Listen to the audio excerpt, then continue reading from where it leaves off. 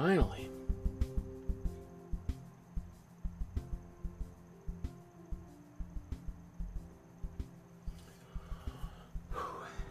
Let's do this. Hopefully this works.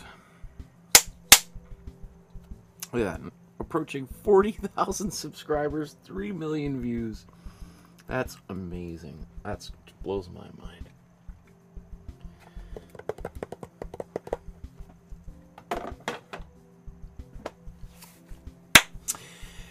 Good afternoon, everyone. Welcome to my studio. My name's Michael Markowsky, and today we're going to celebrate the work that you've been working on for the past few months, including some of the work that you've done in class, as well as out of class, things that have inspired you. We're going to be looking at paintings that you've made. Again, paintings based on the things we've been doing recently in the Master Study course, as well as the artwork that you've made, the drawings from the free intro drawing class that I've had here on YouTube. I did 4 years ago, which just keeps getting more and more views and more popular, which I'm super grateful for. And I'm really happy to celebrate the fact that so many new people have started drawing and have joined our community.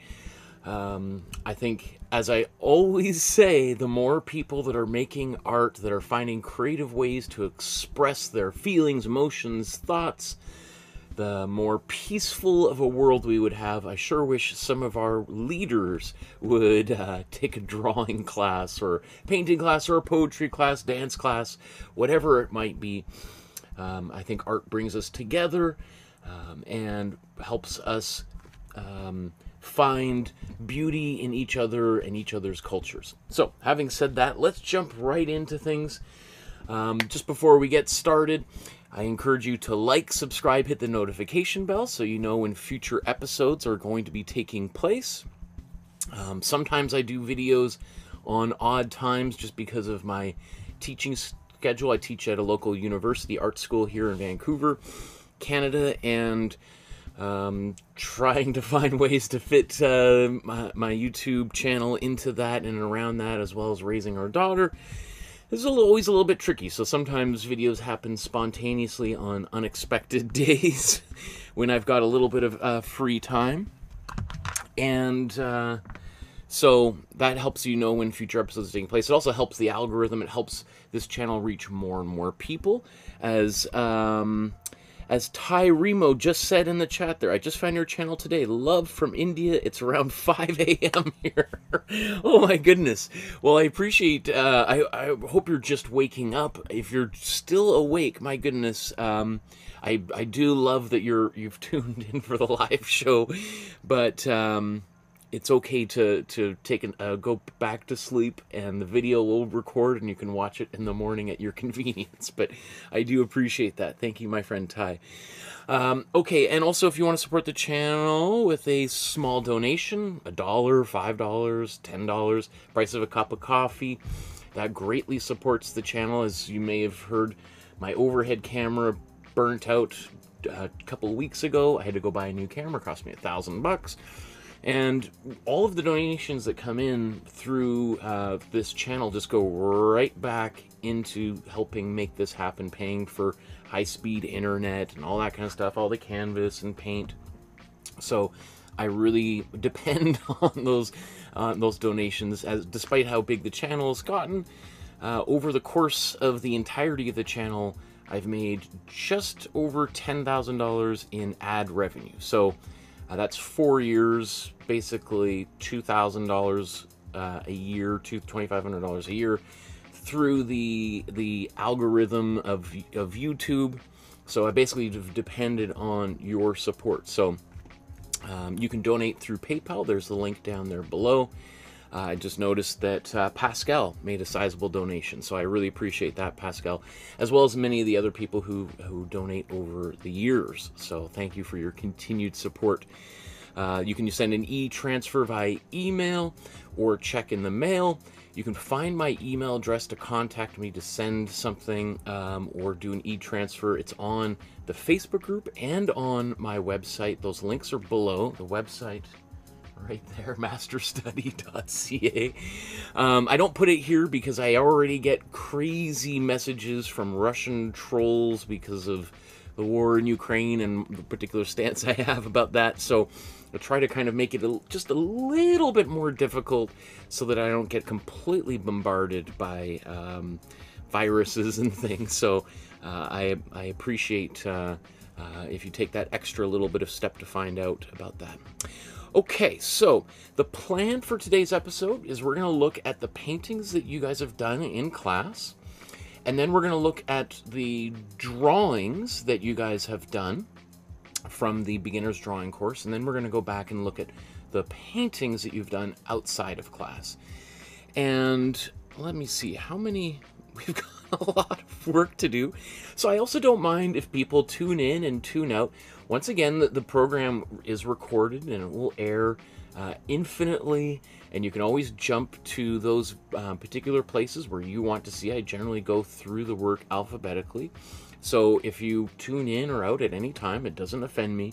Generally, there's way more viewers who watch the video after it's been recorded, so you can use the chapter markings after I record. I go in and try to help make that as easy as possible for you to find your content as possible. And there's a lot of stuff, so if I'm here for 4 or 5 hours, that's what it'll take, because I want to celebrate your work. So let's wow, look at all the comments in the chat there.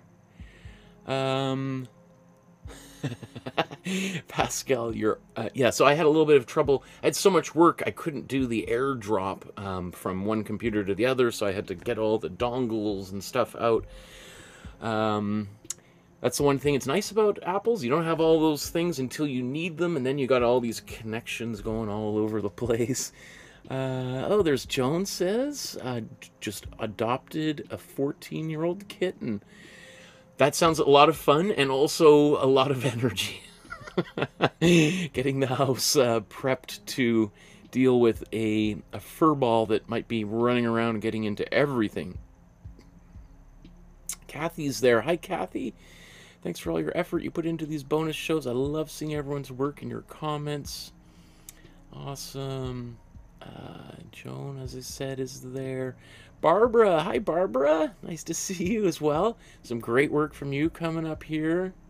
Can't stay long, just wanted to say hi. Totally, as I said, I totally get it. Ty's there, Kathy, Ty. Ty says, I was watching your old video of 1.3 hours long, which has 40 plus sessions, and I will continue to watch. Thank you. Good night, sir. And Ty says, I found his teachings great and lovable. Awesome. Thank you, Kathy. The greatest guy to learn from. You are super sweet. All of you guys are so wonderful. Okay, so let's get right into this. And let's start. We're going to look, we're going to go back to work we're studying from Paul Cézanne, and this painting he did of for Mardi Gras. And I loved this painting. For the longest time, I thought this was a Picasso painting, and it wasn't until I was starting to look at what kind of painting could we do for Mardi Gras that I kind of went back. I'm like, oh, it's a Cézanne painting, and kind of course Cézanne, because Picasso was really deeply influenced by Cézanne, who was a generation older than him. And in many ways, Cézanne was like the father or grandfather of Cubism. That's where Braque and Picasso kind of got many of their ideas. Not all. A lot of their ideas were also ripped off of African art, but that's a whole other discussion we talked about when we've looked at Cubist paintings before. Anyway, so this is Eula's painting. More challenging than expected. Looking at it now, I think the faces could use some work. Well, I think this is a great job.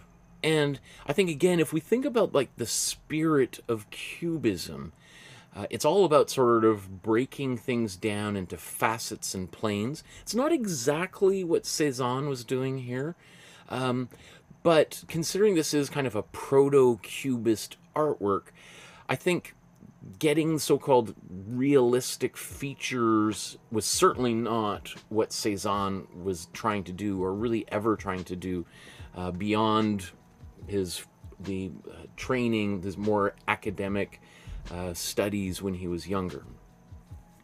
So, but to answer your question about what we could do for the faces,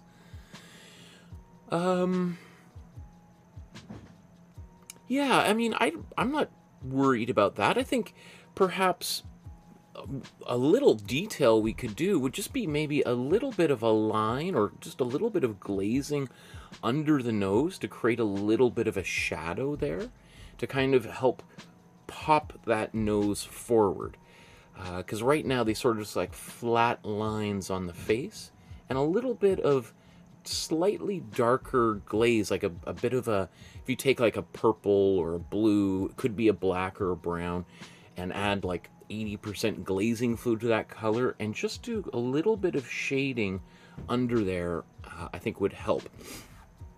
But otherwise, I think the painting is rock solid. I think it's fantastic.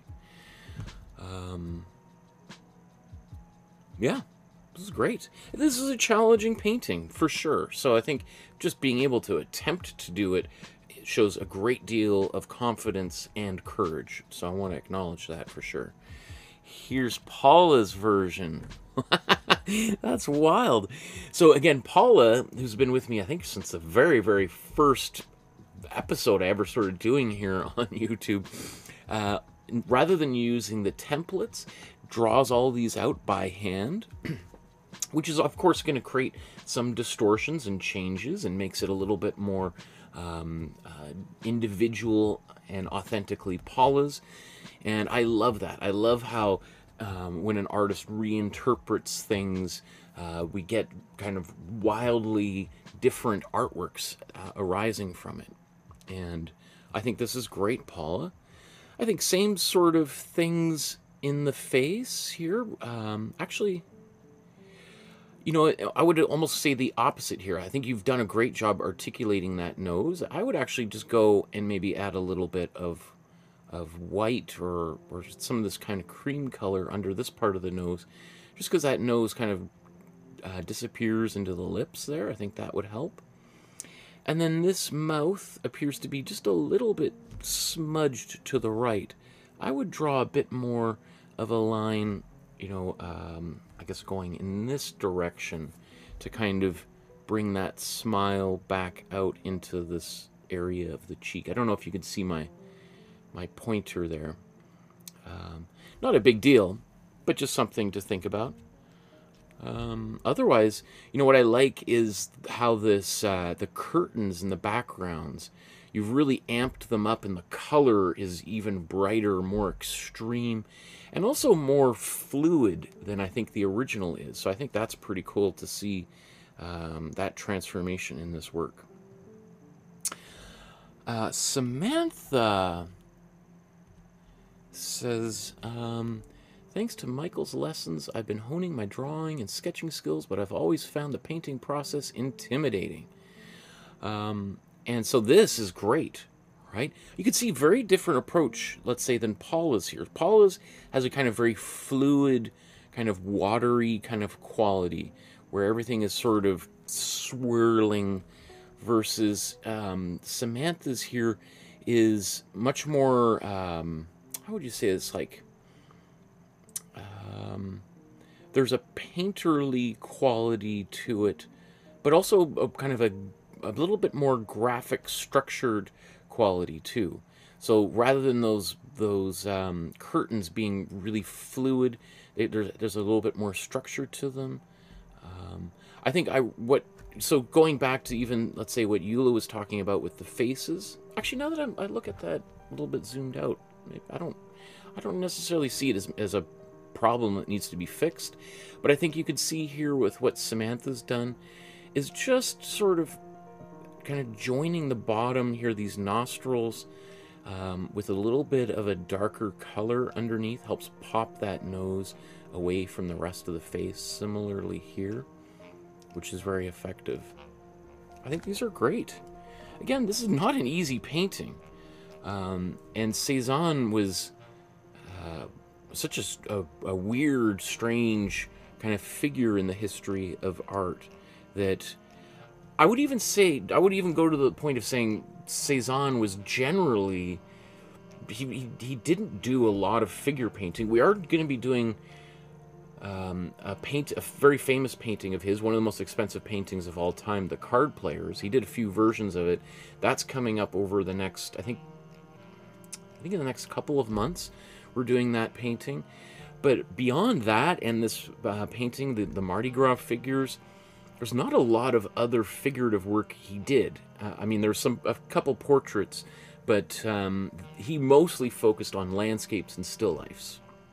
So, and some of the other figurative works he did are awkward, to put it gently. Maybe clumsy, people have said before. So I think he might not be the best person for us to even talk about drawing figures accurately to begin with, right? I love this painting because of the figures, the patterns on here. There's a strangeness to this painting that I find particularly kind of attractive and hypnotic. It's kind of not clear what the relationship between these figures are. I mean, in the video where we painted this, I think I talked about the story behind these two characters, and there's the story between these two characters goes back hundreds and hundreds of years to like pre-vaudeville comedy dell'arte, which is like a much older kind of tradition within various cultures of Europe. Anyway, you can watch that video to find about that. Anyway, I think this is great. I actually also really like the way you've done the ground. I think that's very lovely. The way that all of these kind of colors kind of blend and smear together is really nice. It also works as a contrast to the way that the curtains are done, which is a little bit more articulated, a little more graphic. And so what's kind of nice is when maybe something is treated a little bit differently on the ground, it can help kind of create a separation between two different planes, right? We've got the ground on the bottom, and we've got these curtains which are rising vertically, right? So when they're treated a little bit differently, it just tells almost the unconscious part of the viewer's mind that those are two different surfaces. They're going in different directions, and that can really help create the illusion of two or three dimensions, right? I'm just noticing I got paint on my arm here. At least it's not red paint, and everyone's like, "Are you okay?" Or although maybe there's something about me that you don't know. Maybe I bleed blue. maybe I'm from outer space. So let's go move on here. This is Kathy's portrait, recreation of Paula Modersohn-Becker's self-portrait. This one is now in the collection of the, I was going to say Metropolitan. Is it Metropolitan or Museum of Modern Art? Either way, it's in New York City if you want to go see it. A newly acquired painting of her as she's been kind of, quote-unquote, rediscovered. I think she's an incredible artist, great story, slightly tragic, well, not slightly, it is a bit of a tragic, it is, not a bit, it is a tragic story, but during her short career and life, she certainly accomplished a lot, and it's great to see her being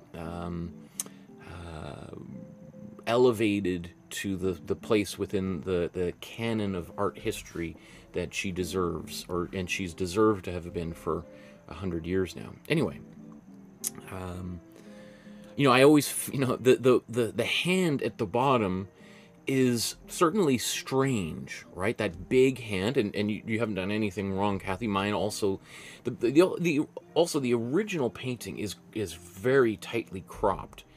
I would say that the original painting, I think, is about that type of orientation. So everything we see on the left and right side of this painting was stuff that I've kind of added in, which certainly amplifies the size of that hand. But I think, you know, when she made this painting, she was pregnant. And so I think what she's trying to do is maybe suggest that that hand is closer to us because it's on her belly, and kind of emphasizing maybe the size of her belly without actually painting her belly, which is actually a really interesting and clever way to bring attention to that part of her body.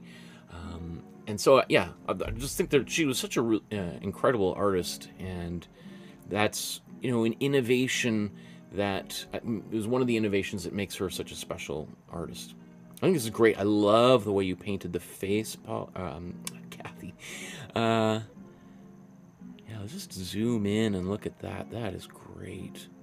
You know, one of the things that Paula did was, you know, the application of paint in these kind of bold colors and very defined brushstrokes, or at least relatively defined brushstrokes, creates a sort of unnaturalistic quality, the same sort of unnatural application of paint that Matisse became famous for. I don't think she knew Matisse, or she certainly hadn't met Matisse, but I don't even know if she would have been aware of him at all either. So it's kind of cool to see how, you know, two great artists working in isolation from one another kind of arrive in the same place. Anyway, that's beautiful. One last, I guess maybe that stem could just kind of continue into her hand. There is sort of like they stop right above her hand. I can't remember if that's in the original or not, but small thing. Let's go to Genie. I tried to fix things, but it keeps getting worse. Bad paint night for me. Next time will be better.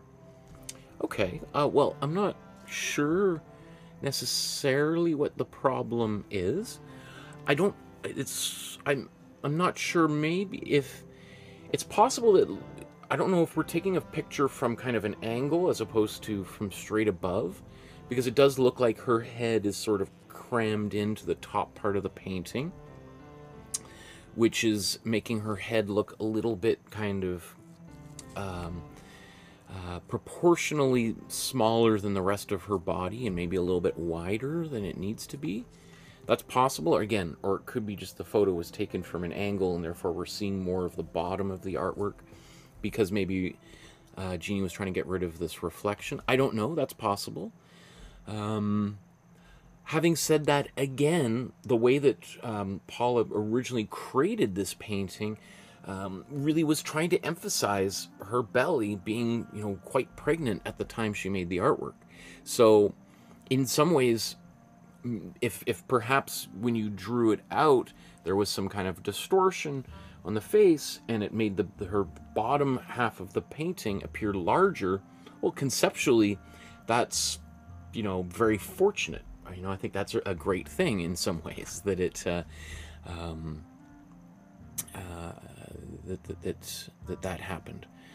I mean, I think maybe what you're saying, Jeannie, is maybe some issues with the colors on her face. So, I mean, I think maybe this brown right there, I think, you know, I mean, again, I can't remember the original, and I'm not going to go looking at the original to compare where you've differed from the original. I've never done that because I really want to just sort of appreciate each person's artwork on its own as it is, and just think about how we can improve each artwork. But I think some other color could go right on top of here, kind of in this area right along her nose and in that corner of her eye there. Potentially it could just be this flesh tone and painting over that, or potentially taking the same brown and bringing it up into the arch of the eye here. I think either of those would work. The same sort of thing, the chin feels like, I would say, like, what did Kathy do here? Okay, so you see what Kathy's got here is this yellow in that area to kind of break up where that brown is. So I think some yellow, and you'd have to use a little bit of white paint in there just to overcome a little bit of that brown. But I think that would work. And, you know, we could keep this brown in there. I kind of like that. If that's an innovation you've put in there, that kind of works as well. Again, the way that Paula was painting this painting was using more creative approaches to color application. That, you know, probably she didn't have big cartoony blotches of red on her face, but she's pregnant, and, you know, women's faces get maybe a little bit more color to them when they're pregnant. And so I think what she's doing is amplifying those, exaggerating those things, and using very bold, courageous applications of paint. So I don't really think, you know, there's anything wrong with what you've done here. I think it's just defining a separation between the nose and the cheek, which is just something we just talked about when we were looking at those Cézanne paintings, right? And that just comes down to, like, looking at more artwork, trying to paint a few more portraits. One becomes kind of a little bit more familiar with different strategies that artists have used in the past to create that because the nose, you know, you have the face is, for the most part, this mostly round, or, yeah, kind of cylindrical kind of shape. And then the nose is this kind of triangular form that emerges from it. So trying to create that illusion of this different plane kind of coming forward isn't easy, right? And lots of artists have used different ways to try to make that happen. Oh, I just also want to say, again, I don't know how you feel about this hand. I actually love the way that hand's painted. Those very gestural brushstrokes, really cool. I will say, is that black paint, or is that a black marker? It could be a black sharp. No, that's black paint. I was going to say, I thought maybe it could be a black Sharpie. And I usually try to discourage people from using Sharpies when they're painting, because Sharpies are not generally light fast, and so they're going to kind of change color over time. But it does look like possibly this is done with a paintbrush, or at least many of those lines. And if that's the case, that's actually pretty darn good brushwork, right? It's pretty hard to paint lines that stay kind of relatively continuous like that. So I think that's a major win. Great job. Wow, and here's Jean's painting. It appears to be reversed. I'm not sure how that happened. I don't know if that was done when it was being photographed, or when you transferred the image, it somehow was flipped. It's kind of nice seeing it reversed. Often, because that's one trick that artists will use to verify whether a portrait is working or not.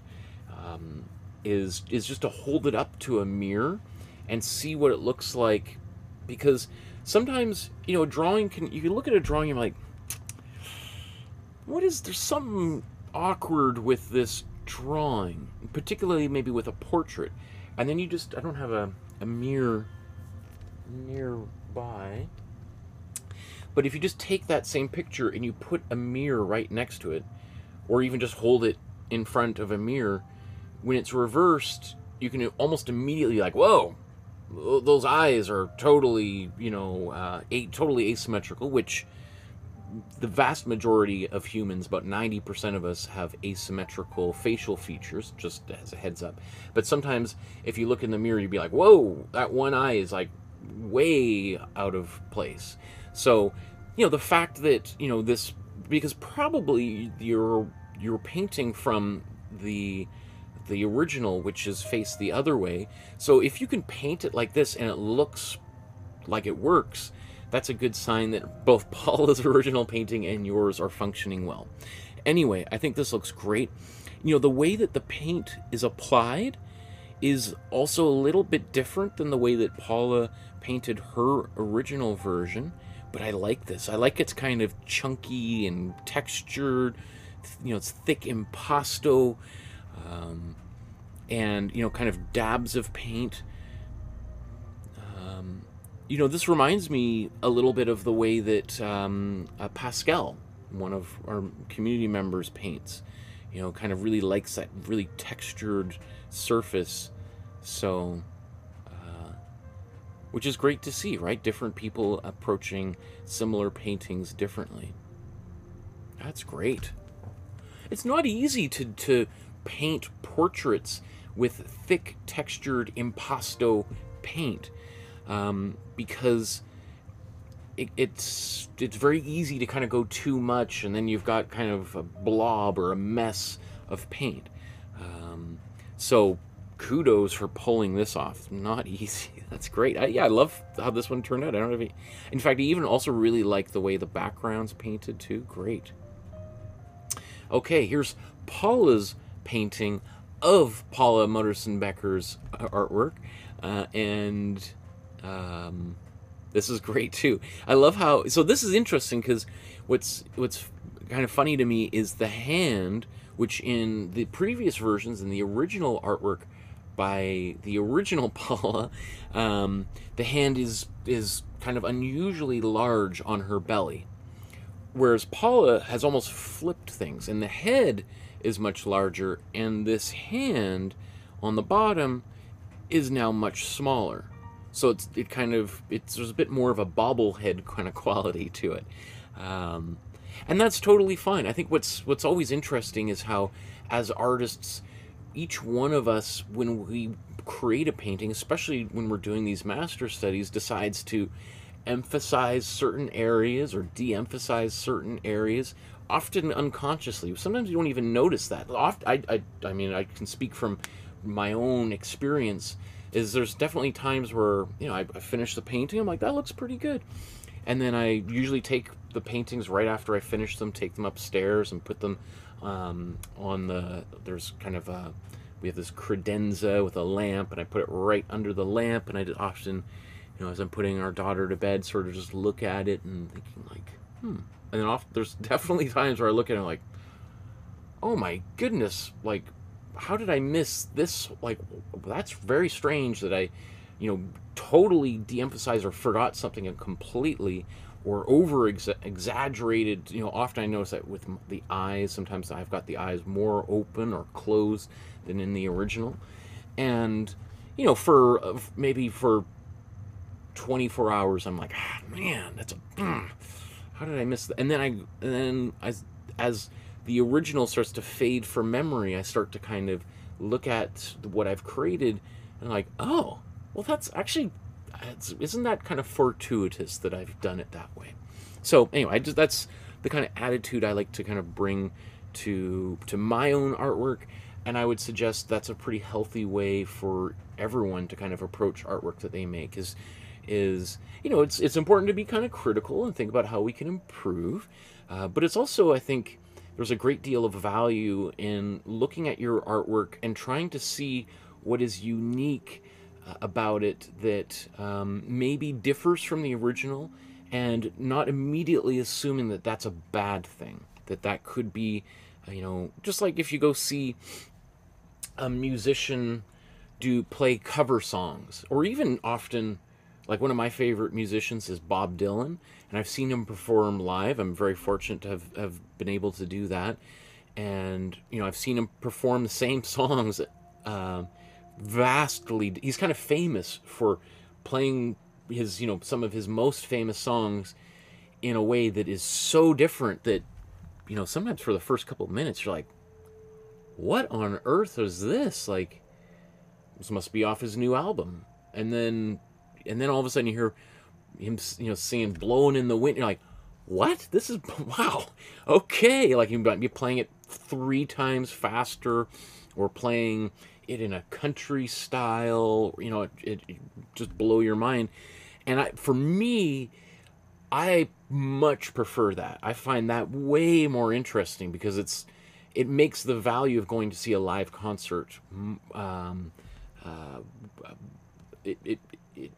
it makes it, as opposed, I guess, in contrast to just being like, okay, I could have just stayed home and listened to the record, because this is basically exactly the way the record sounds. which I know some people really like that, and I'm not discounting that. There's some artists that do an impeccable job of performing really complex recorded music live, and that is definitely can be really cool. But personally, I'm more interested to see how an artist might reinterpret their music so that I get a totally different experience than the one that I can always have over and over. Okay, so long story short, love what you've done here, Paula. I think that's a really interesting kind of change from the original and reinterpretation of it.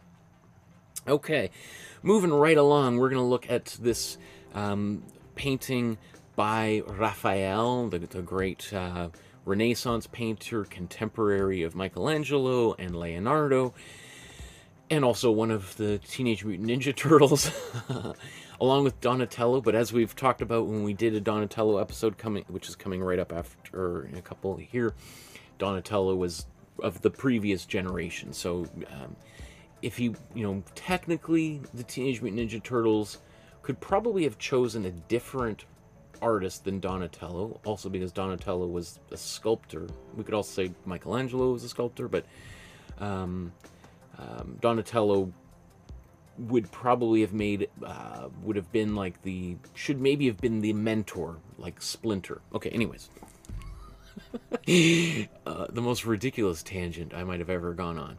So, Paula, going back to another artwork here by Paula, working here on this famous Raphael painting. You may recall that we also did another Raphael artwork study about 2 months before we did this particular one, of the two angels that are actually on the bottom of this painting, and are often, most people don't realize that those little angels are actually in this or from this particular artwork.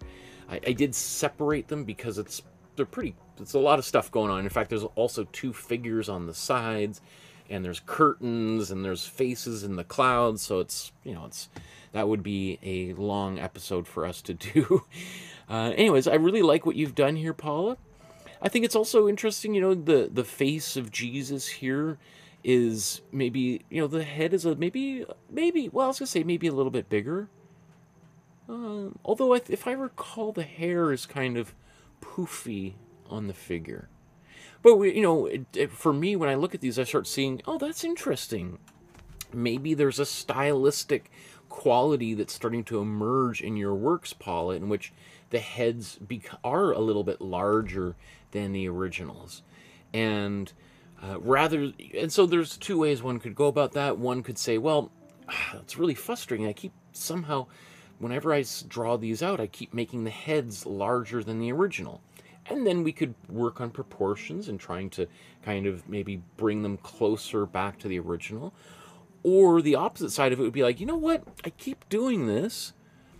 Maybe I'm going to lean into it. Maybe I'm going to make the heads even bigger, right? And see where that goes, right? There's lots of examples within art history of artists distorting the human body, making things larger or smaller, taller, wider, shorter, and that becomes the main stylistic quality that makes their work recognizably different than other artists and makes them famous hundreds and hundreds of years after they've passed.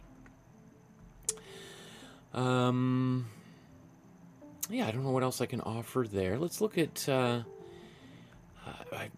should know how to say your name. Is it Tarja? Tarja. Is it Tarja or Tarja? I think I'm going to say Tarja. Hopefully that's not totally doing a disservice to your name, because you've done great work, and I want to honor your work and use the correct pronunciation. So my apologies if I've gotten that wrong. But beautiful job on this. I also think it's a very nice little use of this red fabric or felt as kind of the background upon which you placed the work which you then photographed. Wow, that's great. Oh my goodness, let's do a deep dive in. That's tough. To be able that level of detail, I don't know if this is the same size of canvas, the 9x12 that we've been normally using, So Taria says, I painted Maria's face 3 times, and when she finally stopped looking dead or suffering from a horrible rash, I dared not touch them again. Well, I think it looks fantastic. Absolutely incredible. The level of detail here. Now, is that all paintbrush, or did you use like a Posca pen or anything to get those super fine lines? Wow. That's great. I don't have much to offer here. Okay, so one thing, since I've mentioned over the past like 20 minutes, talking about noses and defining noses. And so why would I suggest that in some of the previous artworks, and then here maybe saying this is fine as it is? Well, there's a few reasons. One of which is Raphael is kind of famous, like Leonardo and Michelangelo, for what was called the sfumato technique, this very soft transitions from one color or value to the next, so that it, becomes kind of photographic. We don't really have any defined brushstrokes that we see in much more modern artworks, like by Cézanne or Paula Modersohn-Becker. Artists back in the Renaissance were really trying to get this kind of photographic look, even though photography didn't really exist, although cameras did, which is something that these guys probably used, or at least were aware of that tool back in the day. The camera obscura being the device, or camera lucida to different devices that were used by artists 500 years ago, which some people today would call cheating, and they get very upset when you suggest that these great masters may have used those devices. But again, we've talked about my feelings on all of that many, many times, and why I don't consider that cheating, so I won't get all into that. But anyway, I think this is... So the reason why I don't think we need to do anything else to these faces is that, first of all, you've done a great job of doing very subtle kind of shading in here. Again, it starts to pixelate when we bring it up really big. But you can see like just these very subtle kind of brownish purples coming around on either side of the bridge of the nose, with this lighter color in the center. Helps kind of create the effect of the nose coming forward, that it's getting highlights on the top. Same thing here. The other thing too is, think about the context of this painting. We have Mary and Jesus kind of floating on the clouds, and it's sort of illuminated from all angles, right? Wherever the sun might be, it's kind of hard to define. Is it coming from above, or even if it is coming from above, it's bouncing off these white clouds back on their faces, particularly kind of under their faces, and perhaps kind of removing any shadows that we might see under the noses here. So I think what we have instead is just some, little definition of those nostrils, and I think that does a great job. It's one of those things where you kind of, especially when faces are illuminated at least partly from below, that makes the job of a painter kind of tricky, because if you put a big shadow there,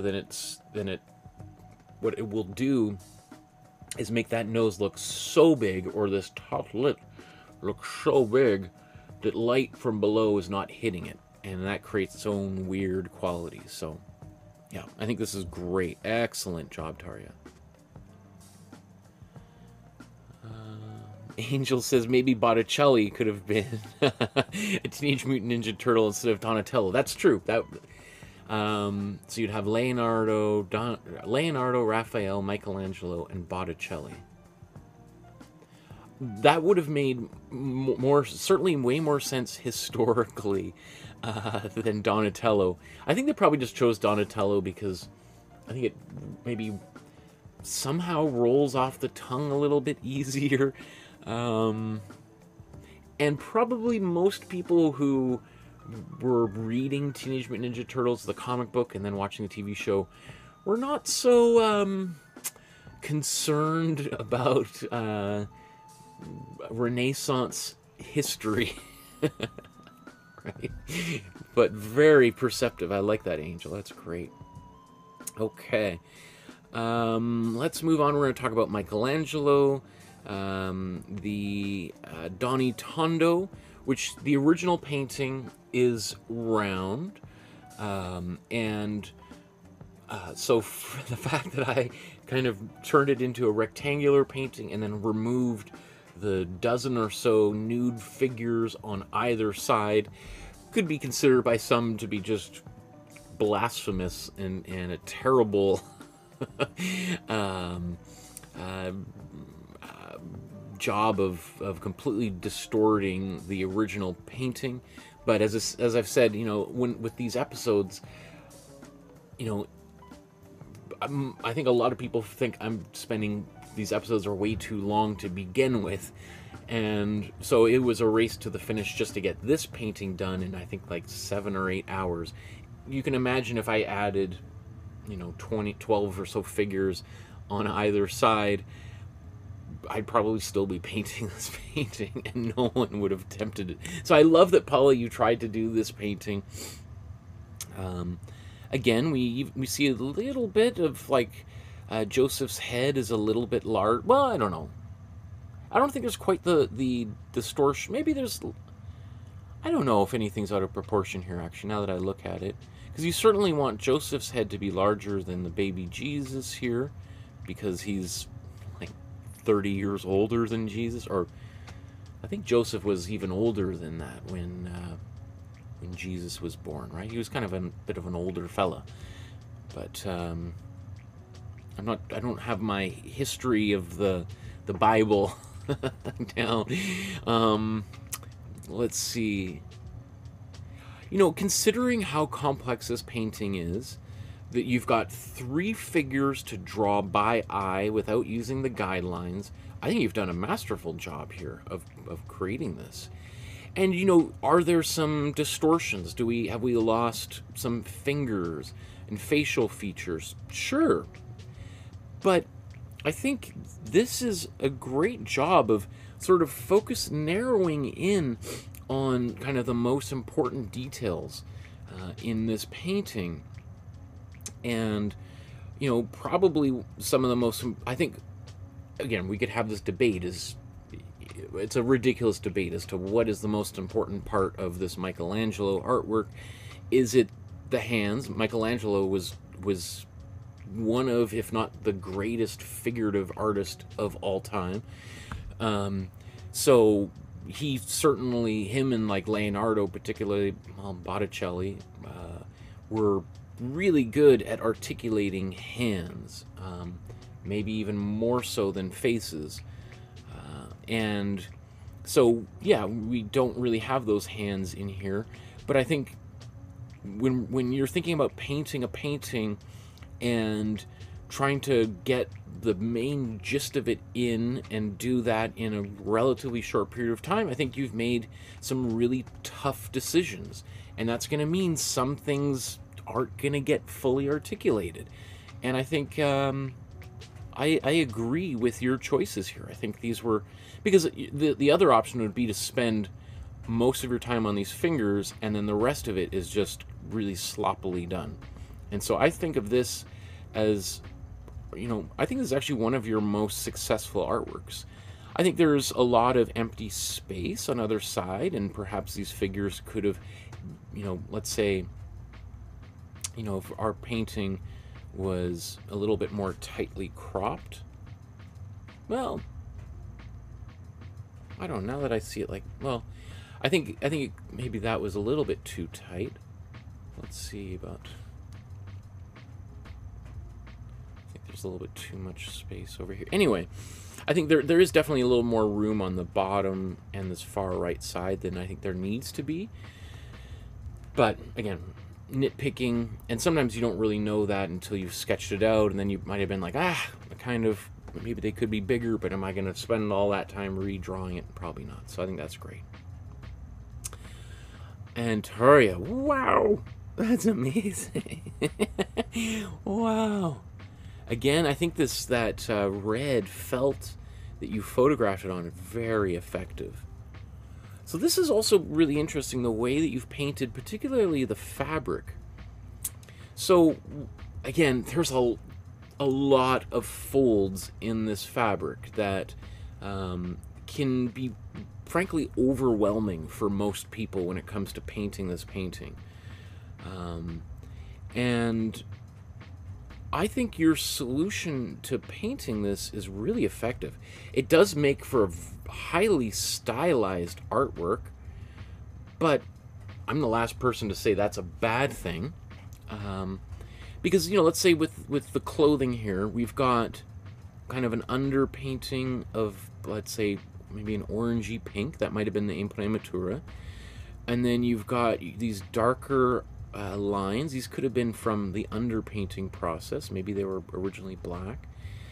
So, and then you've got the highlights, and then this pink. So I think we've got maybe 4 colors that we're using to paint this entire, and or not even just 4, like 4 mixes of colors that we're applying here.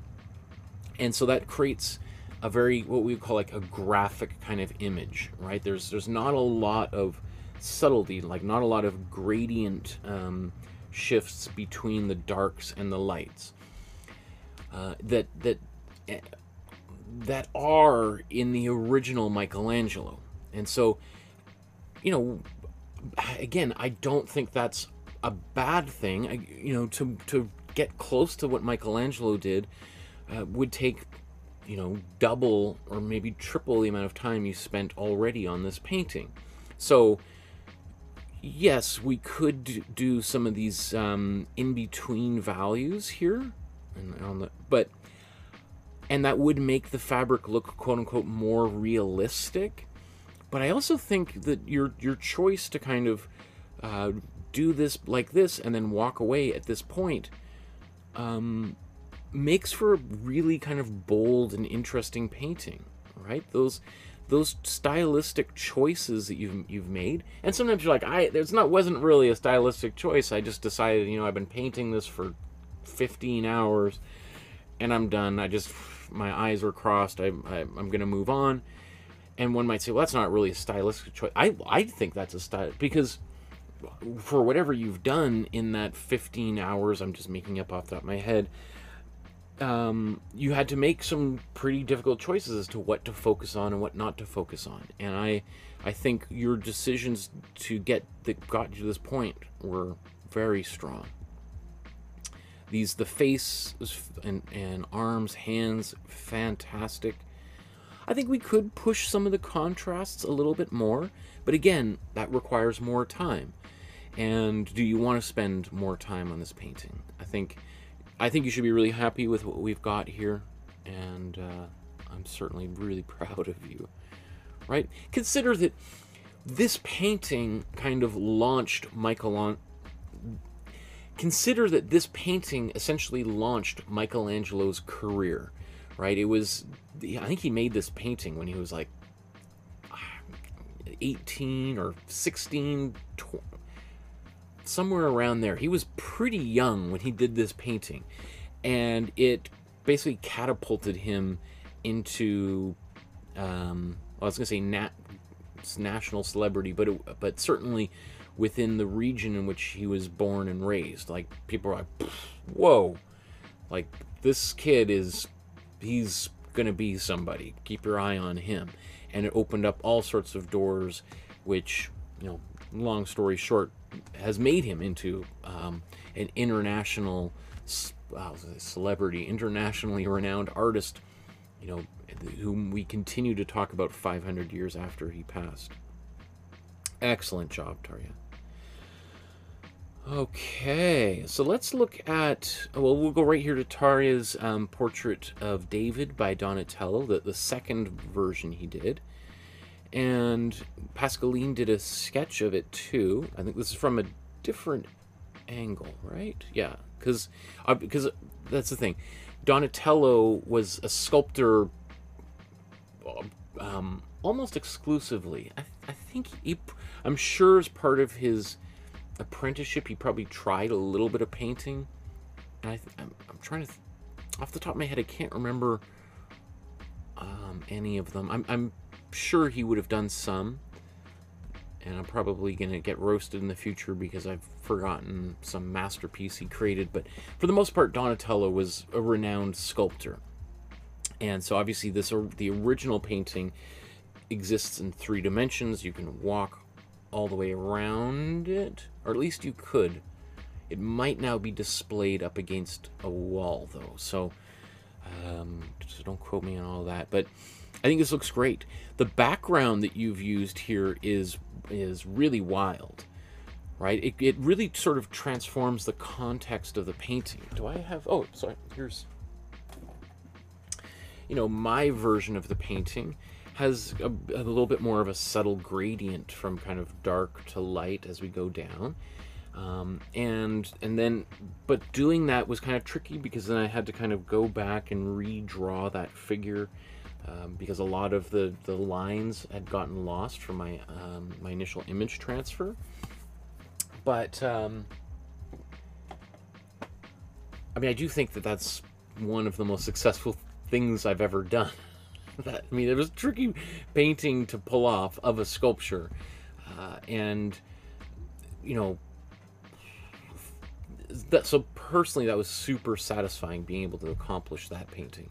It is definitely one of the most complex things that we've done over these years. So if you're thinking about trying it, just temper expectations. I think, Taria, you've done an incredible job of tackling this painting, and you've nailed so many things in here, which I think make it really great. Oops, let's go in here.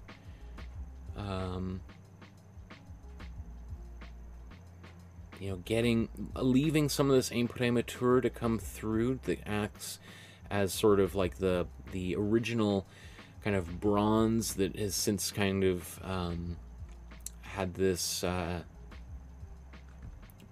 not tarnished, but it's, what's the word for it? It just escapes my tongue here. The name for when sort of bronze, I don't know if it oxidizes, gets kind of a stain, but often it's one of those things that people really, really like is how, it comes from oils and from impurities in the air and rain that can kind of cause the bronze to go green, and often people spend a lot of time polishing it. Maybe you have some spoons, collector spoons that you've had in your family for years, and maybe you occasionally have to polish them because they've kind of gone a little bit discolored. But I think patina, thank you, Rick. Patina, yes, thank you for helping me with that. Yes, so I think this looks absolutely gorgeous. Again, very difficult painting with a lot of subtleties, like these highlights, trying to get those. And I think you've done a really great job. I think you should be very proud. I mean, I think there's still room for improvement, certainly, but, this, again, is a painting that I'm sure would cause most people incredible fits.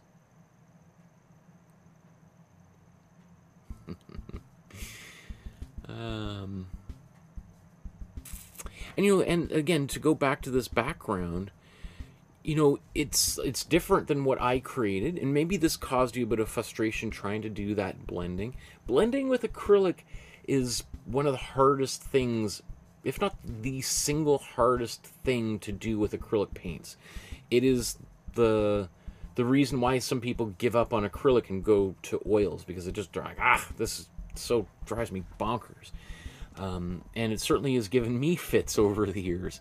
But I think what this does with this painting is it kind of, to me, gives it the look of like the figure is sort of like we're spinning around it, or the background is blurring as it moves behind it. And it gives it a sense of movement, of dynamic energy that I think is really fantastic. And it also kind of creates an irony in contrast to the fact that this is a bronze figure that is, is rigid, locked in time forever, that will never move. And so the fact that there's this blur happening behind it complicates the whole thing in a way. Like I don't know what the reading would be of it, but it's sort of like it gives energy to the painting, that, because it would be very easy for something like this to look really rigid and to look kind of dead. And I think having that background, whether or not you intended it to be like that, gives it like some movement that helps make it very expressive. And we wouldn't probably think of this this artwork, or even an attempt to paint this artwork, as doing something in any way expressive whatsoever. So I think that's really cool. So I did want to mention too here Pascaline and this drawing of Donatello, or of David by Donatello. I think that's great. It's one of the things too with these bronze sculptures, often the eyes have a little bit of an uncanny quality of being maybe a little bit dead, or the eyes just appear to be sort of looking like have that, what do they call that 100-mile stare or something, right? And people are just sort of, maybe their thoughts are in other places than their body is at the moment. And I have a little bit of that feeling from this artwork, that the eyes are a little bit less articulated than maybe they could be, but it does kind of make me feel a bit of what the original artwork has, what makes it kind of special. So I again, maybe not everyone has time to paint all of these artworks, but going back and attempting to draw them, again, those templates are there. You can use those templates to assist in the drawing process, because drawing a painting can be difficult, but if you draw from a drawing, like one of my outlines, that can make that much easier, because you can kind of, I've solved some of those problems for you, at least in my own way. I'm not saying that they're perfect solutions, they're just my solution. And you can use that to at least kind of get your painting started to refer to, without having to kind of think about, the colors that can kind of make drawing way more complex.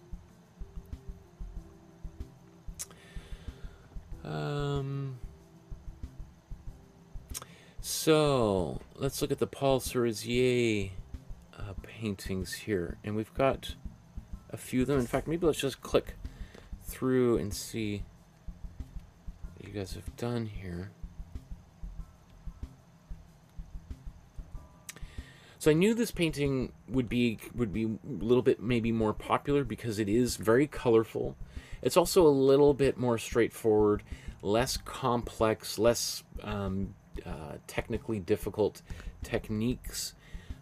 So for many people, this would be way more accessible than painting the Donatello, right? Donatello's David. This is also a very famous artwork, and with a very interesting history, super influential, and it's also kind of strange. It's kind of ambiguous.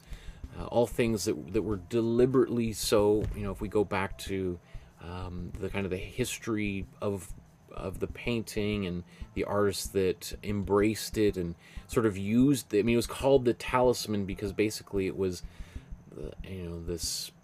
the artists around Sérusier kind of imbued it with almost magical powers. And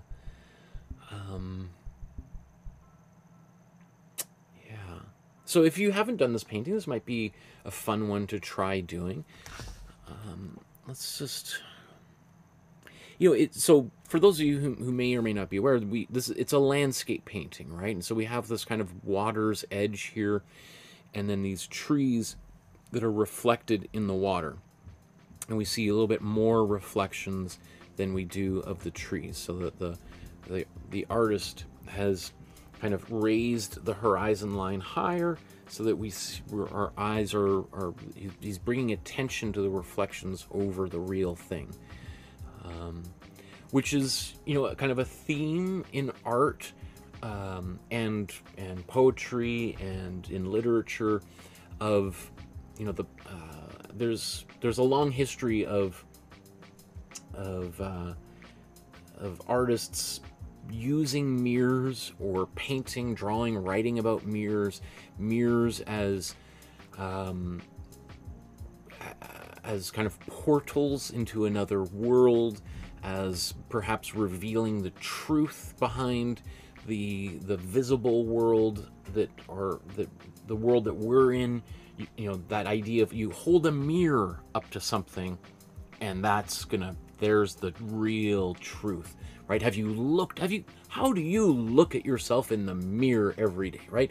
This idea that the mirror contains maybe uncomfortable truths that we might not want to consider, right? So what Sérusier has done here is, by really emphasizing the reflections over the actual landscape, is maybe hinting at that again. And you might say, well, Michael, you're really stretching the truth here. But again, I'm not going to go, because we talked about this extensively when I did the history of this painting and talking about Sérusier. But those artists were really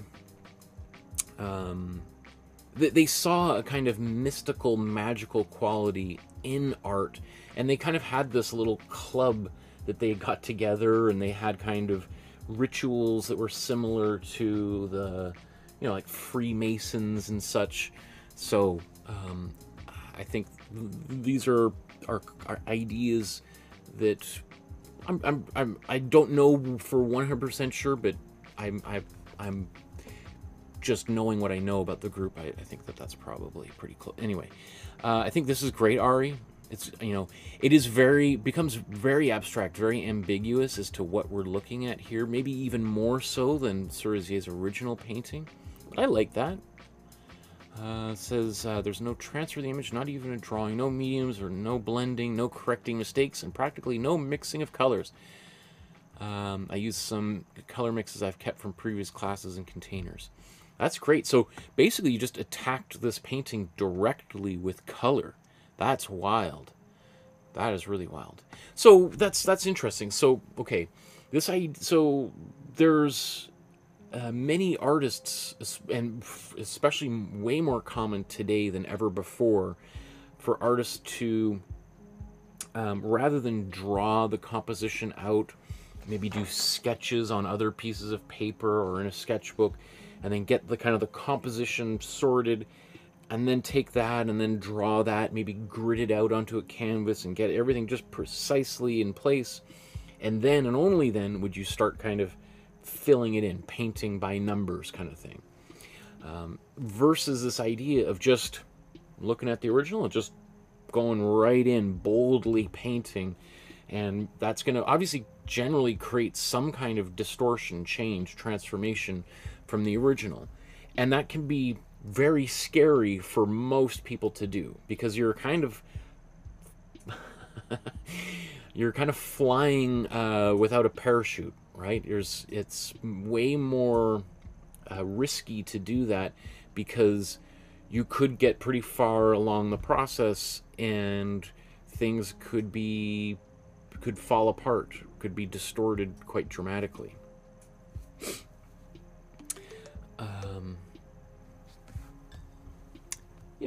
The phantom of the studio just reminding me who's really in charge down here. Okay. So, I think that's great.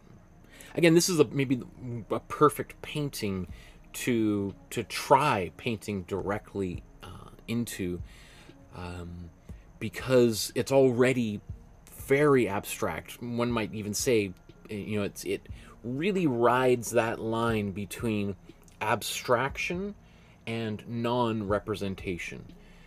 And you know, I think it was in maybe the previous video when I was talking about George O'Keeffe. I sort of did a little kind of scale from representational to non-representational art, and in between there is the world of abstraction.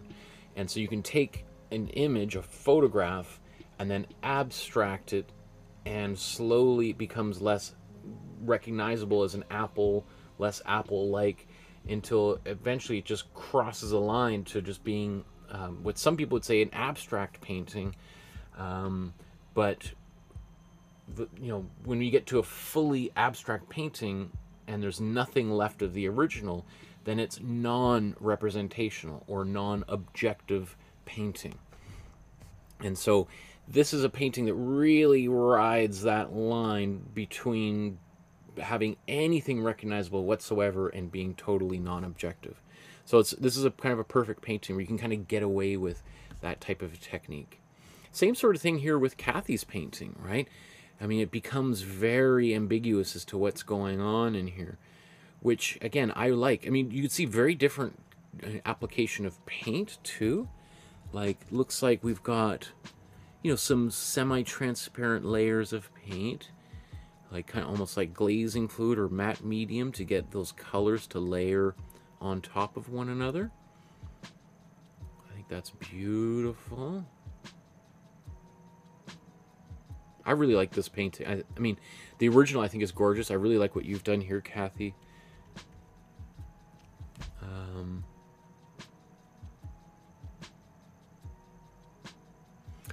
I am just thinking about one thing, and this could just be the way it's photographed, but it is possible that there could be a little bit more contrast. I think like what we see with Ari, we've got some areas that are almost black. Probably it looks maybe like you hand mixed your black, as I often do, or at least added a substantial amount of color into the black. And I think that's what Sérusier did himself as well. So we've got, and what that does is we got some like pretty strong contrast between these yellows and baby blues, sky blues, and then the dark, almost black greens. And those strong contrasts are going to create the illusion of depth, right? Because darker things, especially black, appears to advance. You know, when we talk about a painting being like a window, or what we call the picture plane, black is about as like I always say, is black is like a bug on the window, right? So black is always going to come forward, and anytime you've got kind of grays or more muted colors, they're going to recede like a mountain way off in the distance. So putting those high contrast of values tends to create a deeper space. So here you can see you do have some of these darker colors here, and that you could, I don't know if you can, if you see it, but when I look at that, I feel like that is popping forward, right? Versus some of these colors they're a little bit more neutral and are kind of floating in this kind of in-between space. So having more muted colors, more grays, is going to push that back, and more saturated colors and darker colors are going to leap forward. So again, though, the way that Sérusier painted this painting is the original is very ambiguous. So I'm not saying there's anything wrong with that. I'm just saying maybe to get a little bit closer to what Sérusier has done, we could have a little bit more contrast, but I don't know. Eula, wow, that is wild. So, you know, there's a lot of reflectivity on the surface, so it is a little bit harder to kind of gauge exactly what's going on here. It does appear to be a little bit darker. I mean, it's interesting looking at all of the colors here. Looks like every color has a little bit of white in it, which is not a bad thing. That's certainly almost every Impressionist painting has, well, not every, but a lot. One thing the Impressionists are kind of famous for is adding white into their colors in order to kind of create kind of a bit of a brightness that was very difficult to achieve prior to the invention of certain pigments, or not invention, the mixture of various different, and sourcing of various different pigments at that time during the Industrial Revolution. But one of the things that artists like Sérusier and the post-impressionists, and later the Fauvist artists were doing, was using more and more saturated colors. And, you know, I think if we just look at maybe what Kathy's done here and Ari, you can see that we've got some really bright saturated colors, colors that are almost right out of the paint tube, and that makes for like a really intense painting, really pops, really glows, versus yours has more subdued impressionist colors. I'm not saying there's anything wrong with that at all. It is a little bit different than what Sérusier himself did. So there, you know, it's interesting. So it makes me think, like, so these colors, whenever you add white to a color, it kind of turns it into a bit of a pastel kind of color, right? Which is, you know, I don't know if there's I don't know if there's an association, an etymology of the word of pastoral and pastel. Maybe. I don't know. I'd have to look into that. But there's something about this painting in pastels that does feel a little bit pastoral. Like it kind of like, you know, pastoral being kind of like a, what is the actual dictionary definition of pastoral? Kind of like a very calm, relaxed, rural countryside pastoral scene. You know, pastoral scenes are often like rolling hills with, you know, maybe a sheep herder and some sheep and beautiful clouds rolling through the sky. It's very peaceful and calm kind of atmosphere. And again, that's what a lot of the Impressionist paintings, amongst many of the most famous ones, have that kind of pastoral quality. And I think this painting has that, right? I will say, though, that that's kind of a little bit in contrast to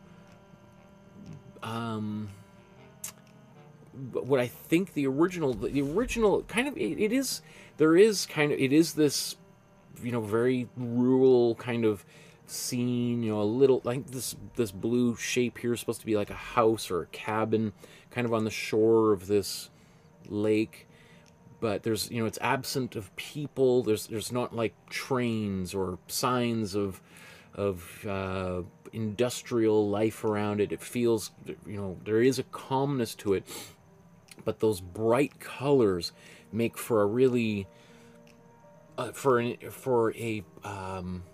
kind of a bit of a shocking contrast of this kind of quiet, peaceful landscape with loud colors, right? Which at the time was kind of shocking for most people. It'd be like, whoa, my feelings are being pulled in separate directions. I'm looking at this kind of calm scene articulated with very bright, loud, energetic colors. Like, whoa, I'm not sure what I'm supposed to feel here. And I think that's what he was trying to do, is trying to kind of pull us out of our slumber and kind of wake us up a little bit and create a kind of fantastical, unnatural space, almost like a you know, like a children's fairy book. Like, you know, who would live in that environment? Like, in a like, you know, it's like a dreamlike space where you're walking through this landscape that has got really intensely super bright colors. There's no one around. And you see a little house right on, like, do I dare knock on that door? Who could possibly live in here? Is there maybe a humanoid wolf that lives in there, or a witch or a magician? There's something that, again, that's what people have written PhD theses about this painting, and kind of like what is, and Sérusier did as much as possible to never really clue us into those details, because he wanted it to be very mysterious. Okay, I am plodding along. Oh my goodness. Okay.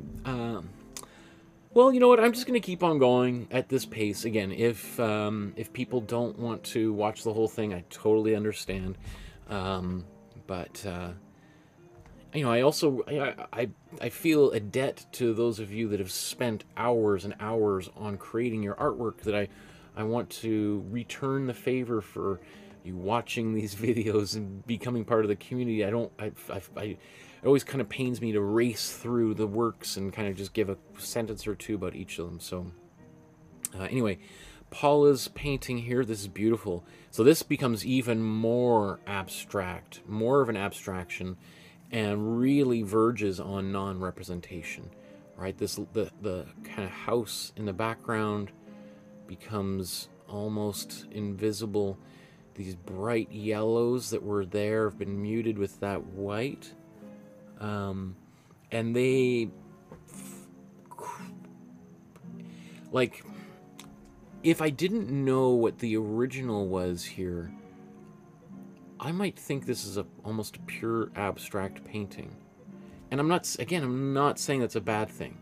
I think it's, it just means that, just like with the previous portraits that you did, Paula, there's a stylistic transformation from the original into your own, which I want people to really embrace and lean into. I think that's really great. Yeah, like Pascal says, that's cool how we can recognize Paula's signature. Absolutely. Well put, Pascal. Yeah, and I think there's a kind of a, again, one thing I love about Paula's work is there's kind of a level of fearlessness of, like, tackling really difficult paintings and just doing kind of just fearlessly attempting to do them without using the template, which some people could consider a crutch. I don't see it that way, but and so just going and doing them, it takes and then posting them online for other people to see. That's why I really want to kind of, I love sharing her work, is that it might encourage other people who might be watching, who've been maybe painting and drawing along this whole time, but I'm like, oh man, I couldn't ever post this. And when you see Paula's fearlessness, it makes you think, like, huh, wow, that's really brave just to share your work, even though it's so different than the original. So let's look at this. We're going to go to Gustave Courbet's The Desperate Man here. I think we got two versions by Kathy.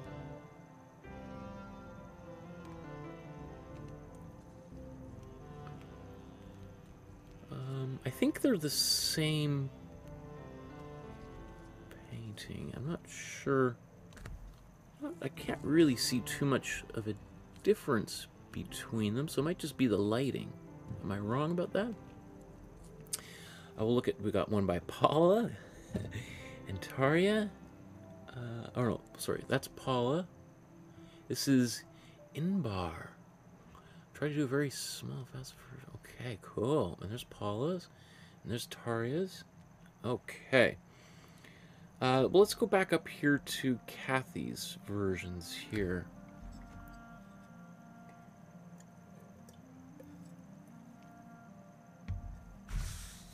That was weird. Did I not just see a big blob of tea? try to escape from my teacup. Okay, anyway, Kathy, great job. Wild. I mean, first of all, I love this painting. It's a quite famous artwork. It's actually not that big. If I recall, this is at the Musée d'Orsay in Paris, and I think it's like, kind of a... I could be totally wrong. It could be bigger than that, but if I recall, it's kind of on the smaller side of things. And he did this painting when he was younger. It's a self-portrait, I'm pretty sure. And there's a kind of a wild, haunting quality to it. It's been used many times for that very same reason of, like, it's been used on book covers, where there's some kind of dramatic, often internal kind of struggle that the author or character is going through. Of course, it's called The Desperate Man. This guy is like, tearing his hair out. He's losing his mind or something. It's interesting how this just different lighting really changes that painting, though. Which is why you should always take anything I say with a grain of salt, right? Because depending on how you photograph your work and upload it to the Facebook group, it can be kind of, it might look very different on camera than it does in person. And then so when I'm talking about, oh, maybe this, you could do this or that, you might be like, well, if I do that, it's going to totally destroy this painting, Michael. I don't think I'm going to do that. In which case you shouldn't, right?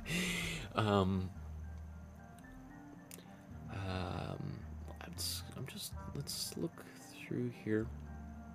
Now, I can't remember the original offhand. Oh, okay. I can see my version just over here.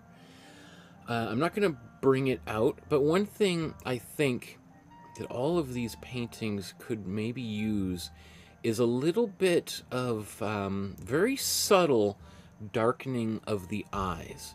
Because I think every work that has been posted to the Facebook group, these eyes are like almost pure white. Again, nothing wrong with that. It does make the eyes leap forward. It makes them look really dramatic because they are surrounded by darker colors, and then you have almost pure white inside, and so that makes them pop. It also, though, straddles the line between like something that's sort of quote-unquote realistic or photographic, representational, and cartoony. Because often when we think of like Mickey Mouse or Garfield, got solid white eye or eyeball with a black dot in the center. And so in the original, or just looking at mine, the whites of the eyes aren't nearly so white. They're certainly not black or dark, but that could be done just using a little bit of glazing fluid, like 90% glazing fluid with a little bit of your black or brown, and just sort of going over the white of the eyes and just kind of toning that down a little bit, adding a little bit of shade in there. And so I think, because probably, it's just like if you look at my face right now, like, of course I'll do that just as the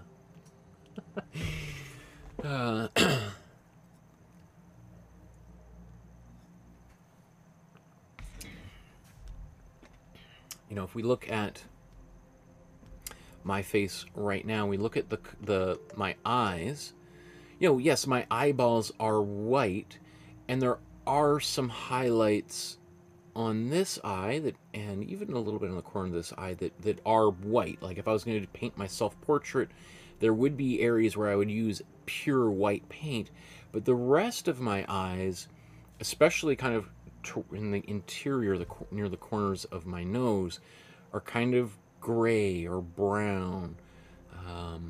Even as I look in there, like what color are, maybe a bit of purple. Trying to, if I was to paint that, yeah, it would probably be purple, maybe even a slightly magenta kind of quality there that I would use. Like it would be mostly gray, grayish magenta, but as opposed to just pure white. Otherwise, it would make my face look kind of cartoony, right? So, for instance, let's say you sometimes see people like on they might paint their eyelids, and they paint them white with a black dot. It's going to make people look kind of ghostly, almost as if that person is like a dead corpse that's been kind of mummified, and like you see this in like Egyptian mummies, like in their kind of the elaborate sarcophagus they make for them. Sometimes have these kind of very stylized paintings of eyes with really strong outlines, white of the eyes, and then like a solid black, and it kind of makes something look like it's corpse-like, that has been is being represented for at a funeral or something. So I think just kind of darkening those eyes a little bit would be really effective, because I see that in almost all of these works here, where the eyes are so white. It's not like a it doesn't destroy the paintings in any way. I think it's just one of those things that I notice, because I remember when I was painting that, is actually, I think I had white eyes for the longest time, and I would almost be willing to bet that in the finishing touches of that episode, that was one of the final things I did, was to bring a little bit of shade back onto those eyeballs, or a little bit of gray, and kind of just tone them down a little bit so they weren't so bright. On the other side of things, this idea of using that really intense white could also be seen as making this desperate man even more like intense, right? That his eyes almost glow with white, right? So Pascal's think Captain Jack Sparrow.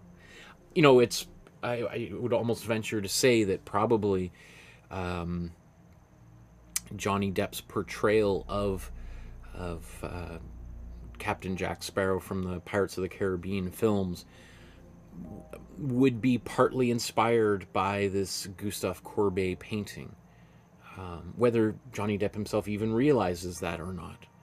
That look that people have had. You think a lot of musicians, rock stars kind of adopted that look, is probably in some way, goes back to this look that Courbet had all the way back then. Courbet was, again, we're not going to go all the way into it, but a really interesting fellow, like a major iconoclast in the history of art, really a groundbreaker, totally broke with traditional rules, was one of the first artists to mount their own solo exhibition. I won't go into the whole details, but super, like, right next door to the major salon one year, he rented out a building, an exhibition hall right next to it, filled it with his own artwork. Like, you're talking like hundreds of artworks that he created over the course of just a couple of years, which, considering right next door there was the same sized exhibition hall that had hundreds of artists' work in it. Each person had created one or two artworks over the course of the year. Gustave Courbet had created, hundreds of them, and not just small paintings, but giant history paintings, which made him, notorious. Some people thought he was just like a charlatan who was just dashing paintings off, very quickly, and some other people were just like, wow, this guy has figured something out, because You know, if you're an artist and you're a small business, when you're an artist, if you're making 1 or 2 paintings a year, you can only sell those, and your people aren't going to can only pay so much. But if you're cranking out 100 paintings a year, you can sell 100, you know, and maybe they're not selling for the same price as that one painting that person made that 1 year, but cumulatively, anyway. So Courbet was also a business person as well. Okay, we're going to look at these Leonardo da Vinci, Salvator, or Leonardo da Vinci painting, or these. Okay, we're going to look at these paintings of the Salvator Mundi that some people believe was painted by Leonardo da Vinci. There's this painting sold a few, or probably about 5 years ago now, to what's his name, Bin Salman, the Crown Prince of Saudi Arabia, for $550 million or some ridiculous amount. And there's a great deal of dispute as to the authorship of the painting. And it was claimed to be by Leonardo, but again, there's some people who disagree and think that either it wasn't painted by Leonardo at all, or it was painted by he might have started it or finished it, but it was might have been painted by his students, and Leonardo just did a couple little dabs of paint. Anyway, this is also a tricky one. I have that one's directly behind me on the back shelf there. You can see in the distance. This is, again, even if it wasn't painted by Leonardo, it's still a pretty well done painting that is pretty difficult to pull off, and requires a great deal of patience. It requires some familiarity with glazing and blending. That's why I think the painting we just did, the most recent master study episode we did, was you know, George O'Keeffe painting that is almost abstract, kind of like Sérusier's Talisman, but it does feature some glazing techniques. And if you've never done a little bit of glazing, you may want to think about doing that painting to kind of experiment and kind of become a little more familiar with that, so that you can tackle more complex paintings like this.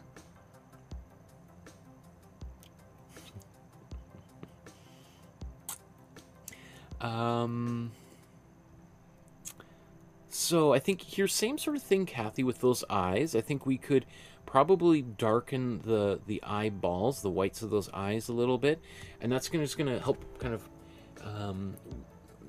make the eyes a little bit more subtle, so they don't pop so dramatically with that high contrast between the whites and the browns and the blacks.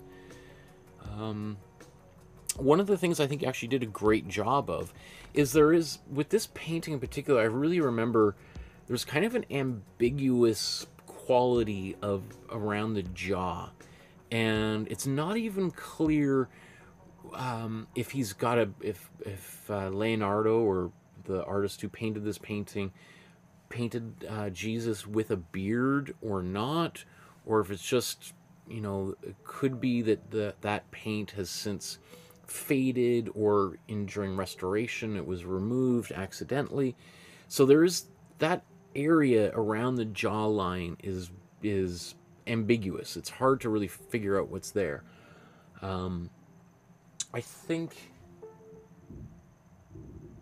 you know, in my painting, what I did was I kind of just darkened that area in more than I think in the original, just to kind of, I think because I was looking at mine, I'm like, you know what, I could paint it exactly the way what I see, or how the painting is now, but my painting has to really live on its own, you know, and that kind of, I wasn't happy with that level of ambiguity around the jaw, so I put a lot more black in there in the shadows than was originally there. So that may be something to consider. Maybe while you're doing a little bit of glazing on those eyes, you could come back and just very delicately create a little more contrast in and around underneath the chin. Perhaps. You don't have to, but I might also consider doing that, especially right on this arm and the shadow of this fold down here. I would probably put a little bit more darker stuff there, and maybe even bring a bit of that on top of this. I don't even know what that thing is that Jesus is wearing. So this, like, I don't know, it's like a, it's like some kind of suspenders or ribbon, or I don't know what that is that he's wearing. It's crisscrossing across his body. But right now, the way it's painted is it's very, well, the whole thing is the same color, same treatment throughout. And so what it does is it lays very flat against his body, that pattern, as opposed to all of that beautiful folds that you've painted, which kind of undulate and kind of go up and down and around. And so I think if we add a little bit of, well, you know, I didn't really do much on mine either, but I did kind of darken the whole mine completely. So I think it's the contrast of that kind of yellowish gold color against the brown really makes them pop. In the same way with the eyes, just tampering them down a little bit with a little bit of glazing, I think, would help. But again, this is a tricky painting to do, and I'm so proud of you for trying to do it at all. That's wild. I'm just gonna crop some of that white off of the bottom there, just sort of.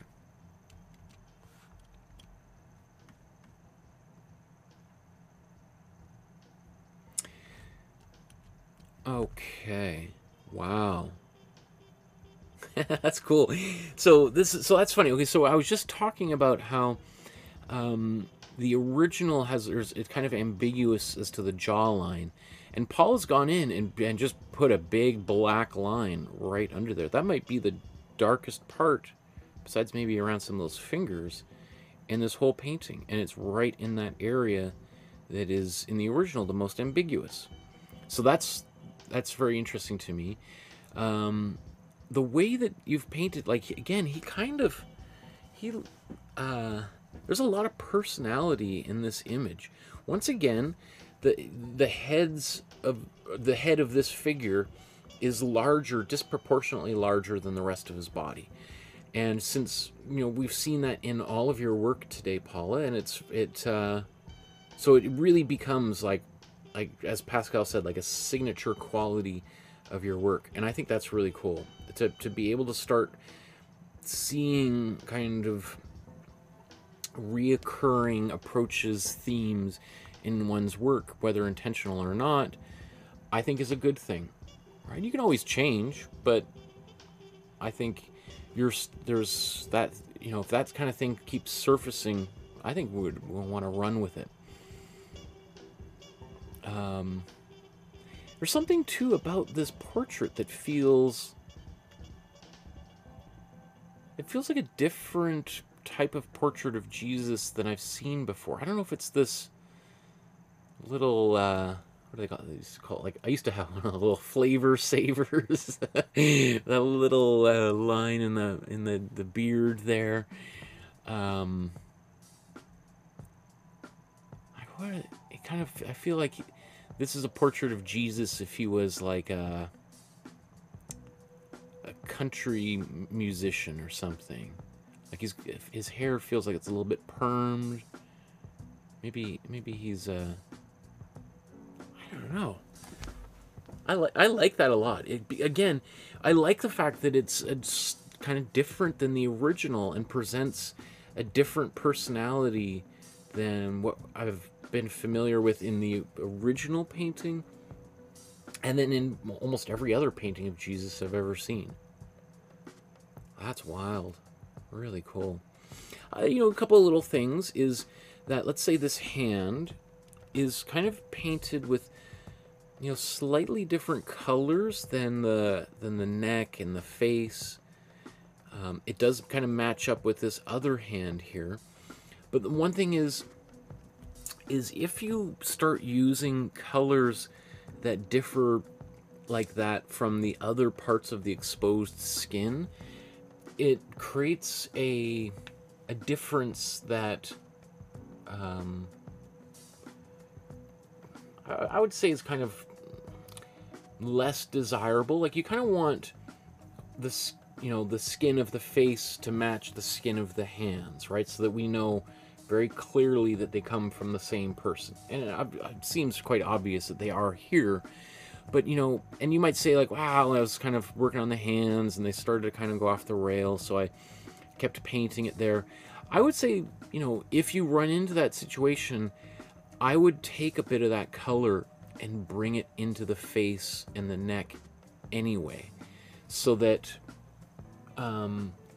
there's a relationship between all of those different skin tones. It's something like I sometimes see on, like, in movies where, like, an actor is clearly got a lot of makeup on their face, and yet their hands don't have any makeup, and then sometimes you see their hands next to their face and you're like, whoa, and it almost makes that face look like it's got a lot of makeup. You might not even have noticed it at first, and then a hand kind of comes up and they're gesturing, and you're like, whoa, now I can't take my eyes off on how much makeup that actor is wearing. It's almost the opposite here, where it's like Jesus is au naturel on the face, and his hands have a lot of makeup, or his hands have been dipped in something, and not a big deal. That goes just for everyone, and I sometimes, so usually when I'm painting, let's say, a face, I'm keeping track, or at least I try to, of taking that same color and working on the hands at the same time I'm working on the face, so that all of the colors that are up top are on the face or hands, feet, legs, wherever they might be. So that, because what can happen is if you paint the face and you finish the portrait, and then you start working on the hands start to look different in the face. And we usually want those to kind of match up. Okay, and Taria. Wow.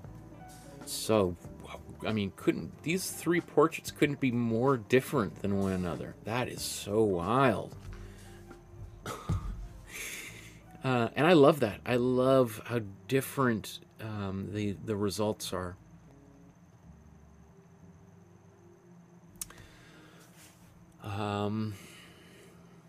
What could I say about this?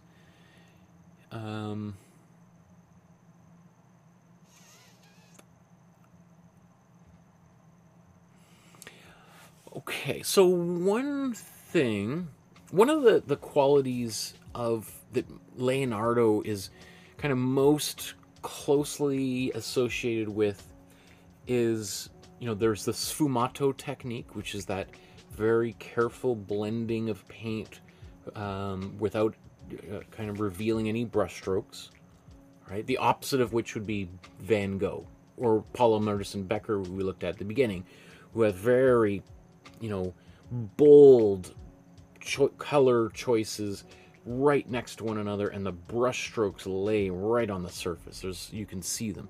Leonardo, it's like kind of a seamless. We don't really see any brushstrokes at all. That's one.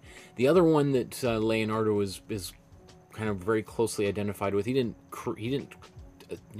wasn't the first artist to use sfumato, or what's known as chiaroscuro. And chiaroscuro is the dramatic lighting, right? Kind of like stage lighting, where you have pitch black background and then the figures sort of emerging from the shadows. Leonardo is very famous for that. And then probably the most famous artist to use that would be Caravaggio.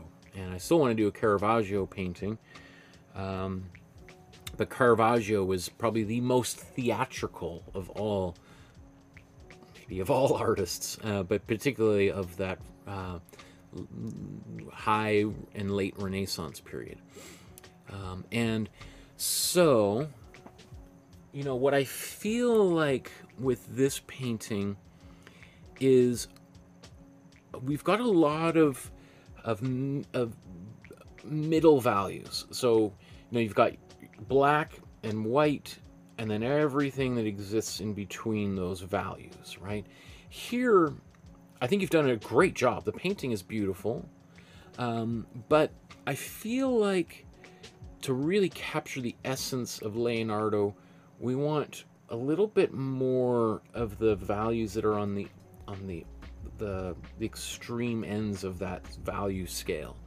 So having some more almost approaching white in some of the highlights, and then some more things that go further into the dark side, approaching almost black, to the point where what Leonardo is kind of famous for, or kind of really popularized, is things where almost like the body and the background kind of blur a little bit. Again, Caravaggio's does an even better job of that, where the figure, you're like, I don't know, it's hard to really see the edges of the body, or the edges of the hair, because they just get so dark that they just disappear into the surrounding darkness. So, you know, I think the original, we'd probably see a bit more highlights on the face, like the nose, maybe a bit of the upper lip and chin.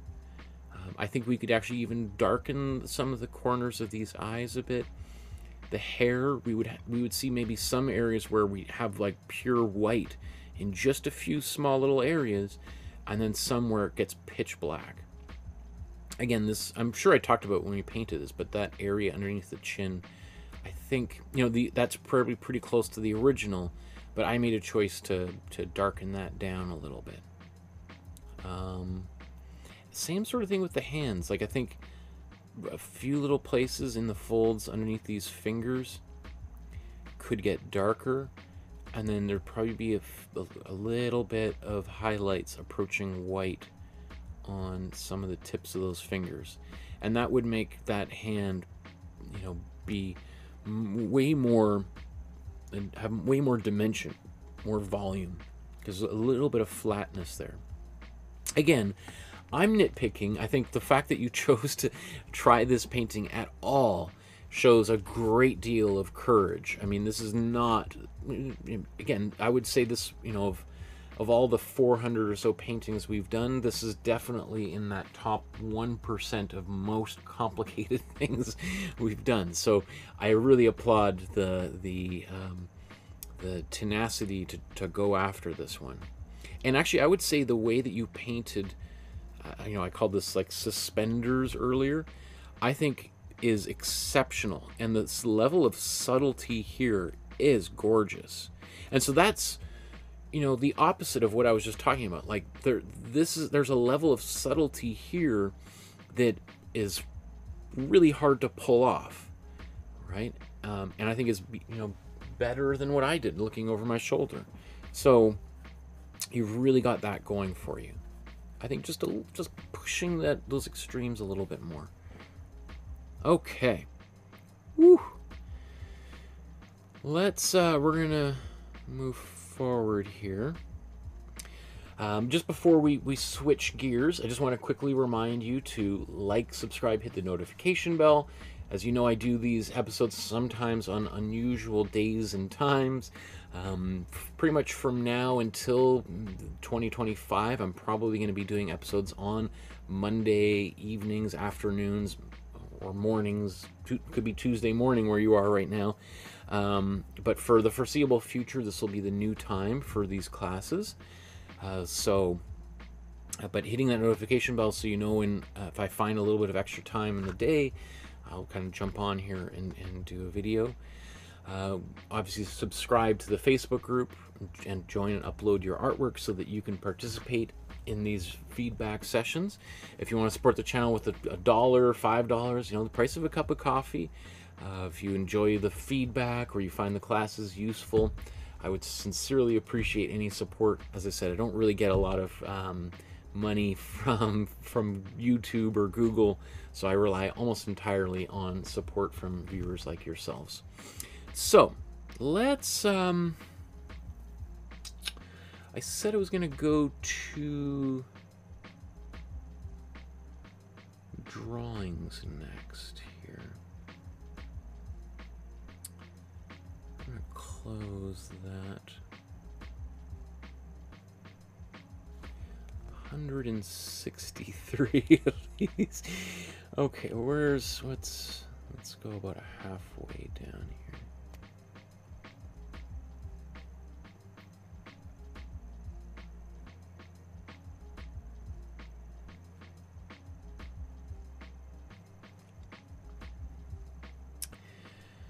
So we're going to look at the drawings that people have done and uploaded to the Facebook group, and we'll do this in alphabetical order.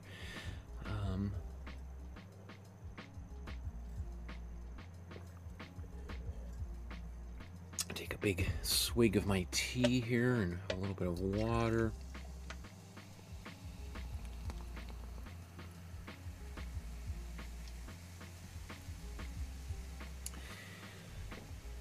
Big fan of the soda stream here. You might hear it bubbling away.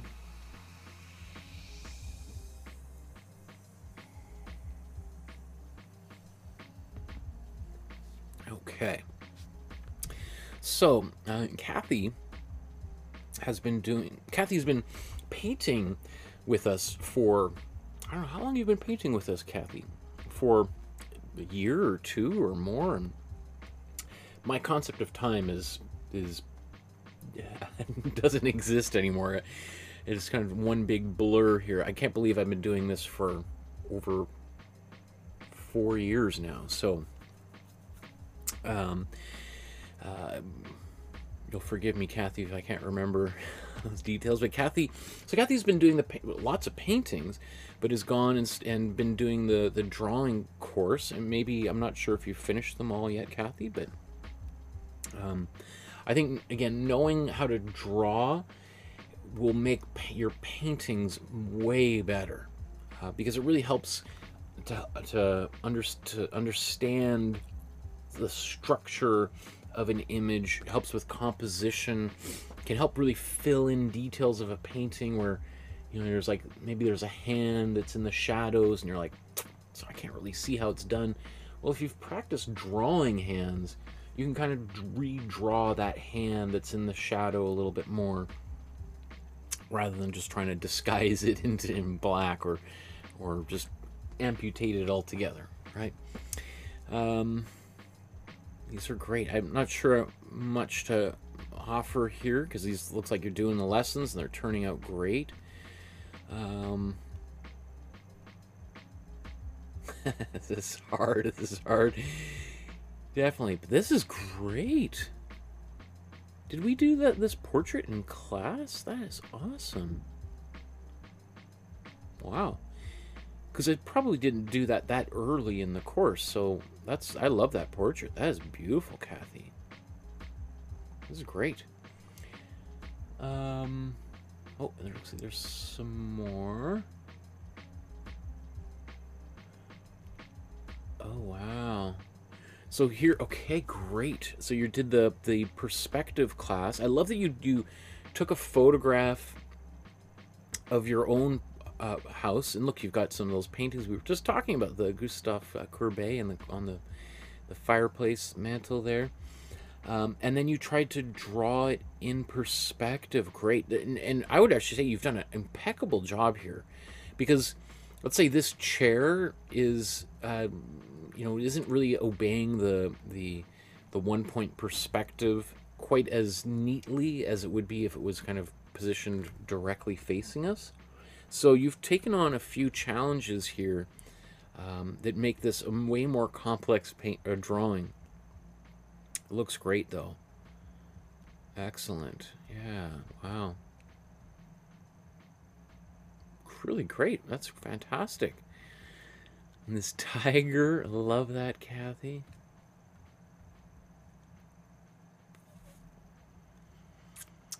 How do you color in snow? LOL. So there's the original. So how do you draw snow? Great question. Because snow generally is white. So when you're drawing a drawing and you're drawing a person standing in snow, how do you define the difference between what snow is and is that a river, right? Well, the way that one might do it is obviously it's going to take a little bit more time, because then you're going to have to maybe darken other things and leave the snow blank, or relatively blank, right? So the way that I would do this, if I'm looking at this drawing, what I would do is squint my eyes, right? So pretending like I'm sleeping a little bit, and look at the photograph. And if I look at the photograph, well, obviously the snow looks white, right? Or mostly white. And then I look over here and I notice that the water here it's not white, and it's actually relatively dark. I mean, it's not black, but I would say after the railing, the figure, and these trees and that sign or whatever that is, it's probably the darkest element in this landscape. I guess there's the bridge. I mean, but you think you get what I'm saying. Like it's darker than the sky. So in terms of like you've got this big area of mostly white. You know, you've got the sky, which is not white. It's in fact, the way that you could also do this to help would be to take this picture on your computer. You got it on your computer, and I'm on a Mac, but on a PC, same sort of thing. You open this up in, I think it's Windows Media Viewer, and then you just go to saturation, and just take the saturation all the way down, and turns this into a black and white picture. And by turning it into a black and white picture, it can help us overcome the difficulties of trying to discern value through when we're looking at a full color image. So by doing that, we can see that we've got the sky is kind of a mid value. The water is definitely verging on a darker gray. And then the figure, right? Like it's almost like the water is almost the same value as the skin color here, right? It's darker than this tower in the background. So, I guess long story short, what I'm saying is how to draw snow, and maybe you were kidding, I didn't use LOL after that comment, but is often defining everything else in the drawing, right? So to make it clear that this area is very, very light, and if you define everything else, then it tells us, well, that can't possibly be grass. It can't possibly be a asphalt road or a sidewalk. It must be snow, right? Having said that, I probably also wouldn't just leave this area just pure white. I would try to put some of the texture in here. And I might even kind of draw little footprints all over the place. Even if, and this looks like a pretty well-worn pathway, we don't really see any defined footprints or snow prints as if it had just snowed. But if it was my drawing, I would probably do that. I would probably put a bunch of footprints in here to show that, I mean, again, if you just do that and you don't define anything else, it could look like footprints in mud, right? It's like, well, I don't know if this is snow or mud or, or maybe wet concrete this person's walking around in. So that's what I would do.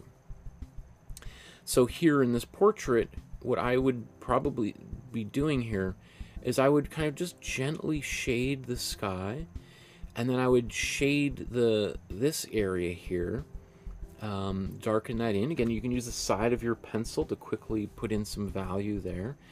And then if we leave this mostly white, especially considering the figure here is wearing a parka and these big snow boots and gloves, it's not too much of a leap for us to go, well, it's probably snow that she's standing in, right?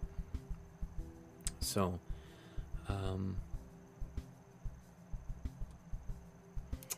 Pascal says, early Canadian art had a lot of winter paintings. Cornelius Krieghoff and other early ones might help for snow painting. For sure, and we've done a few paintings that have snow in them, for sure. But I think we're looking at a drawing, though, right? So how can we clue people in that the white paper is snow, right? Well, we've got to come up, we have to define other things and maybe leave that area either blank or using little kind of things like footprints. Like I would probably kind of gently draw like little clumps to kind of suggest that that's snow, right? Because you've done, like, I mean, if you're going to use colored pencils here, right, then put in like a really dark navy blue. And like, okay, that's probably going to be water. We could put like a baby blue for the sky. I'm like, okay, that's going to be sky.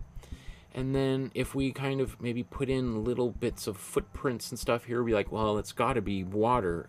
Otherwise, or it's got to be snow. Otherwise, they would have drawn it gray for the sidewalk or green for the grass. Right?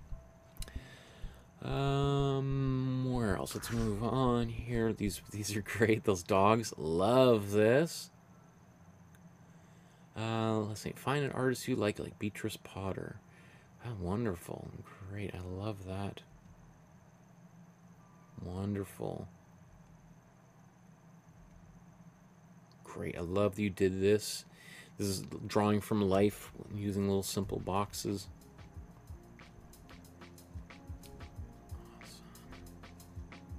Love that. Great. I love that you colored this in.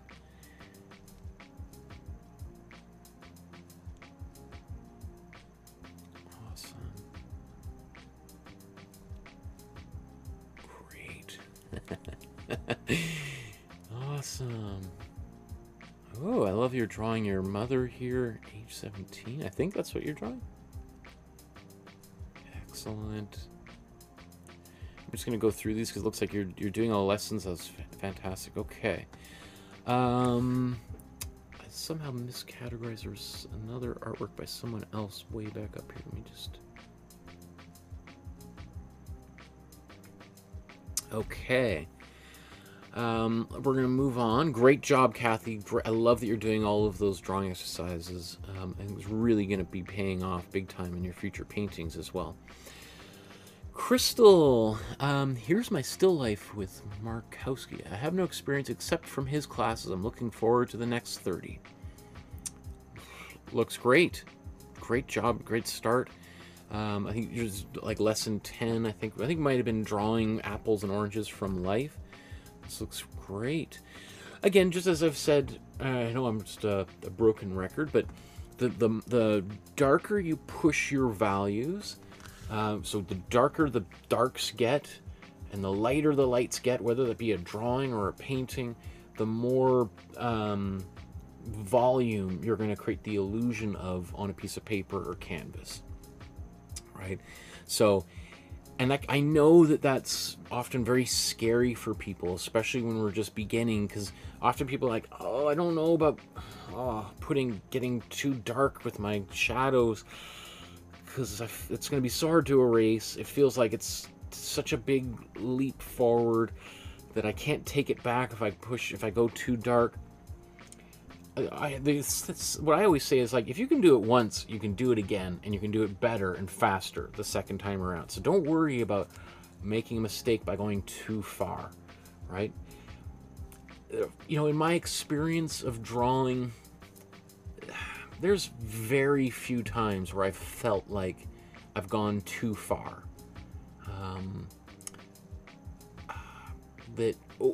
Over drawing or over painting something can happen, and it goes into like, how do you know when something's done and all that kind of stuff. But generally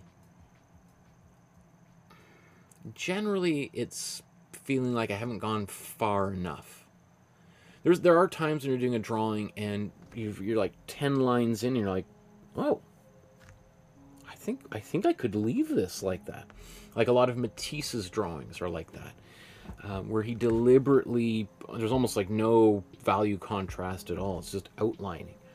But that's a particular approach to drawing, which is not usually what people want to be able to do when they first learn how to draw. Usually people, when they want to learn how to draw or paint, their ultimate goal is to paint and draw photographically, right? Try doing representational art. It's not until they kind of master those techniques, they're like, you know what, I want to do something a little bit weirder, more abstract, a little more experimental, that they then start to kind of take value out, right?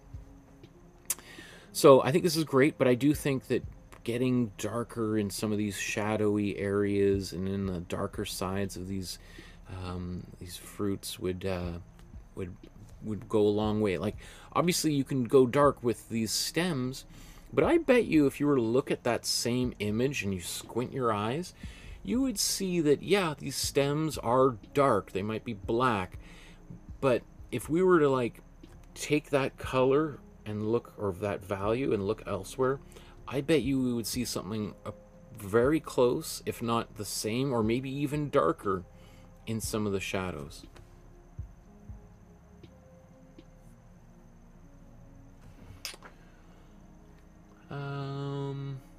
Wow, Sandra's there in the chat. Hi, Sandra.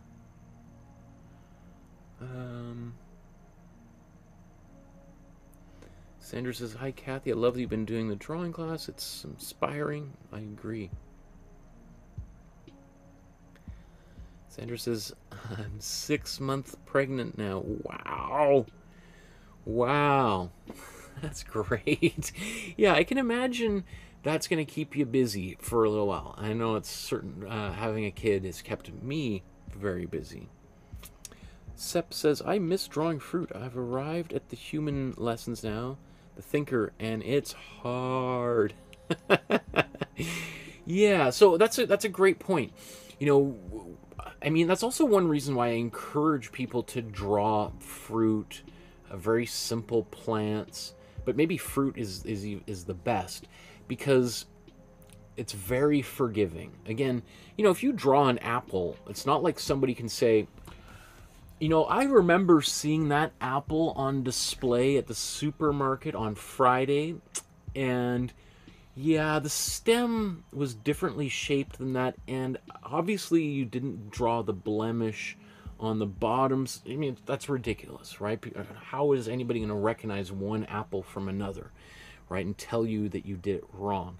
So that's a great way to practice, because you don't really have to worry about, like, let's say, as opposed to drawing a portrait of Elvis Presley or Beyonce, you know, super recognizable people, that if, you know, one eyebrow's a little bit off, then people would be like, ah, you suck at drawing, you don't know what you're doing, and you might feel that yourself, right? So that's a much bigger challenge. Like you said, drawing people is much harder than drawing fruits and vegetables, because they're things that are more easily recognizable to other folk, right? But having said that, it's also a great way to practice, because you can really spend years perfecting drawing contrasts and values and shading by drawing just one apple every day over and over and over. And you might think, well, that's ridiculous. Like, how much can I... There are artists who spent their whole careers drawing simple things.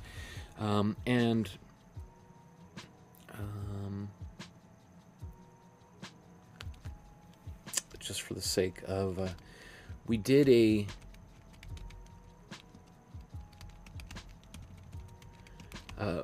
couple paintings by Giorgio Morandi, whom I'm a huge fan of. Morandi's, you know, often considered to be like, you know, the preeminent artist's artist, because he spent his entire life, like 50-year career, doing this, and basically only this. He did a few landscapes. I don't think he did any portraits at all during his life, but painted the same.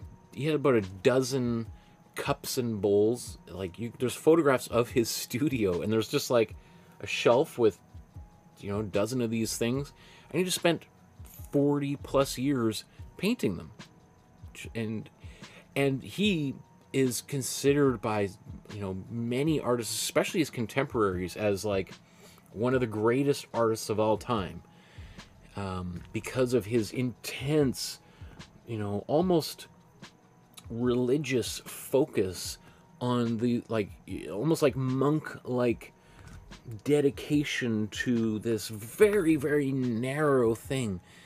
And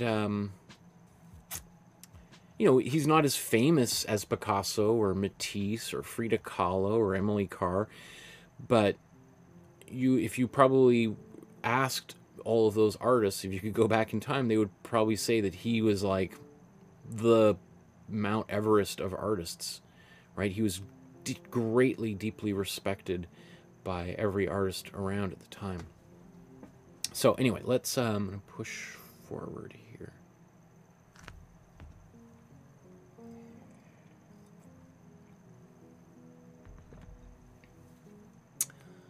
Where are we? Okay. We'll look at Darlene's artwork here. I love this drawing of this cat. Darlene says, any suggestions on how I can make my black blacker? My cat is really black, and I've tried several layers of black, and I still isn't the black I'd like. Okay. Well, essentially to make a black in a drawing, you want to cover up as much of the white as humanly possible. And if we look at this, you can see there's lots of white of the paper coming through. Now that might be, probably could be the texture of the paper. If you're drawing on really textured sketchbook paper, then it can be kind of hard to get in all of those little valleys, right? Textured paper is sort of like a mountain range, right? And so when you're drawing, you're often just kind of, the graphite or charcoal is just skimming the tops of those mountain peaks. But you got to get down into those valleys in order to darken those areas. So that can be kind of tricky. It might mean taking your pencil and really kind of just making very close lines side by side. So, and it might mean kind of creating, you know, depressions into the paper to get down into those areas. You could also use things like charcoal, and as it, especially like the 6B pencil, which is going to be dark anyway, but it's going to make it really easy to smudge. And then you can take your finger and kind of push that graphite into those little valleys, right? So that would be one way of getting things darker, right? Is trying to cover up as much of that black as possible. I would say I would also be careful though about going, you know, covering. If you make this too black, it's just gonna flatten that whole face out. The only places I would say, if I know you say your cat's really dark, but you know, if I was doing this, I would probably leave most of this drawing alone. Like I would maybe darken underneath the chin, so that might mean coming in around some of these areas, darkening that. Might be a little bit of darker areas in and around the eyes, and maybe on the side of the nose there, kind of right here. And there might be a little bit of darker areas, maybe around the ear or in the inner part of the ear. And other than that, I'd be reluctant to go too much darker. I mean, look how dark the outlines of the eyes are. So you can get darker with that pencil, because what you've done here is by pressing a little bit harder and going over those lines and widening them, look how dark they get. So if you want this to get darker, you've got to do that same sort of thing in and around those areas. Okay. I think practice is the only way to go. I agree. So again, this is great. I don't know if this is the same cat. Looks like a different patterning, right? Although Maybe you just didn't draw the brown in there, because I'm just looking at some of the... Anyway, I think I like this drawing. I think that's great. I'm trying to think to myself, do I want to see whatever... Part of me feels like, you know, the cat's body is being obscured by something. Whether this is like a couch cushion or, you know, a leg. I feel like I kind of want to see just that, a line of something poking out right over here, because I'm assuming it's like there's some kind of diagonal form there. Maybe defining that would be nice. This butterfly. I think I'm done, but I'm not sure if I should make the blacker on the outside. Thoughts? This was hard getting both sides identical. Yeah, drawing something that's symmetrical is very tricky. I would also say, though, even though butterflies appear to be perfectly symmetrical, both wings, if you really look at them, sometimes there are differences. Because I've done drawings of butterflies in the past, and while they do appear to be mostly similar, they're often a little bit different. And also, depending, unless that butterfly is like, you know, been pressed in between a couple pieces of paper and its wings are totally flat, if one wing is just tilted a little bit higher, or, you know, there's slightly different angles, that's going to throw off the quote-unquote symmetry a lot. So, you know, I was just teaching a class on drawing flowers yesterday, and some people were like, I'm trying, because I was like, you know, let's start with a circle, and we'll draw that, and be like, my circle, how do you draw circles so perfectly?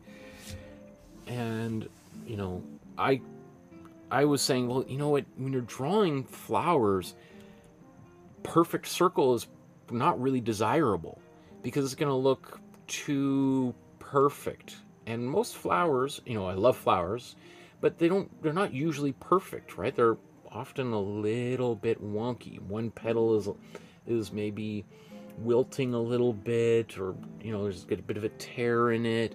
You know, it's, so doing it perfect might look great as a tattoo, but if you're trying to draw realistically, you kind of want it to be a little bit wonky. So I think about that a lot with whenever we're drawing things in nature, is there might be that you might feel compelled to do it perfectly, but by making it too perfect, it looks weird and wrong. And so, yeah, I think introducing a little bit of chaos in there is going to make it look a little bit better. Okay, these are beautiful, Darlene. We're going to move on to Desi here. Or Desi? Desi Slava. I like that. What do you call that when you have... I love the sort of rhyming kind of words.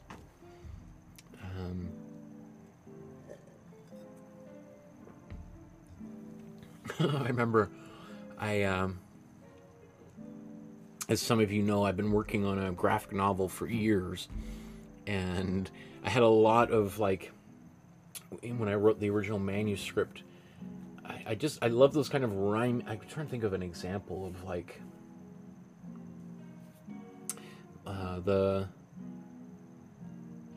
what would be, like, the blue button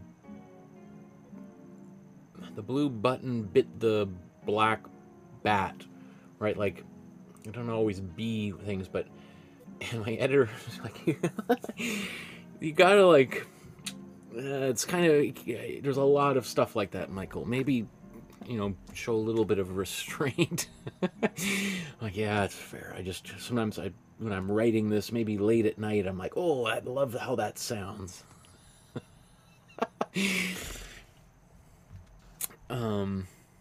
So this looks great. I think this is the only one that you uploaded to the Facebook group. I'd love to see more of this. I love how you added shading to this, because I think when I did this kind of exaggerated portrait, I didn't shade it in like this, so it still needs a lot more work. Jean says, is your book published yet? I want one. I'm about 1/3 of the way finished. So don't worry. When it's finally finished, maybe a year, 2, 3 years from now, everyone will know. Yeah, it'll probably be right there in every single episode. So I do appreciate people asking me about it, though. It helps keep me motivated. So yeah, I don't know what to. I love that you're using the blending stick. The blending stick can be really nice for kind of getting really subtle value shifts from dark to light. And if you've never used a blending stick, you can buy blending sticks at most art supply stores should have them. You can make them yourself by just taking newspaper and kind of wrapping it really tightly together. You can also just take your finger and smear and smudge, but some people don't like their finger getting dirty, even though we got soap and water to clean yourself off. Some people instead will just take a piece of paper towel, toilet paper, or like an old rag or sock, and you can just wrap your finger around that and use that. And then if it gets a little bit dirty, you just sort of move it around and do it again. But a blending stick, I mean, that's technically exactly what it's for. And because it's basically just a tube of paper, you can just peel it off when you want to kind of get a clean end to work with. So you can see that's what Desi's done here. Great job. Philip here, Philip's drawings. A few weeks back, I started looking at the beginner's class from a few years ago. Excellent. I just went through the perspective part and how to draw with shapes and find your own style. So this is what I came up with. Thank you, Michael. There's a basic black and white filter due to poor camera and lighting. Here's this is Hobbit House Ruins in the Mountains. I'm still learning about perspective through the beginner class. These are awesome. Great job, Philip. Yeah, wonderful. I mean, if this is where you're at right now, when you've just begun the drawing class, or kind of maybe dipped in and out of a few episodes, this is great. I'd love to see you do more and more drawings and upload more and more to the Facebook group.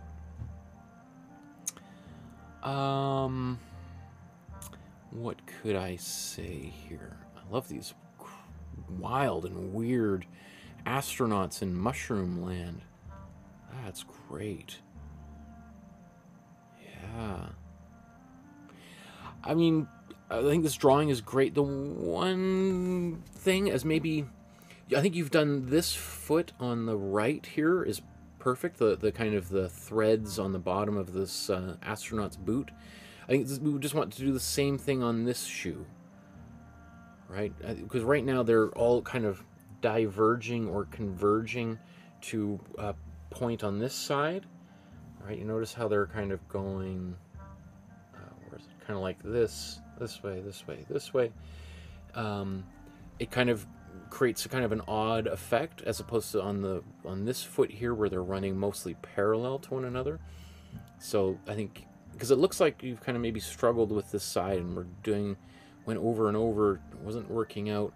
And that might have been because you're working from a photograph, and based on maybe the perspective or whatever it was in, you might have seen those lines, but it doesn't mean that you want to draw them in there.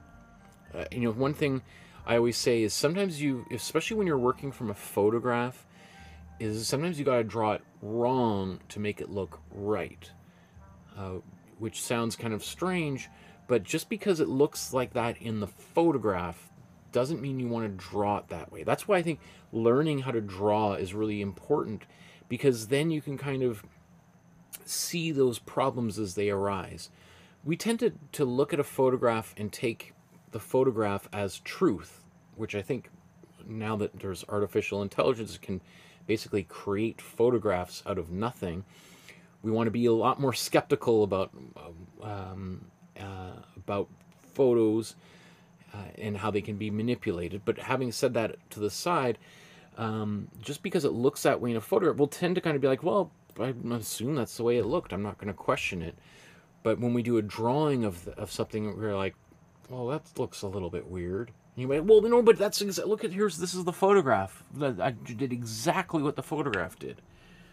You're like, well, okay, yeah, okay, that's weird that the photograph looks that way, but but you've now taken that weird part of the photograph and put it in your drawing. Maybe we need to make a change. So that's why I think doing the drawing course can help you kind of figure out what looks right and what doesn't. Again, I'm just using that as a little bit of an example. It's not a big work, and probably most people wouldn't even have noticed it if I had not pointed it out. I love this drawing, though. That's excellent. One thing is, like, it's not a big deal, but, you know, so we have this giant mushroom kind of towering over this figure. By placing the figure directly underneath this mushroom, it does look like it could be a flying saucer that's got some kind of tractor beam that's beaming down over top of the figure.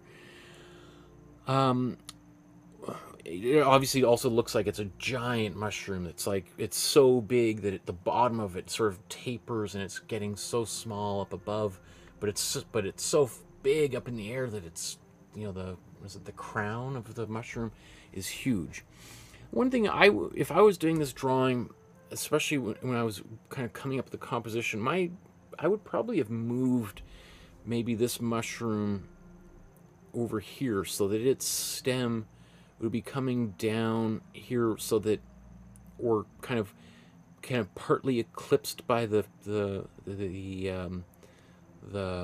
in fact, that's probably what I would do. I would probably have, let's say, the right side, or I would say, I guess, the left side of the stem coming over the right side of the helmet, so that we still know that the figure is in front of that mushroom and that it's huge. But I'm always thinking of these things of, like, it's almost like worth an entire episode of trying to avoid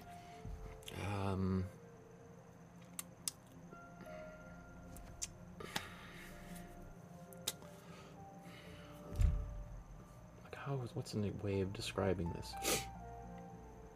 Like, so, okay, like, for instance, if I was going to make this painting of just me right here, like, notice this back wall there, that feature, you know, I'd be very conscious to make sure my head comes up above or in front of this line, right? As opposed to if I make a painting and my head is kind of just down there, because then it can become ambiguous as to, like, where is that? Is that in front of me or behind me? I don't really know. So kind of having it in front makes it unconsciously clear to the viewer. So anyway, long story, yeah, I feel like it's a bigger topic to explore in the future. But this is beautiful. I love this drawing. This is great. One thing I really like about it is how we've got all of these lines on there that are undulating and going in different directions, or they're intersecting at different places, like on the mountain here. And what that does is it really helps to articulate the shape, the craggly nature of those rocks, right? And, you know, so we've got these lines going diagonally. We've got these ones swooping down curves. They're all going in different directions, right? These lines on this hill are curving this way, right? And so that makes it really easy for the viewer to discern these kind of these shapes. That's really great. Same sort of thing inside the Hobbit house here.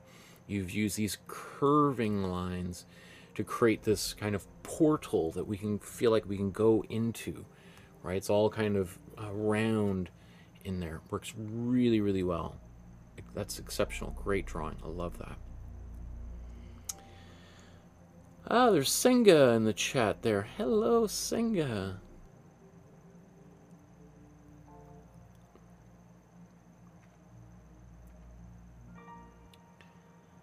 Oh wow, there's So many comments here. Sorry if I'm missing. I'm just going to keep on going because otherwise it's some of those comments you guys made about artworks we talked about an hour ago. I'm just going to plow forward though.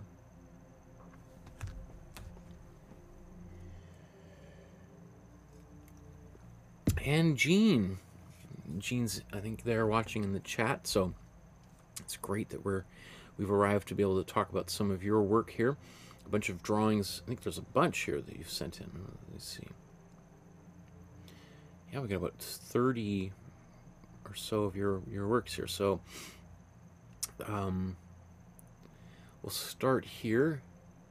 So glad to see my grandchildren and daughter joining the drawing lessons. I love it. This makes me super happy that I've got 3 generations of your family learning how to draw simultaneously. That's so cool. It's also pretty unusual and pretty unique that all of you are doing the same exercises together. You know, often people take, you know, lessons from different people and have maybe very different experiences of learning to draw and have done various different exercises, which I encourage. I encourage people to take different lessons than just purely learning from me, because I think you're going to learn different things from other people, and hopefully that'll give you a bigger range of experiences and techniques. I don't claim to know everything, after all. I know 99% of things. I mean, let's be real.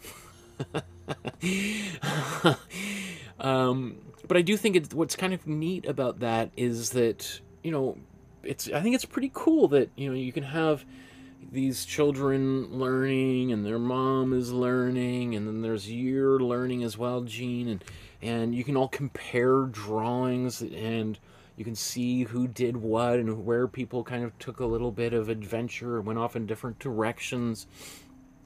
I mean, that's very rare that you can have that experience, and that's really cool. I think it's also, there's something really, there's like a generosity there for those kids to see that, like, you know, at times that they might exceed their own parents in the quality of their drawing, or their grandmother, right? And just, I mean, I just think about, you know, I think that's important to know that that the other figures in their family don't necessarily have all the answers. They're not perfect, and they're also learning. I think setting an example of those older generations are still in the process of developing and learning is good for kids to know, because sometimes kids, you know, grow up thinking like, oh, anybody who's older than me obviously has got it all figured out, and when I get that age, I'll know everything too. And so when you're a kid and you see like, oh, they're learning, I think that's really important, because it helps kids know that learning is a lifelong process, and you're never too old to start picking up a new skill, right? I think that's really, really important. I mean, I can't overstate how I think important it is for younger people to know that that learning is a lifelong journey. So these are great. I love this. Makes me super happy seeing kids at the table drawing. I'm obviously touched that they're learning from me. I think that's really cool that you're sharing that with your family. This is great. Wow. This portrait. First of all, drawing glasses is one of the most difficult things to do when drawing, because glasses are generally symmetrical, and yet often, you know, depending on the angle, it's not like you can just cut and paste and flip it around and it'll look the same. Sometimes doing that makes it look a little bit weird, right? So this is tricky to do. That looks, yeah. Yeah, I don't know what else can I say. That's a great drawing. That's wonderful. Let's move on here. That's great. This is our Barbara Streisand. I think this is great. I think, you know, we could learn a little bit about drawing hair, and I'm not even sure in this episode how much I focused on hair. I think I was more just trying to show drawing the side of the face.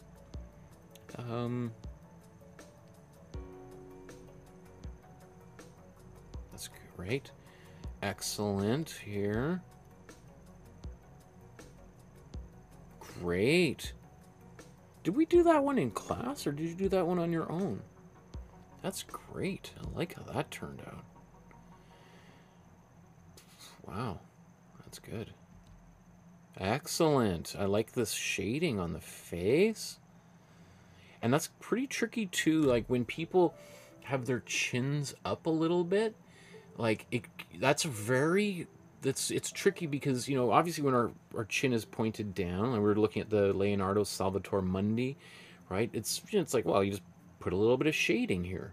But if you do that when somebody's looking up, and obviously this is, as they look up, more light is going to come down here. It's not going to be quite so dark, and you have to be kind of gentle as to how much shading you put down there. I think that's great. Wonderful. Great. These are excellent. I love that.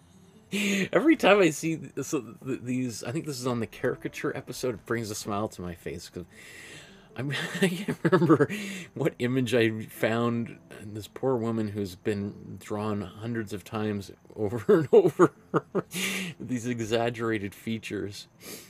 I loved this. As this is from Drawing Class episode 27, character design. I made a character I like to share for fun. I'm from Louisiana. I know all about Cajun people and the swamp. And so you created, I think, a couple different characters, and you created this whole elaborate backstory to the point where you've really got a character that you could use for creating a book, especially if you've got grandchildren and you want to come up with a really wild story for them and costumes. I mean, you could make not just a comic book or a book or poems. You could get them together and make a little short film. Kids could film on their smartphones and learn how to edit video on their computer. I mean, this is fantastic. That's great. Like, I love how you took this cast iron frying pan and made it like an essential part of the costume. All right. Each carried a long paddle spoon on their backs for boiling crawfish and can be used in a pinch for self-defense. That's great. Or, yeah, and for paddling, right? It's a paddle spoon, right? I mean, that's, you know, it's big. That's hilarious. Excellent. Great job, Gene. I love that. Really like how you really embraced that exercise and really developed your own character. And I think, I mean, I don't know how easy you found that to be, but it wasn't brain surgery. So it gives the possibility, hey, you could just invent a whole Marvel universe of characters. And you can take those characters, write little books and stories and poems. Yeah, I'm super into that. Love it.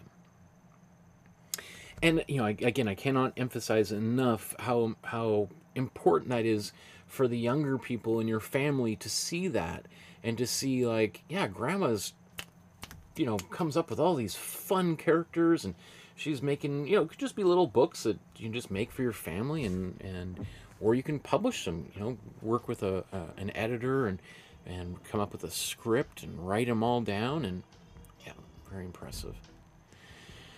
Jean says, I initially followed Markowsky art to learn painting, but soon realized that learning drawing was essential. I'm glad I made the change. It has taught me how to draw hands. Yes, and you're doing great with that. You know, hands are one of the most, well, appear at least to be the most difficult, one of the most difficult things to draw. But once you sort of get over that fear and you start doing some exercises, I think there's at least 2 episodes I did on drawing hands. It starts to give you more confidence to draw hands, and I think more confidence just to draw in general. And then therefore, when you start wanting to draw people, it's not like everyone's always got their hands in their pockets. right? Or has their hands behind their back, right? Or is wearing big mittens. And like, I mean, I teach at a university here. I teach figure drawing, and I'd say 95% of the students, when they begin the class, always draw figures who have blank faces and arms without any hands and legs without any feet, right? Because they're just like, oh, I don't want to draw it. And so that's usually one of the first things I try to do is, okay, we're going to do the things that are the most difficult. I'm going to teach you how to draw some hands, because I'm sick and tired of seeing people with like missing extremities.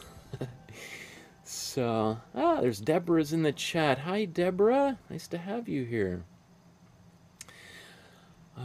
Excellent. I love this, Jean. That is beautiful. And you know what? I gotta say, I really applaud you for drawing this hand and not getting hung up on the fact that the spirals of this sketchbook are kind of showing through the drawing, right? I think there's some people who would be like, well, I can't do that because I tried erasing those spirals, so this drawing's terrible. I love that you just kept on drawing, because you know what, that kind of almost looks like there's this ghostly hand that is appearing over top of the sketchbook, and it gives it this kind of, you know, fantastical quality, you know, this again, it becomes very playful. I think that's really cool. Yeah, and it looks like maybe you started drawing the other hand here, and then decided, no, that one's going to be on the sketchbook. This hand's going to be drawing. Very cool. Great. I love you colored in. Again, I love that you really embraced it, because probably you saw those spirals coming through and decided, you know what, I'm going to color this anyway. Spiral will be darned. Excellent. These more I think this is the dynamic hands episode, and the more you practice drawing hands, the more comfortable you'll become doing that, and I think the more comfortable you'll be at just approaching all sorts of random things when it comes to drawing. Excellent. Wow. Wow. Okay. Wait. Let's take a look at that. These are great, Jean. Beautiful job. That's wonderful. Excellent. Yeah, I don't know. What can I say about that? And I think this is my daughter, maybe, right? There's one of those episodes where we drew my daughter. It's so funny to see these drawings. You know, now that she's older, she's almost 5 years old, and when we began this course, how old would she have been? She would have been not even I think she would have been, what, 8 months old or something around when that drawing course originally started filming. So, yeah, it just brings me so much joy. I love it. I love it. Wow, what are we looking at here? I live in Texas and woke up with a vivid picture in my head of water baptism taking place in a watering trough. And last night I drew Degas. Okay, I think that's this next episode. Wow. That's great. I love that. So now that you're getting better and better at drawing, you're feeling more and more confident about just drawing things directly from your imagination, because you've got more and more skills that make it easier to articulate those thoughts, right? So it's the same sort of thing, like, you know, if you don't know how to write, it's pretty hard to communicate your dreams or thoughts to other people, right? If you don't know how to speak a language, you know, if you don't know how to speak German, like, it makes traveling in Germany pretty tough, right? So it makes it hard to communicate what you want to say. Same sort of thing if you don't really know how to draw, it's like, I have this idea in my head, but I don't know where to begin when it comes to illustrating it. So this makes me really happy that you've got this idea, you wake up and you're like, I could write it, but it's such a vivid picture, I want to draw it. And as you gather those skills, you can actually communicate it. Wow. That is wild. Right? I mean, it's just a vivid image. Really cool. I don't have any. What else can I say about it? I think it's very fantastical. When I say fantastical, or in, the realm of the fantastic, it's I'm using the Freudian, Jungian kind of, the fantastic is kind of similar to the what do you call, like, to the deja vu kind of the fantastic. Is that the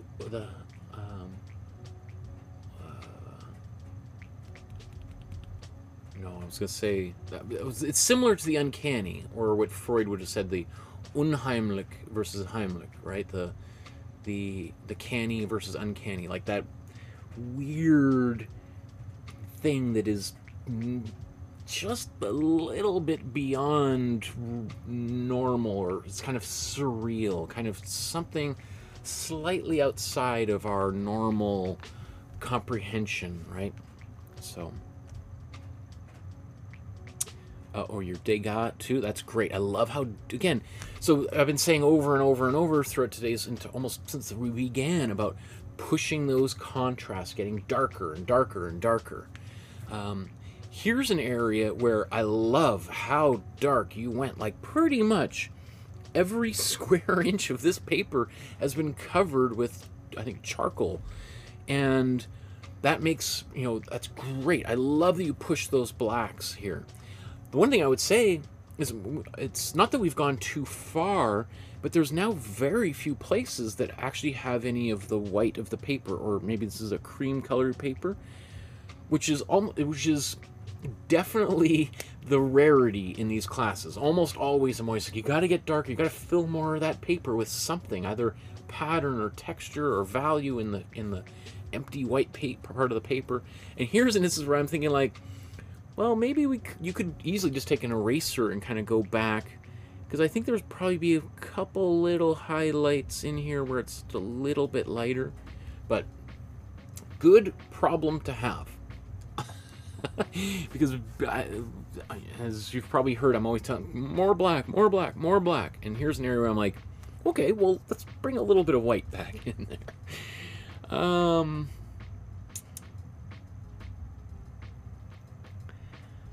So I had a blast drawing this warm-up. I'd be at the tavern reading the Thistle and the Roi. Mona. Interesting. I'm not entirely sure I understand this. Oh, I like this little innovation of doing a drawing. It looks like it's maybe Sharpie or some kind of pen. It looks like you colored pencil, and then it's some kind of like white acrylic, I think, over top to give little reflections. That's great. Sometimes using sometimes to get a white back after you've covered it up is tricky. It could be hard to erase. So you could use white paint. You could even use white out. Do they still make white out? Does that really date me if I talk about white out for younger people? Why would you use that? Just print a different, make the change on your computer and then print it out again. But I like this. I like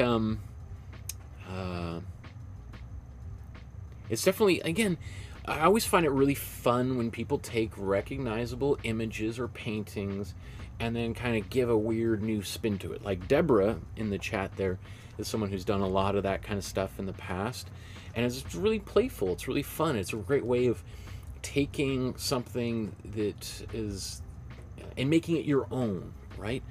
Like putting Mona in this coffee shop with this kind of this window behind here.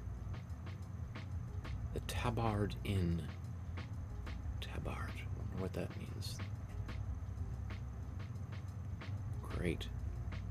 Yeah, I mean, are there some kind of distortions in the body and the arms and the hands? Yeah, there's a little bit of that. Maybe even in the face, too. But certainly this pose of the Mona Lisa is so recognizable that why it's so powerful is that it can survive a great deal of distortion and still remain recognizable.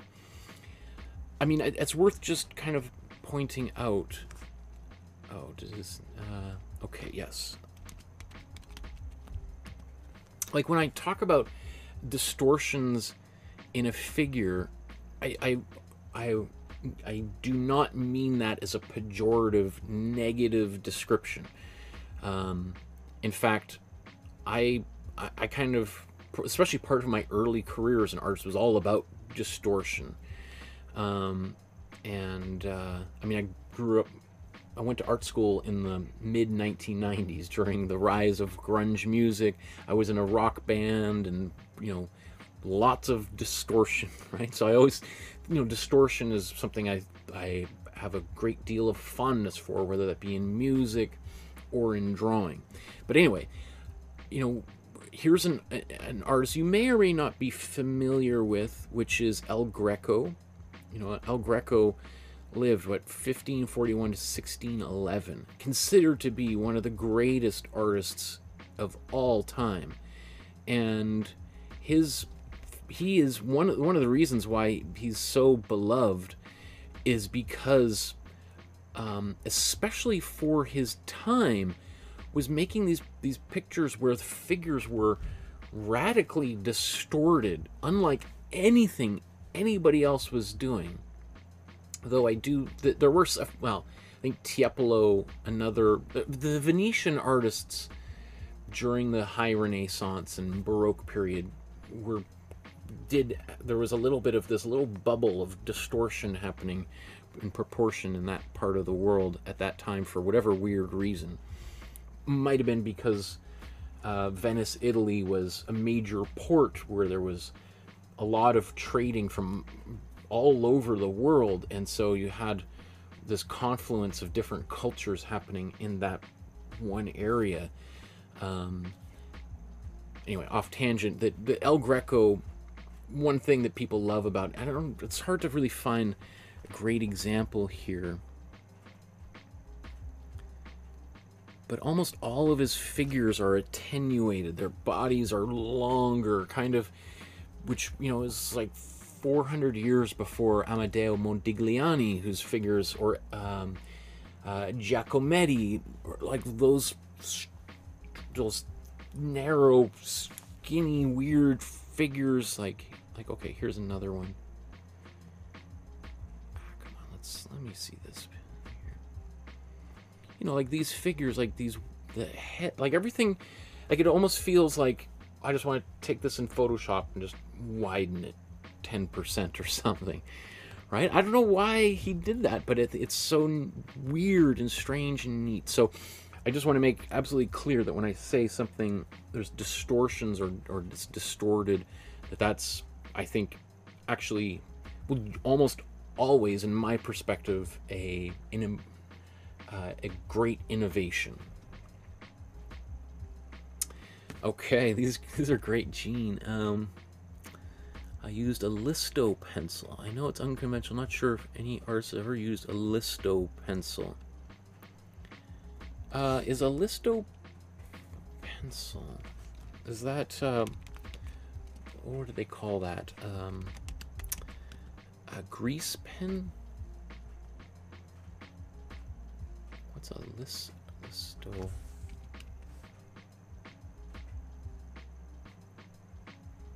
Yeah, grease pencil, okay. The Listo Pencil Company.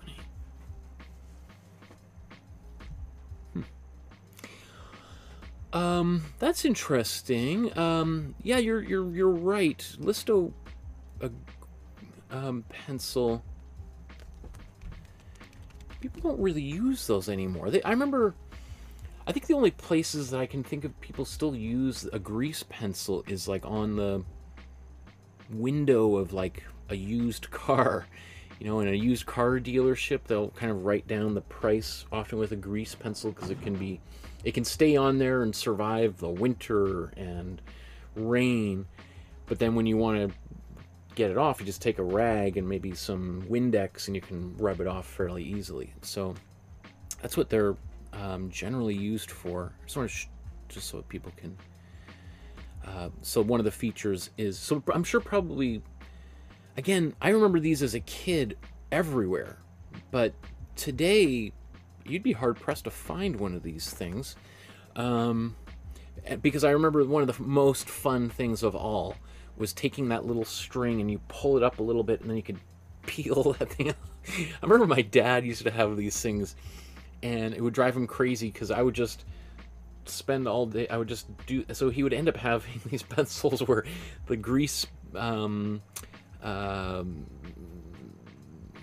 grease stick that's wrapped under all that paper was basically just the entire thing, and there'd just be this little nib of paper on the end, which made it completely useless because obviously you're trying to draw it would just snap the grease, right? So you'd just be like, I remember he'd take them and hide them because he didn't trust me not doing things with them. So with some of the, it's really interesting as a tool, like, because you can do a little bit of smearing and smudging with them. The one thing with a grease pencil is, like, right in the name, it's grease is probably not going to survive, you know, archivally for very long, because that grease, the way it's going to, because it's oil based, putting that oil on the paper, you know, it's like putting a French fry on a napkin.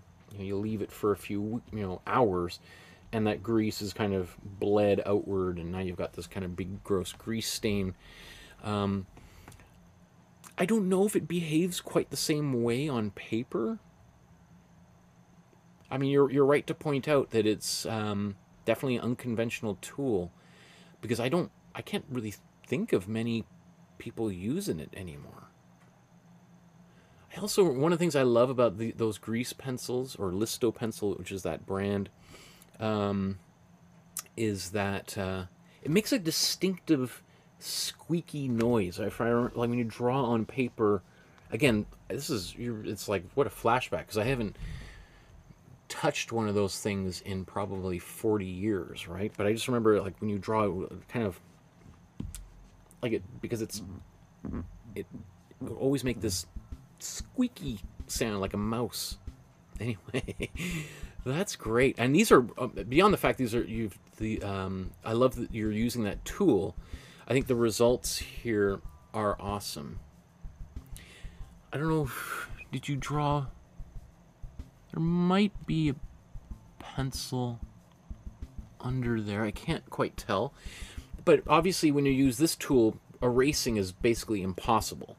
So you're kind of having, it's like drawing with a Sharpie. You know, it's like, if I make a mistake, I'm either going to have to stop this drawing altogether or just embrace it and go with it and make it work somehow. If I put, you know, a line in the hair and it's in the wrong place, I'm just going to have to make this guy have a really dark hair, right? And so what we have, this is probably Mr. Bean, Rowan Atkinson, and that is that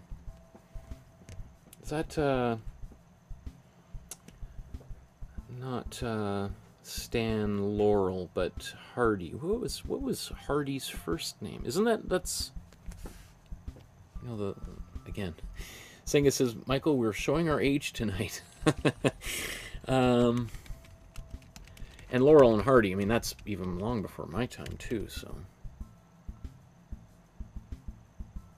Yeah, Laurel and Hardy, Stan Laurel and Oliver Hardy. Okay. Because I think that's who that is, right? Awesome. Great job, Gene. Yeah. Wonderful. Okay, great job, Gene. We're going to move on to Jessica's work here. So, Jessica says, this is my progress so far. I just started the drawing course. I used call erase pencils for a lot of the bits that didn't require any heavy shading, just because I find a bit of color keeps me motivated. Okay, awesome. This is a beautiful drawing. I love that.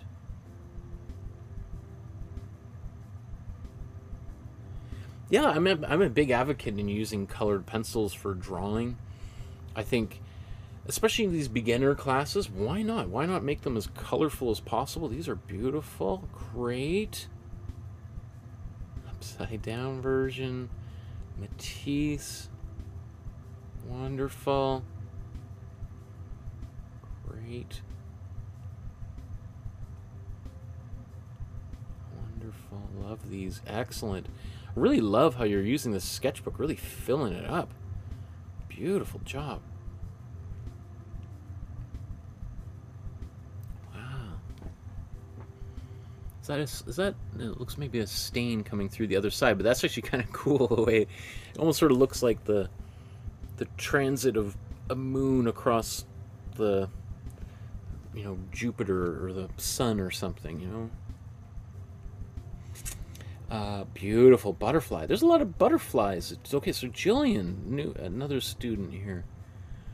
After seeing the lovely butterflies on here, I was inspired to use Purple Emperor as a test for some new pencils I had online. But I went over them with an old. Okay, so I love that people in the community on the Facebook group get inspired by other people. That makes me really excited when, beyond just the classes, and sometimes people are just doing their own thing and I just happen to be over here doing my thing.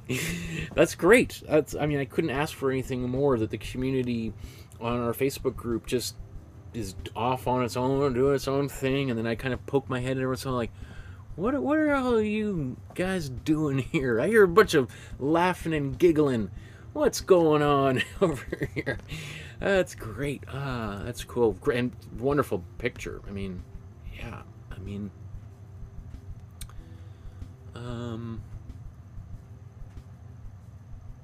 yeah, I don't know, some kind of, looks like a little bit of paint or like a Posca pen over top of that for that white. Yeah, whatever you got to do to make a good drawing into it. Great job, Jillian. Love to see more from you. Love to see more. Joan, awesome, Joan. Look at that. Wow. Okay, so, you know, throughout the the episode, I've been talking about pushing the contrast, getting darker and darker to create more volume. Well, I mean, I would say that is a recommendation that could be applied to like 85% of the work that we've seen so far, right? That can always generally make an artwork better. But there are times where sometimes a little bit less value contrast can be a good thing. Like if I go back a bunch of artists to Morandi, you know, if we look at some of Morandi's work, and again, this guy is considered to be one of the great masters of modern art, you know, was sort of like the hero to people like Picasso and such.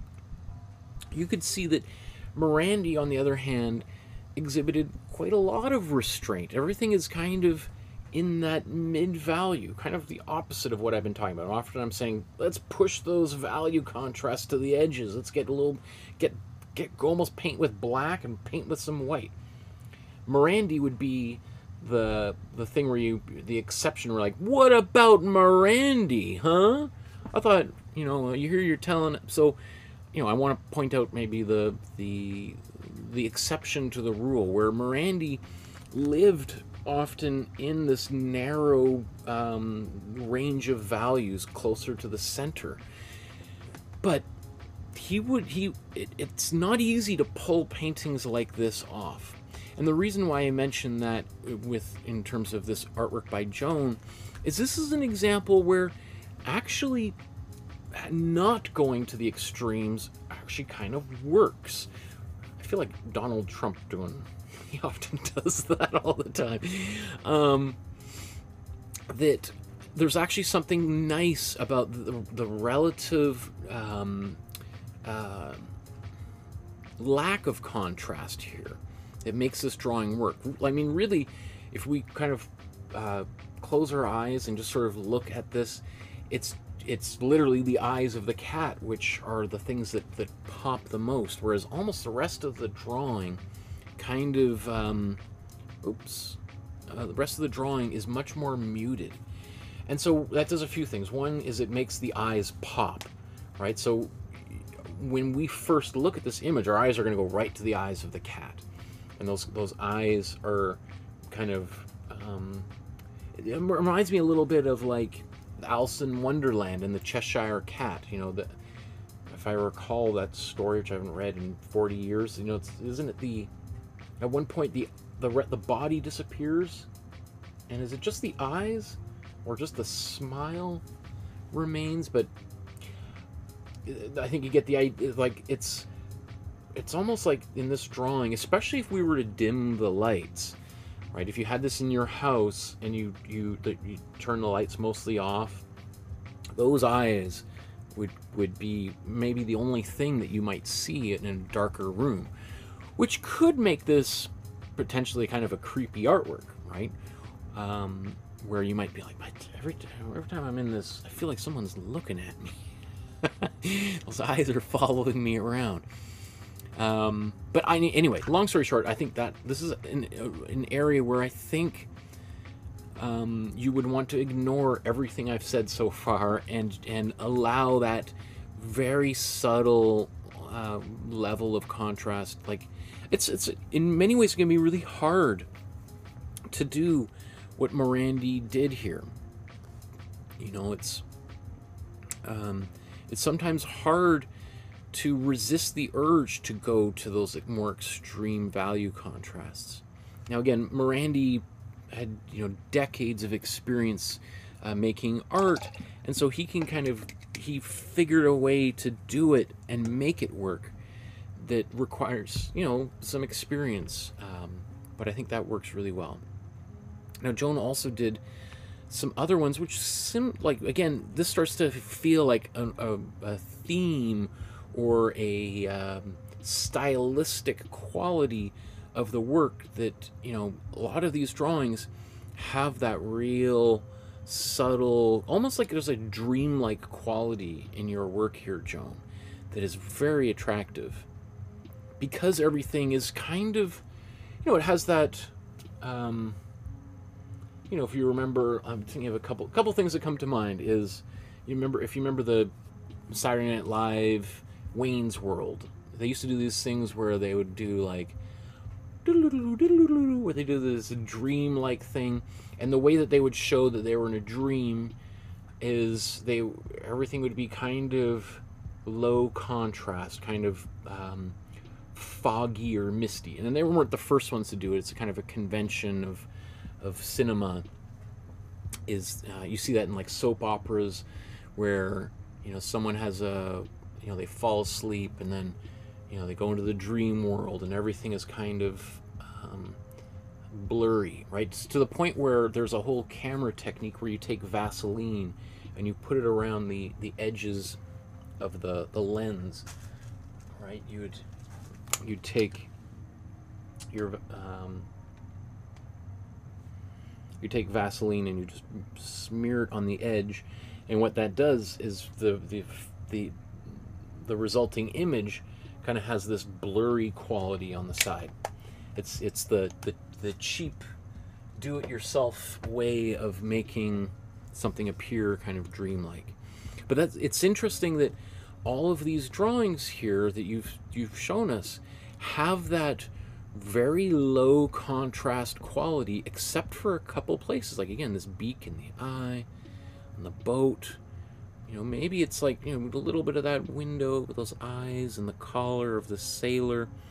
Those might be the darkest parts. These dolphins, again, it might be the eye and the blowhole. Those are the darkest areas. And there's something about that is really nice. Like, I think that's pretty effective. Yeah. So that, again, you know, what's so cool is seeing how oh, sorry, it's not on camera. Let me show this again. So I was just saying, like, the bill of this goose, you know, and the eye, that's the darkest part. The sailor, his eyes, maybe the portals on the boat, the dolphins, the eyes and their blowholes. Those are really the only places where those are maybe the darkest values, like if we kind of squint our eyes to look at them. Otherwise, everything else is much more muted and has that very soft, kind of dreamlike quality. Yeah, I like it. Lean into it. Yeah, these are great. Okay.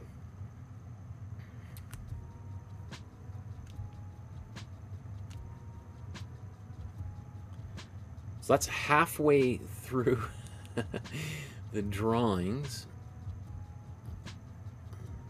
that we've been talking about here.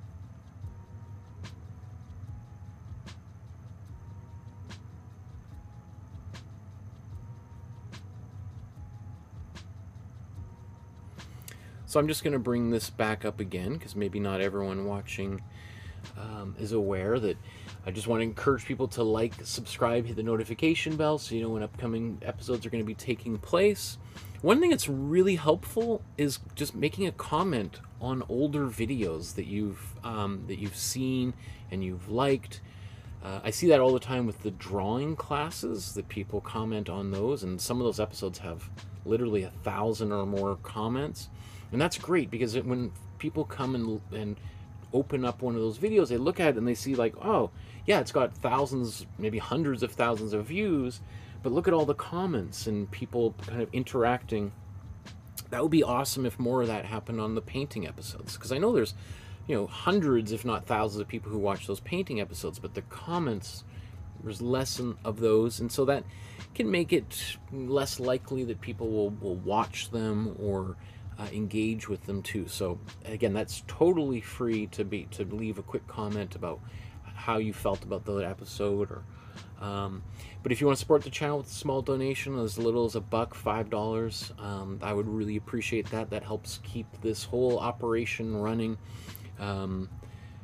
because I'm generally completely supported by or I am completely supported by donations from people in our community. So if you want me to do these feedback episodes a little more frequently, your donations would help encourage that. Okay, so let's move on here. We'll talk about Marcy's drawings. I think we got a bunch by Marcy, so I'm going to flip through here. These are excellent. Beautiful. I always find it funny looking at the notes people write on their drawings of things that there might be picking up as what I'm saying, and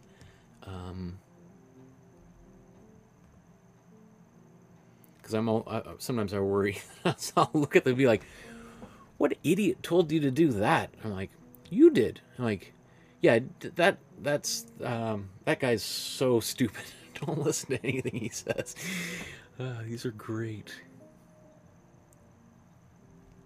Excellent, excellent, great. Way to go, Marcy. Beautiful. I love that you're doing this. These are great. Wow. Awesome. Love this eye. Wow, that's cool. Like you put the color in there. Again, using maybe a little bit of paint or whiteout or something to bring some highlights back onto that eye is really important. Same thing. One thing just to be mindful of is sometimes, you know, if you put whiteout or acrylic or anything on top of a drawing, sometimes it will it can attract more attention to itself than if you had just left that area alone, right?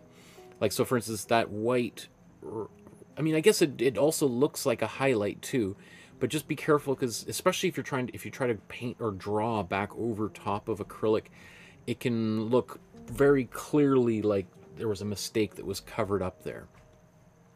And there's a let me see if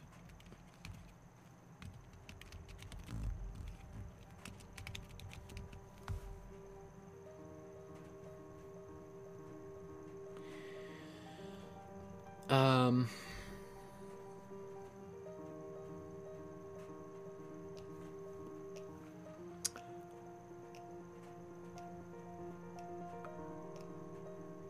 not finding it here. I think it's maybe because it's a pretty obscure term. But there's a whole approach to drawing called erasure, which, you know, is what it sounds like, and that's why all these things about erasers are coming up, right? That you erase parts of the image, but the technique of erasure is to erase, but not to completely remove the or hide the mistake. It's erasing to a point and allowing some of those original marks to remain, which I can understand people like, well, why would I make a mistake and not completely get rid of the mistake? It's because, well, there's lots of different reasons for it. One of which is a lot of artists enjoy seeing, because what it does is it reveals a bit of the artist's thought process and the how an artist might start something and change and remove it. Let me see if we can find famous examples.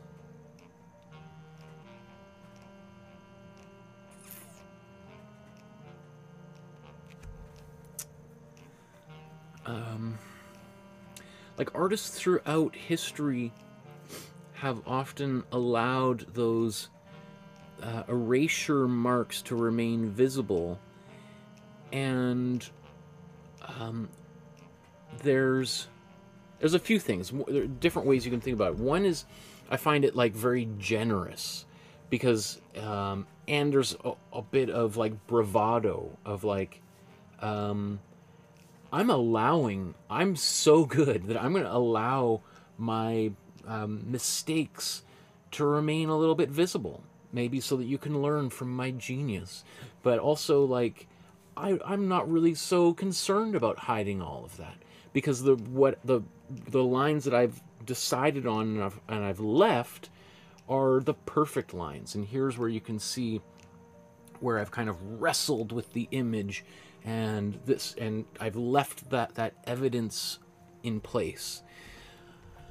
The other way that I think artists have used it, as I think like artists like Picasso and Matisse deliberately did that, particularly Picasso, and you just think about who Picasso was and the kind of ego he had, is he would use that erasure as a way of kind of signaling labor.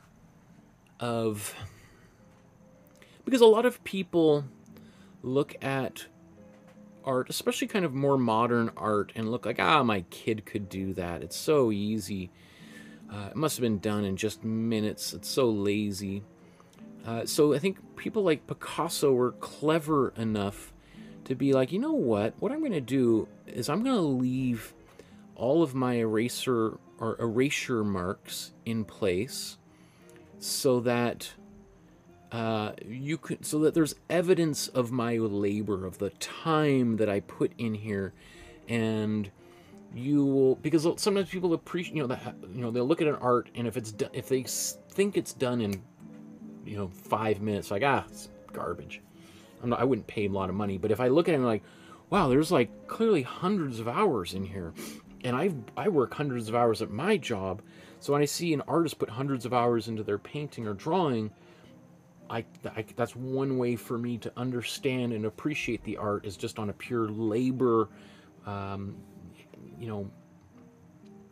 perspective, that the hours involved. And so I think Picasso is shrewd enough that I think he did that deliberately, so that even when he was doing more avant-garde stuff, people could go like, well, I'm not the biggest fan of this, but I can appreciate how much work and effort was involved in the creation of this piece.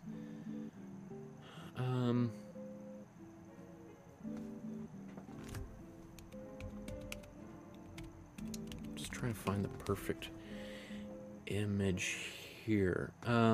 So I think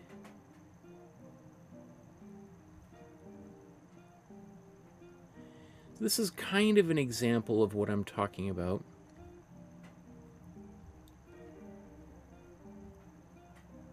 Come on. It's not letting me kind of display this properly. But so this this is a series of prints, lithographs, I think, that Picasso did of this bull, where he did the same image, and then each time he would kind of change it and move things around until he eventually gets to this super simplified version. But rather than just making whatever, like 12 different plates, he very consciously reused the same, like, I don't know if this is probably some kind of copper plate or inking tablet or whatever stone or that he's working on. He's very consciously reworking the same image over and over so that we see evidence of the previous generations of it, and that he's reducing it eventually to the final version. And that is evidence of a process, of a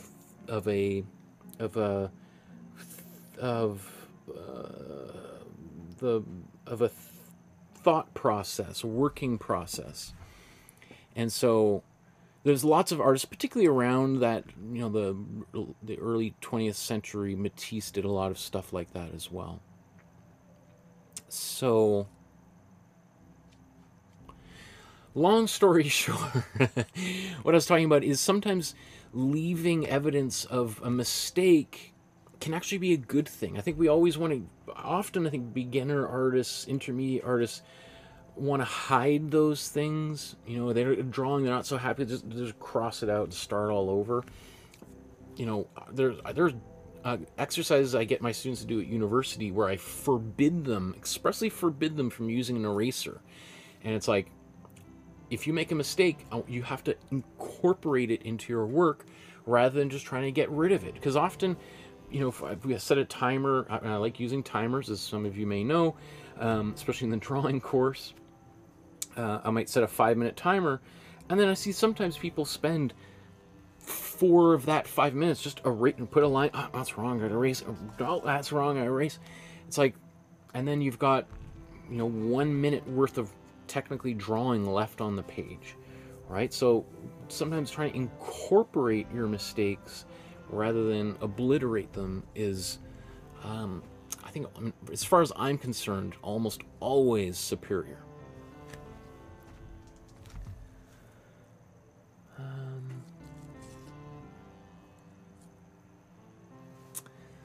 Let me see. These are all great. There's a couple lessons with Michael, and then the last one is just one that challenged me, and I found I wanted to try different shading. I was very surprised with it. Cool. That's strange. I love that. Very, something kind of circus-like about that, or maybe it's just this cone shape and these balls. Makes me think of like an abstracted version of a clown or something, juggling something. But as you may have noticed, I am very good at projecting my thoughts onto other people's work, right? Okay, we've got Randy's artwork here. Awesome. I love, Randy, that you're continuing to do these classes and your drawings are getting better and better and better every time we go. Wow, beautiful leaf, or not leaf, feather. That's excellent. Great job, Randy. Oh, I love that. That's my daughter. I love it. Wild. So, this is a little bit different than the original. And, proportionally, her eyes are much smaller than the rest of her face. But I think that's really cool, right? Again, one of the, what's his, Botero. We did at least one, did we do 2 Botero paintings? We did the Matador by Botero. I think we just did the one, although I remember I did a bunch of drawings, outlines to do more of his work. But Fernando Botero, who died just recently, is sort of famous for creating these, wider, larger, heavier figures, including, his own version of the Mona Lisa that, goes back to thinking about like Paula and these enlarged heads and smaller hands. And by the time he died, the paintings he was making were coming right out of his studio and selling for tens of millions of dollars, right? So that's why, again, I always stress that just because something is distorted or changed or transformed in some way does not in any way make it bad, right? I love when there's those kinds of things that are different than the original. After all, if we tried to recreate things and do them exactly like the original, then we'd be robots. I don't want to live in a world where everyone's a robot and does everything exactly the same. As far as I'm concerned, that's an apocalyptic, horrific world to live in, where everything is reproduced exactly the same and there's no transformation or, you know. These are great, Randy. I love this. I love this person on the blanket, I think, reading, and the trees. Wonderful. Beautiful. That's great. This looks like kind of thing. This is, I think, based on a Rembrandt we did. Wonderful. Great. Excellent. A little bonsai tree. Great. Wow. Great job, Randy. Those are all fantastic. You are really developing, coming along really, really well. I'm super proud of your achievements. Compared to where we were when we started, like, I don't know how long ago it was when you first joined the group and started those exercises, maybe about 6 months ago, maybe light years ahead. I'm so proud. Well done. Roberto, I'm starting to achieve more personality in my drawings. Martial arts are starting to become my equivalent of Degas' ballerinas. That's great. What a wonderful development in your artistic process. You're starting to see your own style and themes that you're interested in drawing. That's great. I mean, let's just take a look at these feet. That's wonderful. That foot reminds me a lot of Botticelli drew feet like that. And that hand, exceptional. Great. Excellent. Oh, wonderful. Love it. Keep on going. Roberto says, I went a bit overboard with the shading on this one, so I decided to double down on it and turn it into dirt. Cool. You mean like the foot here, right? But, you know, that's often if someone is standing with bare feet, especially outside, their feet are going to get dirty, right? So that actually makes more sense than if this person was standing outside and had very clean feet. We'd be like, how is that possible? That's great. And what is this? There's a bar surrounded by barbed wire fence. How do you get into this bar? It's like a bar that's well, it's on the outside of a jail or something, right? So this martial artist finds himself imprisoned somewhere and is trying to fight their way out to get to that bar. And yet it looks like there's a parking meter inside this bar. So, you know, whenever I look at drawings, it's like I always think people are providing me with little clues, and I've got to try to piece together what the narrative is. And personally, I love that. I love looking at artwork and trying to kind of dissect it and piece together these little puzzle pieces to figure out what I'm looking at. Wow, okay. Simon says, I was randomly searching for something to draw and how can I learn drawings, and I found Michael's channel and introduced me with his art by his free lessons. Awesome. Simon, this is great. I mean, that is beautiful rendering here. And talk about using the white here of the paper as like a highlight. I mean, it's, you know, it's one of those things where, I mean, I'm assuming it's just the paper on its own without any graphite on it. But, you know, if you look at the paper and then you look at this highlight, it almost looks like this highlight is brighter than the paper itself. And that's an illusion, because the reason why it looks brighter than the paper is because it's surrounded by really dark contrasts. So by putting this black right next to this untouched paper, it makes the white look whiter and the black look blacker. Beautiful. Excellent. Really nice drawing of these eyelashes. I love how you can see them kind of coming towards.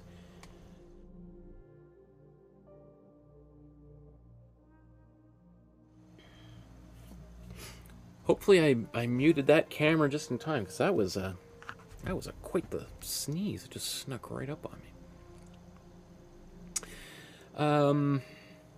I don't know what to say here. This is really excellent job, and it goes back to some of the things we were talking about earlier with some of the portraits, especially the paintings we had, that were the eyes, the white of the eyes was too white, and I was encouraging people to add a little bit of shading in there to make them, just, first of all, it's going to make the eye look rounder rather than flat. I should have mentioned that earlier as well.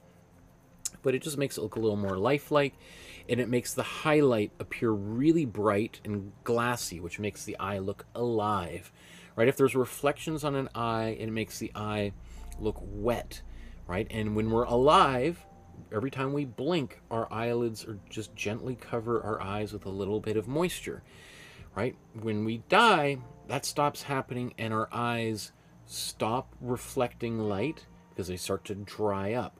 So one of the things you always want to do when you're drawing people who are alive, which is what most people are trying to do, is you want some highlights on those eyes. And again, even if you're working from a photograph, because not always do eyes have a reflective quality just based on the lighting. You take a picture of someone, they don't always reflect. There's not always a little highlight or reflection on the eyes. So if you do that drawing, there's no reflection on there, people, I find this drawing a little disturbing. I don't know why, but something about it I find kind of creepy. And it's because the person looks dead. There's no reflections in the eyes.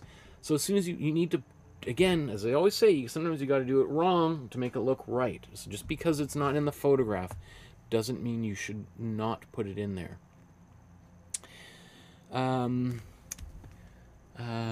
Siraj. Is that Shiraz? Shiraz? Shiraz? Shiraz? Shiraz? Shiraz? Shiraz? I'm not sure. I apologize if I'm mispronouncing your name, my friend. Shiraj. Shiraj? I think it's Shiraj is what I'm going to go with. My apologies if I'm saying it wrong. I wanted to express my sincere gratitude for those amazing drawing classes you conducted. I never drew after primary school. I'm now 33. Excellent. Wow. Wow. I got interested a few months ago and found your drawing classes. I finished all 40 episodes of the beginner's drawing course, and I've gained a newfound confidence in my artistic abilities. Are you kidding me? You haven't, you're, how old do you say? You're 33. You haven't drawn since you were what, like 8 years old, and you took the drawing class, and this is what you're doing now. Wow, that's so exceptional. That's so great. I am so proud of you. Wow. Look at what you're doing now.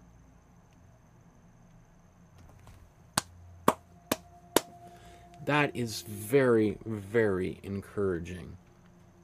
I think that should be really encouraging for anyone who's maybe just at the beginning of their drawing journey. Just recognizing that if you put in the time, put in the work, and you practice, and you just keep moving forward, and you can manage to get over those discouraging moments where drawings don't turn out the way you want. Just like our friend here, Siraj, you can create amazing artworks. Right? These are so, wow. Oh my goodness. These are great. This is like Keanu Reeves, maybe? I love that.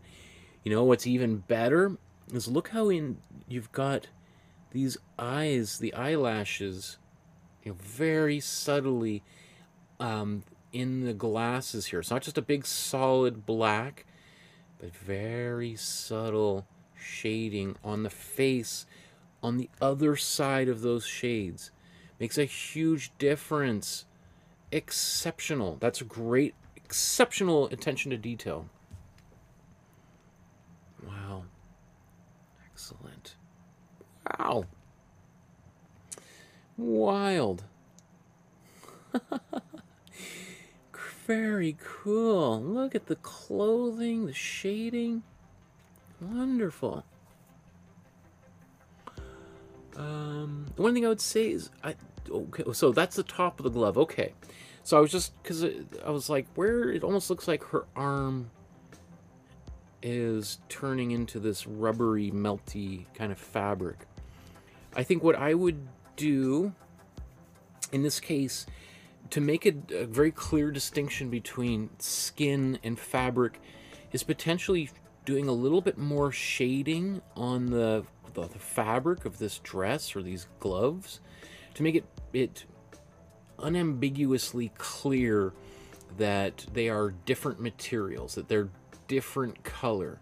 You know, it's like one of those things. Sometimes sometimes you see photographs or just walking down the street. There could be somebody walking, usually women, in like clothing that is almost the same color as their skin tone, right? And you almost have to, if you just sort of you're like, oh my goodness, is that person naked walking?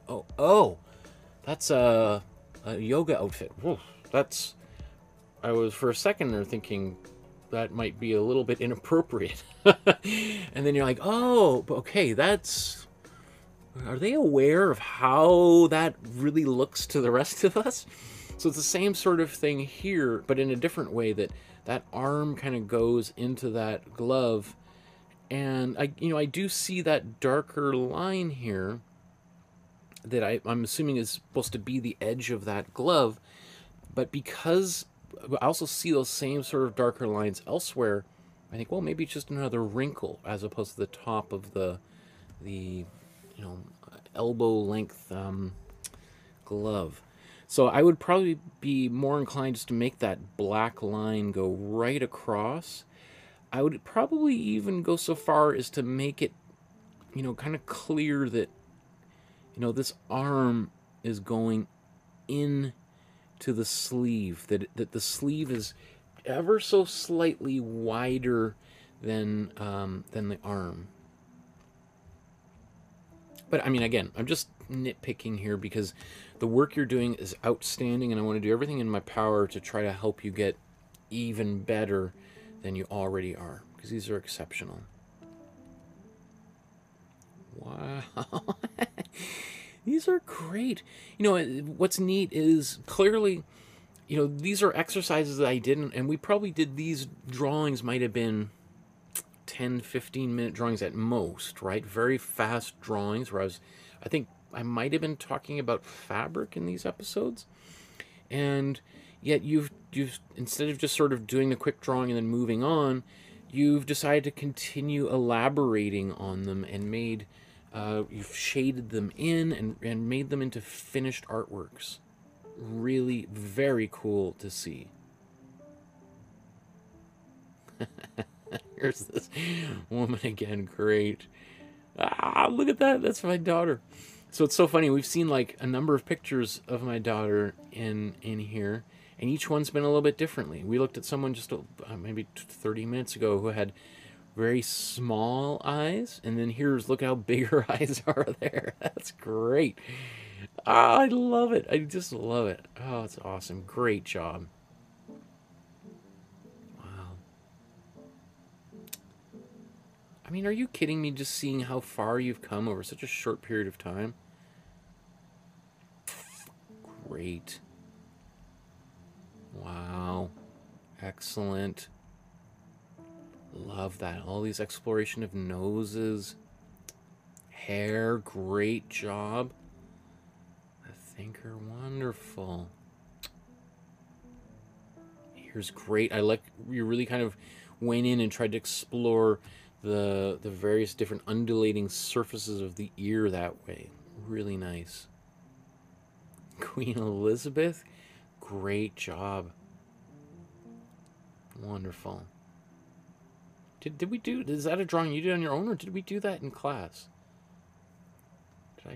I mean, that's wonderful.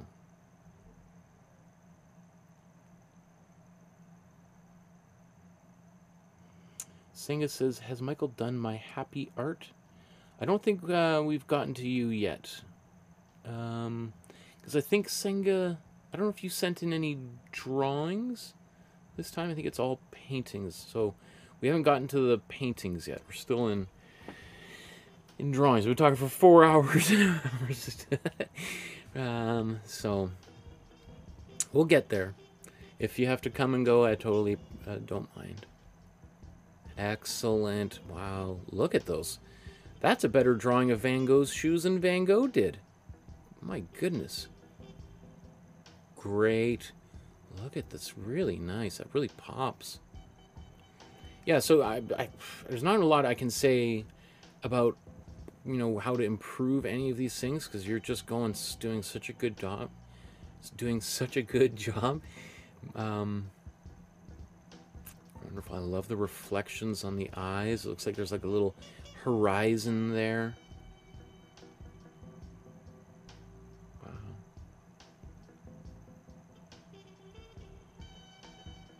Great. Wow. That's cool. Is that all? Is that, there's some pen on there too, I think? Wow. So after finishing Michael's 40 episodes of the beginner's drawing course, I recently got hooked on portrait drawing. I'm still trying to find my art style. That's great. That is just incredible. I think, you know, I'm going to come back to that in a moment here. Beautiful. You said I wanted to try something different. I couldn't be more different. I love this kind of futurist approach here. Wow. What? That's a sketch with a new 10B pencil. I love the deep blacks, but there's also a lot of shine when I tilt the drawing. Any suggestions for matte graphite pencil that delivers deep blacks without reflections? Well, speaking of which, I ordered these pencils. I actually have not used these yet. It's something that I saw online, or maybe on YouTube, about graphite matte pencils. And I think I ordered these probably about a year ago, and I still haven't used them, which is a problem with me in art supplies. As you can see, I got shelves and shelves of art. That's why whenever I go to an art supply store, I have to have a list, and I go in with a plan and try to just be blinders and not look at other stuff, because I have a bad habit of coming away with a brand new sketchbook when I've got probably 20 of them that I haven't even started. Ah! Did I... Was that not on camera this whole time? Oh no, okay, I think I just switched to show you my pencils, okay.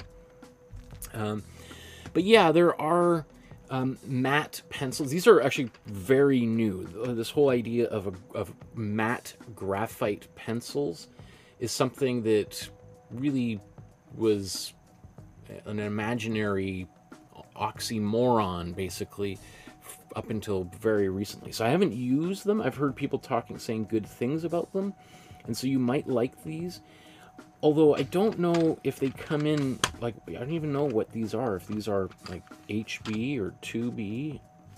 I don't think... Oh, it says 2B. And I probably ordered 2B because that's my favorite kind of pencil. So I'm sure they probably make other ones. So you could find these. I think they were expensive, though. I probably paid, like, $30, and I think I had to get these shipped from Germany or something. So, you know, each one of these pencils probably cost me, you know, $8 altogether. So, you know, but you're saying, like, you know, it's... The one thing is, is, once it's photographed or scanned, we no longer see that shiny quality. It's only when it's seen in person do you see that reflection, which I can understand that being frustrating, that you might see that, and every time you look at it, it's kind of reflective from different angles. However, in the world that we live in now, the majority of people experience art digitally, on their computer screens, on their phone screens, on their televisions. And while you obviously, all of us want our artwork to look really great in person, the simple fact is that most people are going to experience your work like it's seeing right now, right? So, I'm sure it would kill my teachers to hear me say that, in some way, as long as it photographs well, then it's not, I wouldn't say that's what's most important, but it's not, it is a way to,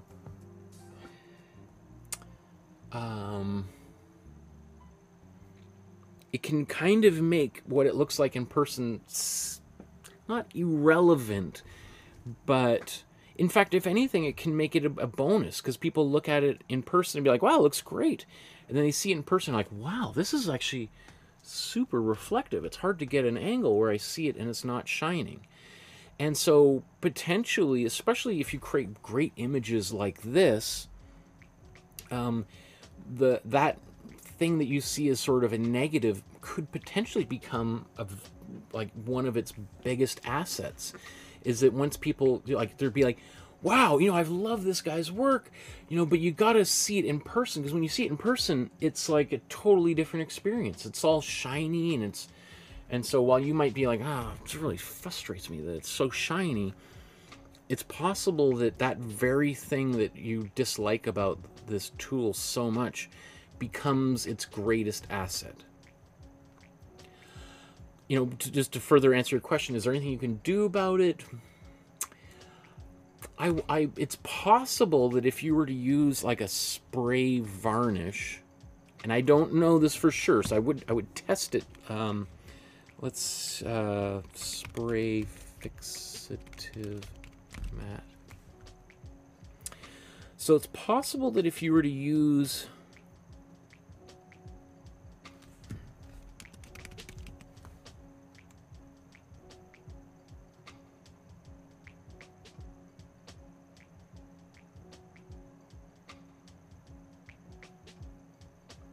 so you can see that there's matte and gloss finish. I think I don't know offhand. I've never really thought about it until your question. I mean, so these spray finishes are intended to help keep the drawing from smearing or smudging once you've finished, right? So that you spray it with a fixative. So they have workable fixative, and then they have like a final fixative. Workable just means that you could spray it on there and then draw another layer over top, and your previous layer is not going to smear or smudge. So if it's a really messy drawing, you could spray it on there, and then you don't have to worry so much. It's not always 100%. You might still move around a little bit, but it's going to be relatively locked down. I haven't thought about it until we're talking now. If you sprayed this over top of that graphite that is kind of has a glossy, reflective quality, would that lower the reflective quality of that material? I would say, I guess I'm just guessing, so I wouldn't just go out and buy this and spray it on that drawing. I would do some tests, but I would say it's quite likely. It might not completely get rid of the gloss, but I would expect that it would reduce some of that sheen. So something to think about. Okay, let's move on here.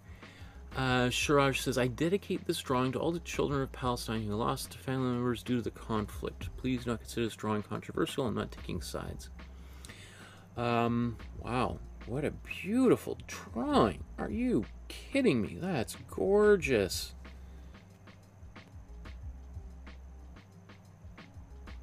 You know, I love that you're using art to communicate your feelings and thoughts about the conflict in the Middle East right now, right? Which is, I think everybody can agree is just terrible in every aspect, and the human toll is just horrible, terrifying, and so. But I think one of the great things of art is that, as opposed to responding to issues in the news with anger and violence, is doing something really constructive with those thoughts and feelings, such as making a gorgeous drawing like this. Like, you could take this image and you could print that and put that on t-shirts, posters, and put that up in your community and sell them and raise money for families who've lost children, siblings, parents due to the conflict, and that could be like a really powerful way of bringing attention to the cause.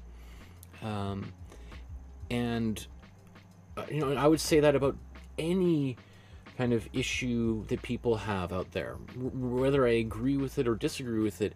I would much rather see people doing what you've done here and trying to find a way of describing your feelings in, I think, an extremely productive and constructive way. I think people are much more receptive to this type of image than to than lots of other ways that people protesting and shutting traffic down and burning things, or responding in kind with violence. I think this is such a much more positive and constructive way, and it's also much more likely to create allies who will stand up for the cause, right? So I think I really am super encouraging for this. Again, I think, and I would hope that anybody, regardless of whatever side you're on about this conflict, you would look at that and be like, that's pretty cool. I really admire that that way of responding to this terrible thing that's going on in the world right now. Okay, so I want to come back here just before we move on from your work, because you did this beautiful drawing after you finished all 40 drawing episodes, and then you've also included this, which is, I think, oil pastel? Oh, gouache paint and colored pencils. Oh my goodness. Are you kidding me? Like, I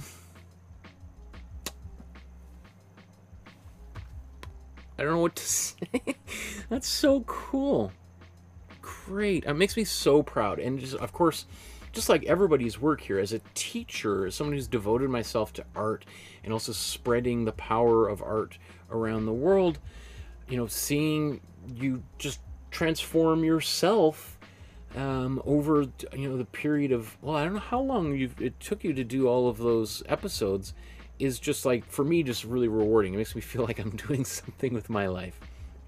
Really cool. Now that you've got these skills, now the onus is on you to continue and make more stuff, because you've shown this great capacity to create great things. So what else are we going to make? Tarja, here's a drawing. I think we've got some more paintings of yours coming up here, and we're about to transition to looking at some paintings here. Great. Again, this looks like my daughter again, which I think is really, really wild. Prajwal. I think if I pronounce that correctly, it says Prajwal. Sir, big fan. Shout out, please. There you go, my friend. Thanks for tuning in and watching, subscribing. I appreciate it. Awesome. Prajwal. I hope I pronounced that properly. I like how that sounds, Prajwal. It's a fun word to say, fun name to say. That's great. Nice job, Tarya. I love how that turned out. Again, it's so weird to see my daughter. I'm sure when she's a teenager, she's just gonna be like, "Oh my goodness, I cannot believe you used picked my baby photo for your drawing class, Dad." That's great. Victoria says, "I drew my favorite character." Now, a character, I'm not necessarily sure I know which character this is, if it's from a video game or a movie. I hope I'm not supposed to recognize who that could be.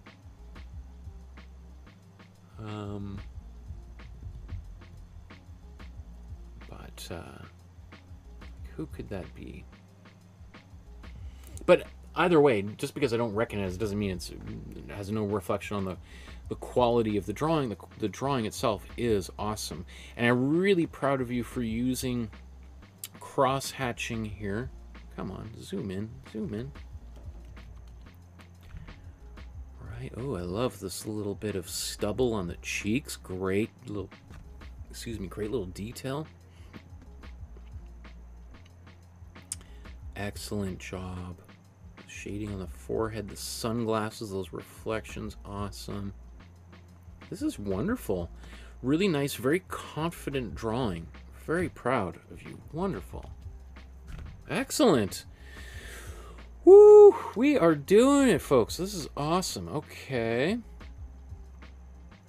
So we're about to move on and look at some of your paintings on our, as we go into our fourth, well, we're already past the 4-hour mark here.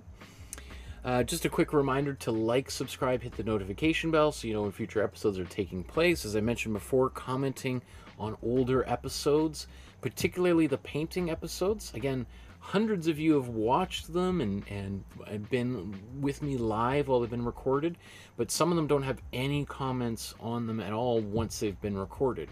And if you're clicking on those videos after they've aired live and you see there's no comments, often that's kind of, people are like, oh, I guess no one liked this at all. I don't know why. I'm certainly not gonna do this painting. So just a quick little comment, totally free, especially if you've done some of those paintings, would be super beneficial. It really helps the algorithm, of which we are all slaves to now in our world. So I would sincerely appreciate if you took 5 minutes out of your day, left an old comment on a video that you found to be particularly inspiring or useful, or particularly terrible, even if it's a negative comment. You know, as I say, no news, or what is it? Bad press is good press. Singer says, my happy art, a drawing isn't a painting. You missed it last time. LOL, you probably thought old drawing. Okay, well, we'll try to get to it here. So, of course, consider leaving a small donation, $1 or $2. You know, if everybody, all 1,400 people who are now belong to the group left $1 every time I did one of these episodes, it would be transformative for my life. It would easily allow me to pay off this new camera that I just bought. So, you know, please consider making a small donation if you have the means. Because, of course, not everybody does, and that's why otherwise, eventually I'm going to be forced to put all this behind a paywall so that I can pay my bills. And part of, you know, my goal is to make art as accessible to as many people as possible. So, let's see, which way do I want to go about? Let's,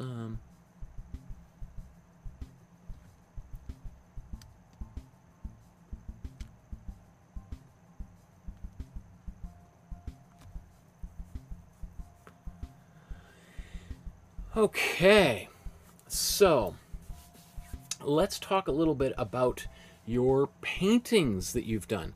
Now, some of these are going to be paintings from classes, and some of these are going to be paintings that you've created on your own. We're going to look at some paintings from previous classes that we've already kind of talked about in the past, where many people submitted works and we looked at them all together as a group. After those episodes, feedback episodes air, I just include them with the larger body of paintings here. So here's Ari. We're going to look at a bunch of paintings by Ari and her version of Florine Stettheimer's the ballet costume. I loved this painting. I think when we did this painting, I used a whole bunch of found materials. I think I used like a bug screen for the dress and some flowers. I think I got those flowers I can't even remember where. I used to have it hanging up there. I don't know where I put it. Anyway, this is definitely a fun painting. And what an incredible eccentric artist Florine was. Really wild character. Definitely way ahead of her time. A person out of, from a... I think what's really interesting about people like her is you realize that the culture's not on one straight evolutionary trajectory. Sometimes we look at art of the past, and we just think, oh, those primitive cave dwellers. Well, we sure have evolved, haven't we? And then you look at people from 100 years ago who were in many ways way more progressive than people of today, and you're like, oh, huh. Like, I don't know if you've ever read Homer's Odyssey, which is one of my favorite books of all time, but I remember having almost an existential crisis reading that book and being like, oh, this is written like 3,000 years ago? Like, this is better than any Marvel movie I've ever seen. Like, how is it possible that this book is so, like, what has anybody done since then that is better than this? Or reading Cervantes' Don Quixote, like, if you think postmodern self-referential art is something that began in the 80s, well, Don Quixote is like, what, from the 1500s, considered to be one of the first novels. Anyway, I just say that because I think it's maybe a blind spot Western culture seems to have about always moving forward and not recognizing the great things of the past. And I think this is, first of all, also Ari, this is a great, really wonderful interpretation of this artwork. I just want to zoom in, see if we can. So it looks like mostly, it looks like you've, how did you do these? Oh, maybe that's some sort of, the flowers are textured acrylic paint with a little pouring medium. Wonderful. Well, that's interesting. The pouring medium dried with that level of texture. I would have imagined it would go the other way, that the pouring medium would self-level and we wouldn't have those sort of that texture. Good to know. That actually turned out really good. It's almost like that puffy pens I remember they had in the 80s where they would just draw and make kind of puffy paint would kind of come out of the tip. Really cool. That's great. I love how that turned out. Love that one. Well done, Ari. Wow. Here's your version of Mary Cassatt's portrait of a smiling child. I loved painting it, and I love my result. I agree. That's great. I'm doing an in-person painting class beginning in September, and this is one of the paintings we're doing. We did this one, obviously, in the here on the as one of the live streams, but after painting, I'm like, this is a good one for learning a little bit about portraits, but it's also very playful, and it kind of allows us to be both learning kind of more traditional academic painting processes, maybe even a little bit of glazing, and then also being really expressive and modern, which is, is, you know, one of the reasons I chose this painting, but also is a great testament to Mary Cassatt as one of the great groundbreaking artists of the 19th century, but also of all time. You know, Mary Cassatt was the only American to exhibit officially with the Impressionist painters, who were mostly, you know, at least the main Impression exhibitions all occurred in Paris, and she was there, and along with a couple of other women exhibited with the boys, and there's very few other Impressionist painters that were as good as she was, and I think it's a bit of a shame that Mary Cassatt is not as well known as really she should be, because if you're looking for like an iconoclast and a groundbreaking artist, male or female, it was hard to find a few people who did more during their lifetimes than Mary Cassatt. Okay, excellent job, beautiful. I also really like this. I don't know if did we use a blue as a background. I can't remember, but there's just the way that every brushstroke on this, including this kind of blue wash on the background, very well complement the overall picture. Wow, a copy of L'Homme dans la Prairie by Suzanne Valadon. I really want to paint some cows. I mean, I'm aware of Suzanne Valadon. Suzanne Valadon, we painted a picture, or a part of a picture, a detail of a cat in the very, very beginning, maybe like 3 years ago, as part of the Intro to Painting series before I started doing the Master Study classes, which has been very popular. I think we're actually going to look at a few of those coming up here. But Suzanne Valadon, also another, well, Mary Cassatt is quite highly rated. She's, you know, one of the most famous Impressionist painters of all time. I still think she should be up there in the same breath as Monet, but I don't write the art history textbooks. But Suzanne Valadon, also a great artist. She also was famous as a model, posed for, you know, many of the great, you know, Picasso and Matisse and all those fellows. And so it's kind of, in some ways, I think that has caused people to kind of write her off a little bit. Oh, she's just a model who happened to paint. But was a great artist. So I'm really proud of you, Ari, for you know, making more artwork by that great artist.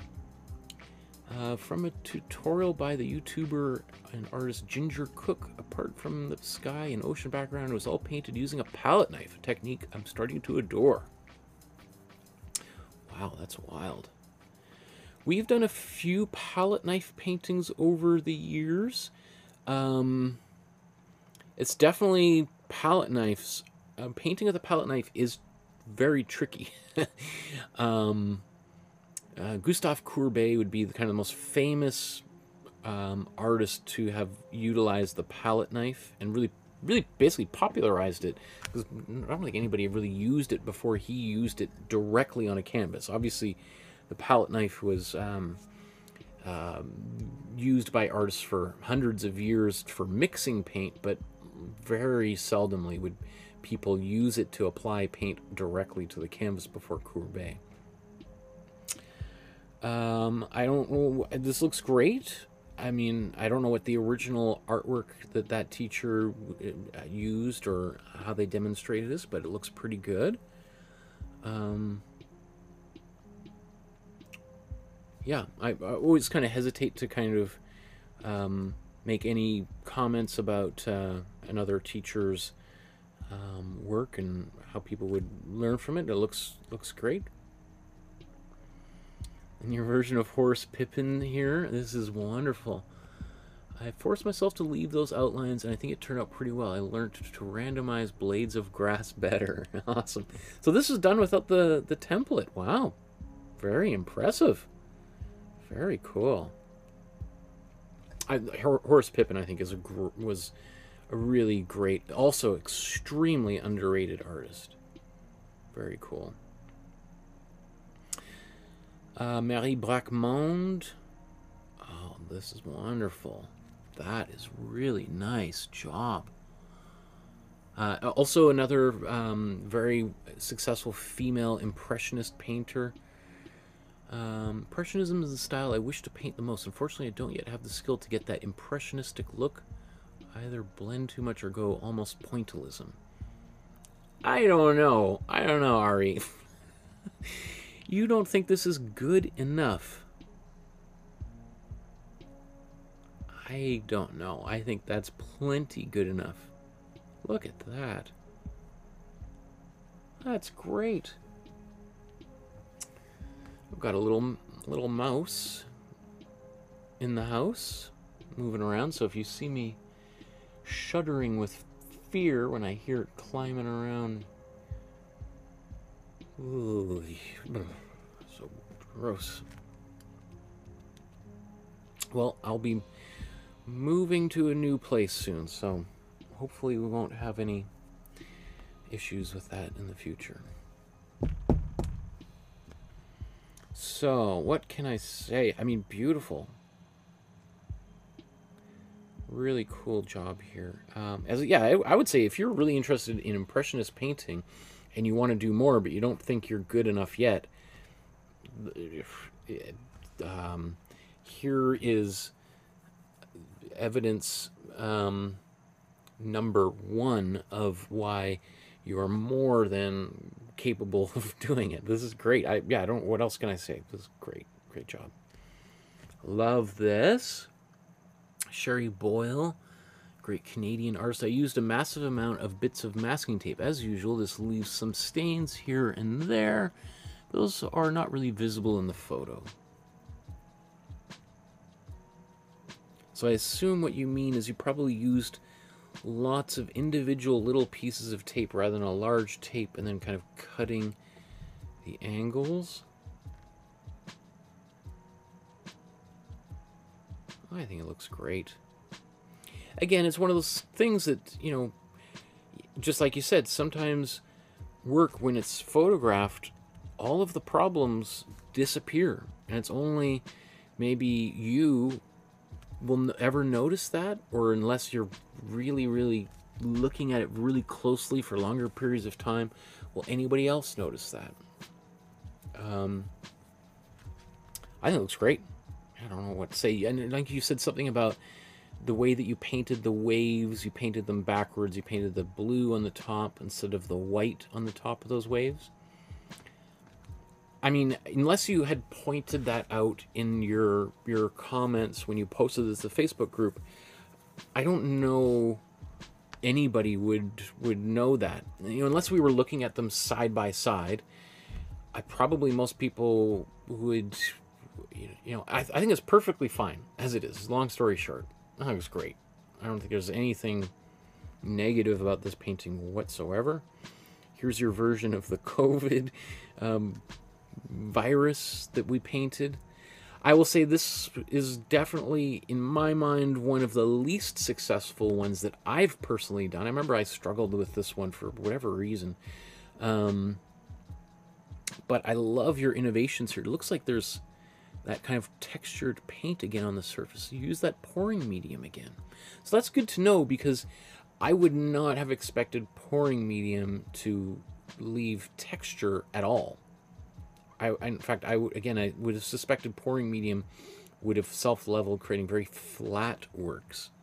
So that makes me want to, I think I have pouring medium here, get that out and play around with it a little bit and see what, if I can get similar sort of results. Because I think this is a great innovation. I think you've taken my painting, which was, as I said, certainly not my favorite, and transformed it into something really great.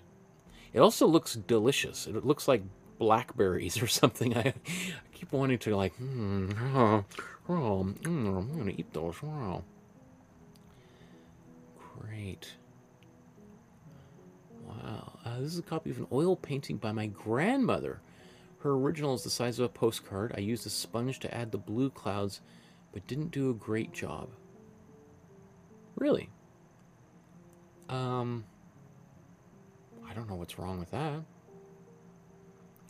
Well, I mean, yeah, I'm not sure what else would we have expected to happen here? Looks great. I mean, it's definitely not, I think I have used a sponge on occasion. What have I used? To be honest, I can't think of the last time I used a sponge in a painting. Sponge is definitely less common to see in painting, or at least the kind of artists that we've been talking about. It's often used a lot more by watercolor painters. In fact, it's almost always like well, maybe even considered to be a central tool in a watercolor's toolbox, because often you'll use a sponge for doing washes on backgrounds, because you can put some water, and sometimes they'll coat the whole surface with water very quickly with a sponge, and then you can take a little bit of color and just sort of sponge it in there, and the color kind of fades, or not fades, bleeds out.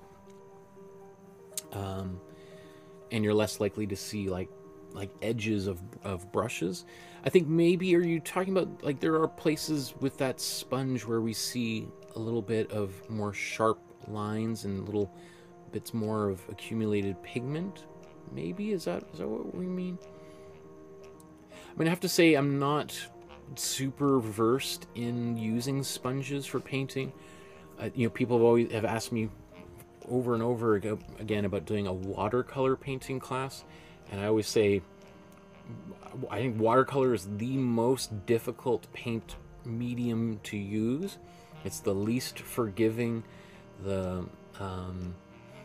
Which is, again, the great irony is often probably many of us, the first kind of paint we ever used as children was watercolor, because of how easy it is to clean up and set up.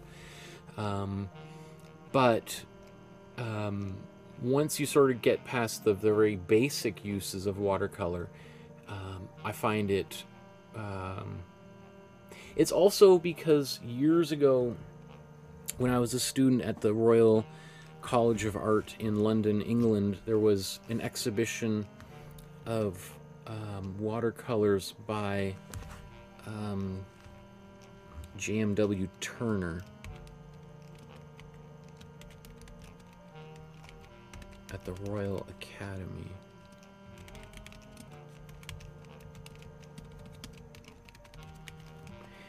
And when I was a student,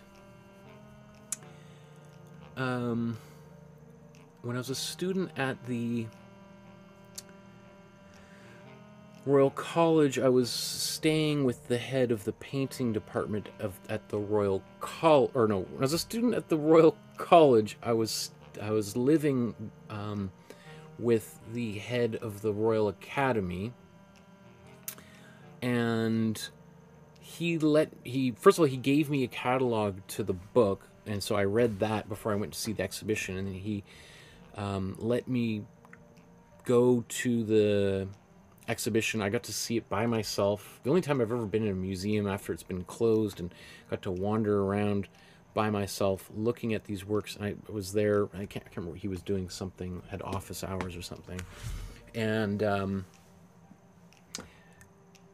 so probably my experience of seeing those watercolors was colored by the fact that I was had this extremely intimate experience looking at the watercolors of and sketchbooks, drawings by Turner.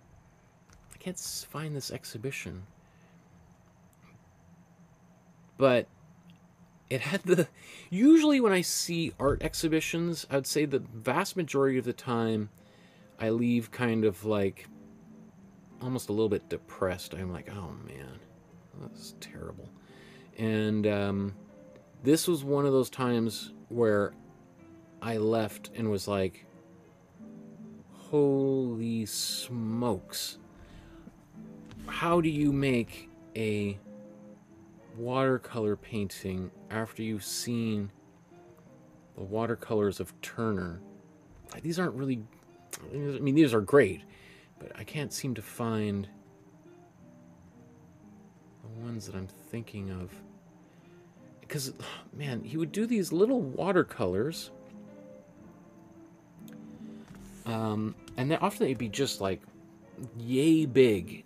And they'd be it's like you were looking through a telescope at, you know, a far off land of, you know, there'd be mountains and hills and a little rope bridge across a valley with a guy and 2 sheep, and they're like, how is that possible?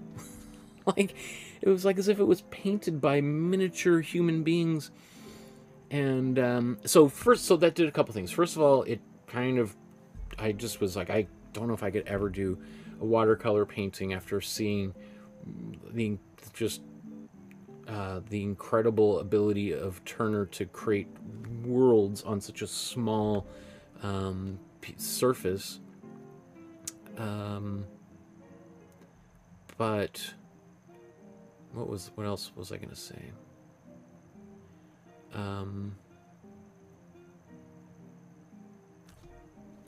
There's something, I had lost my train of thought as to what else about it was, just blew my mind.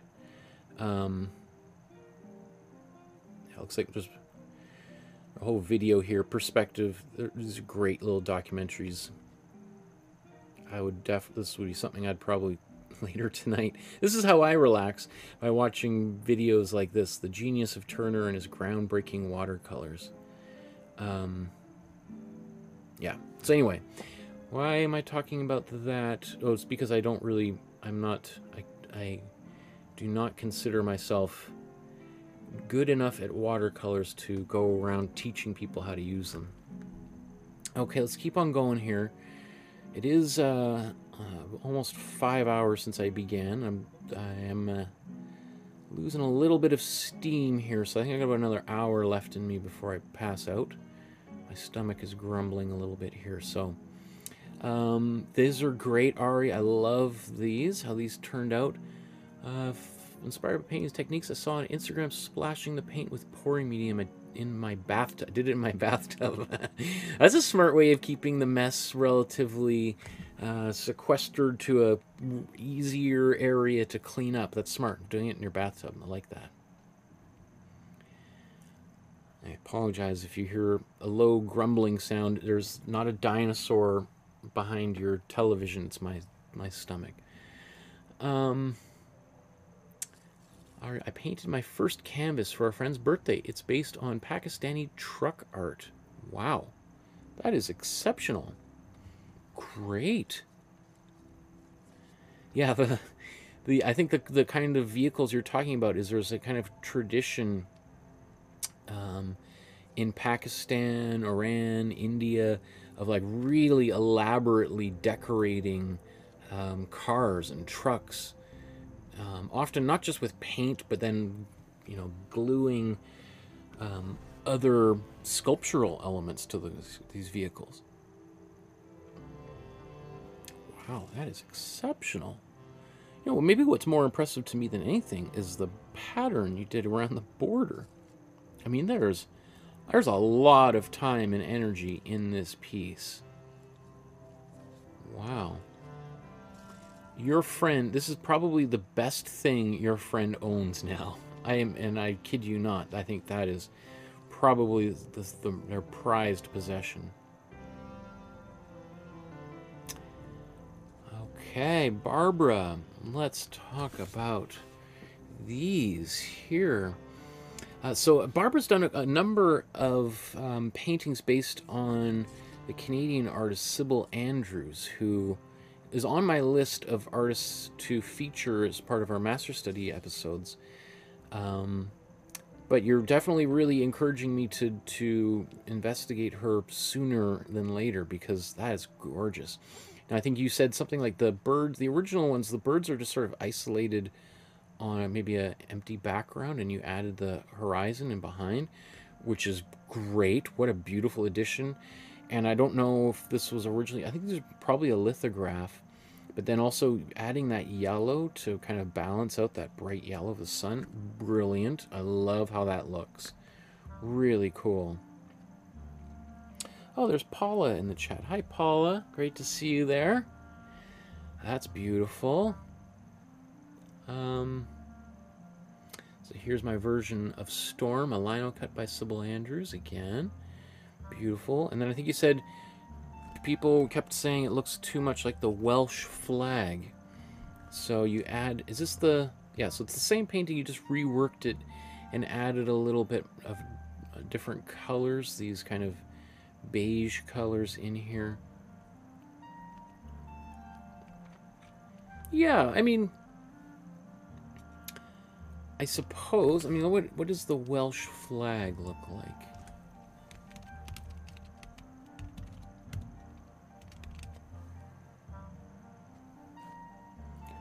Yeah, I mean, I suppose, you know, the Welsh flag has, you know, has those three colors, yellow, or sorry, white, green, and red. So there's that. Also the kind of pointy nature of all of the elements that she created in there also kind of have those same kind of, the angular nature of the and of those lines as they come to a point, as well as the kind of curves there. I guess I can see what you're saying. It doesn't bother me. And not only that, I think that could be really cool if it looks like the Welsh flag. Yeah, I mean, I think what you've done is a kind of cool little innovation, adding an extra little bit of color. I suppose it takes away from that original connotation. It's also kind of just makes it look a little bit more fiery. All right, I think but very cool, awesome. Wow, that's a drawing. Okay, cool. I thought that was a painting originally. Beautiful colored pencils. It's kind of nice that instead of using just a white piece of paper to draw on, you've used this kind of brown color to do your drawings on. And so that's something that I think everybody may want to consider when you're doing drawings, because you can buy sketchbooks with, I mean, the vast majority of them have white paper. But if you spend a little bit of time at your local art supply store, you'll notice that they sell sketchbooks with gray paper or brown paper, and often there can be lots of different kinds of browns and gray levels of value. And so, and sometimes those can be a little more expensive, so you can always buy sheets of paper individually that have got some color on them. And one of the reasons why that can be nice is when you're drawing on a white piece of paper, basically everything has to get darker, right? I mean, you can use white pencil on white paper, but it's barely going to show up. Versus if you start with a gray or mid-value, or like a brown even, and it could be blue, it could be green, orange, purple, then you're starting kind of more from the center, and then you can use white and lighter colors to brighten, but then you can also use your darker colors to darken. So you're kind of starting in the middle and then lightening. So when we're talking way back at the beginning about a drawing that looks, how do we draw snow? Well, if you're drawing on a white piece of paper, well, then everything else has to get darker. The snow has to stay white.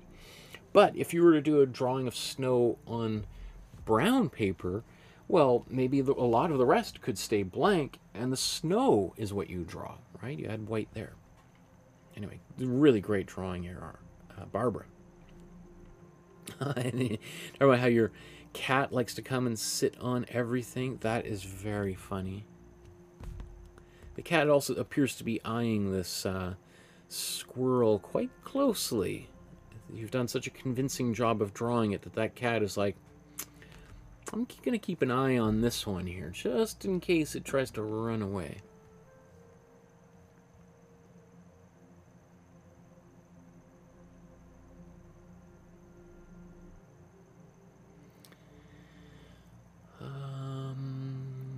Okay, Kathy, we're back to your paintings now. And Kathy posted this picture of the Mostenbacher's Liftoff. I think I probably, in one of the episodes of the beginning of the Master Series, episodes we're talking about materials, I encourage you to pick up a bottle of this. I have a few different ones here. I actually have a few other sprays that are similar to this one that I've tried. I actually would recommend this one. I think this is probably the best bet for most purposes. This is, I literally, every episode after I'm done my painting classes, I'll spray that onto the table, and it allows me to wipe off all the paint even after it's dried very well. There's a couple other ones I've used that I've sprayed on the table that I only sprayed it once, and it completely removed the grid that was on my table. So you can, and so, you know, I think this, you can see probably like that was where the edge of one of the canvases were, so that's where a lot of the paint was. So I sprayed it around there, and I took, you know, a little scrubber and scrubbed, and I was like, ew, it's taking all of the lines off here, which is not such a problem, but I tend to use those lines when or at least I was, so that I could kind of square this up, and I could know, you know, and always had to kind of fit within a certain range. And now when they're gone, that's why sometimes you see me painting and my canvas is off on the side, and I'm like, I'm gonna put it right.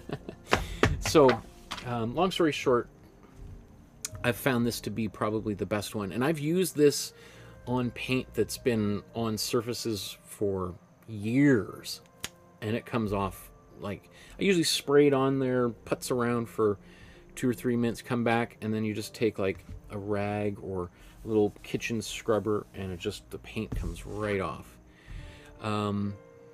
Which means it's probably super toxic, right? You don't want to be, like if you put it on any surface in which you're eating food off of, I would, once I got the paint off, I would be very careful about really thoroughly cleaning the table. Like, I wouldn't want to put a donut on my table and just be eating it, unless I had, you know, afterwards cleaned it thoroughly. I'll use, let's say, like antibacterial cloth, you know, like, you know, these kind of just disinfectant wipes after I clean the table, so then I clean it off again as well, just because I don't want to have any kind of chemical on there. You know, you see my hands on here all for the past 5 hours.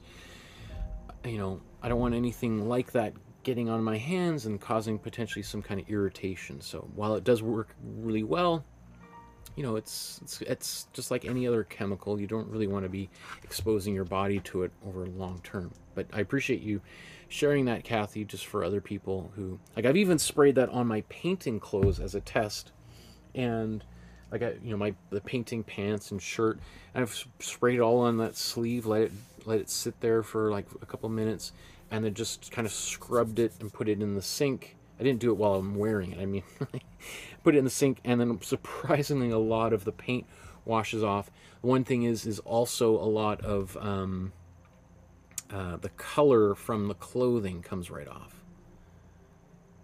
Now, not sure what this is from. Was there a painting or I don't know why that was there, but move on here. This is Kathy says, these cute birds come searching for crumbs on our holiday. Hawaiian cardinals. I wanted to try something of my own. Suggestion, should I add more branches? I think this looks great. Oh, there's Lolly there. Lolly and Paula coming into the chat. Love it. You know, if I keep doing these streams long enough, we get the whole band back together eventually, right? Now that I've been talking about skin irritation, I'm like, now I just feel my, was it psychosomatic? I'm going to projecting that I'm really itchy all of a sudden. So by the end of, I'm like, scratching all the skin off my arm. This looks beautiful.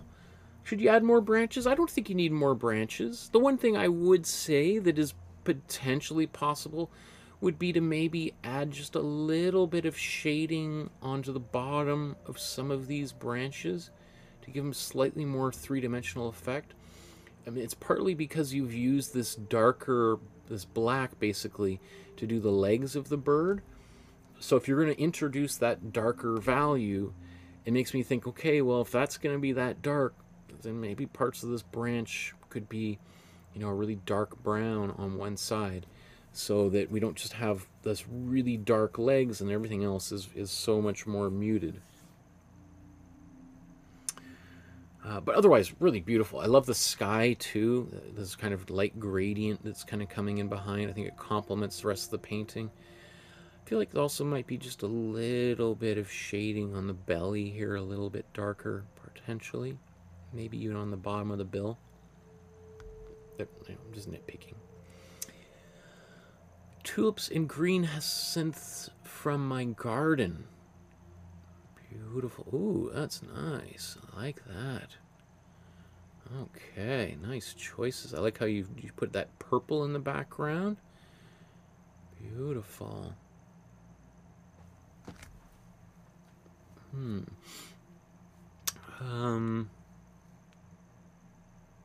Really good.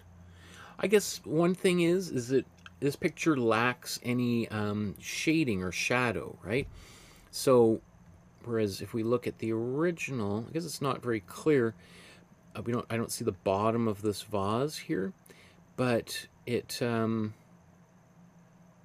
know, we would probably expect there to be some kind of shadow going in some direction, maybe in multiple directions. Also, the original had a clear vase. This one is opaque. You know, would we see a little bit of shading in a few other places? Maybe, maybe not.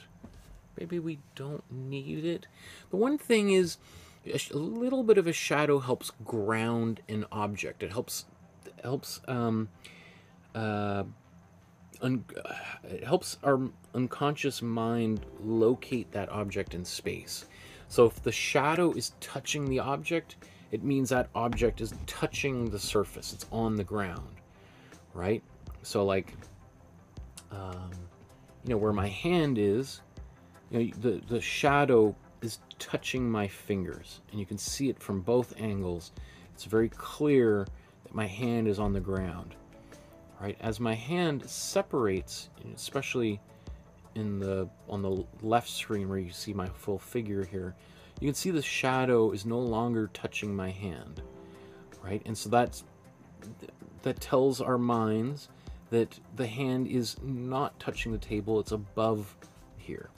So when I look at this image, when I don't see any shadows here, it can make for slightly, it becomes not necessarily clear that that vase is on the table, that it could be floating. Now, it's quite likely that it's sitting on the table. And, you know, there's a long history of modern art where artists, you know, threw a lot of those conventions out. I guess the thing is, you know, the background is painted very simply. Nothing wrong with simple.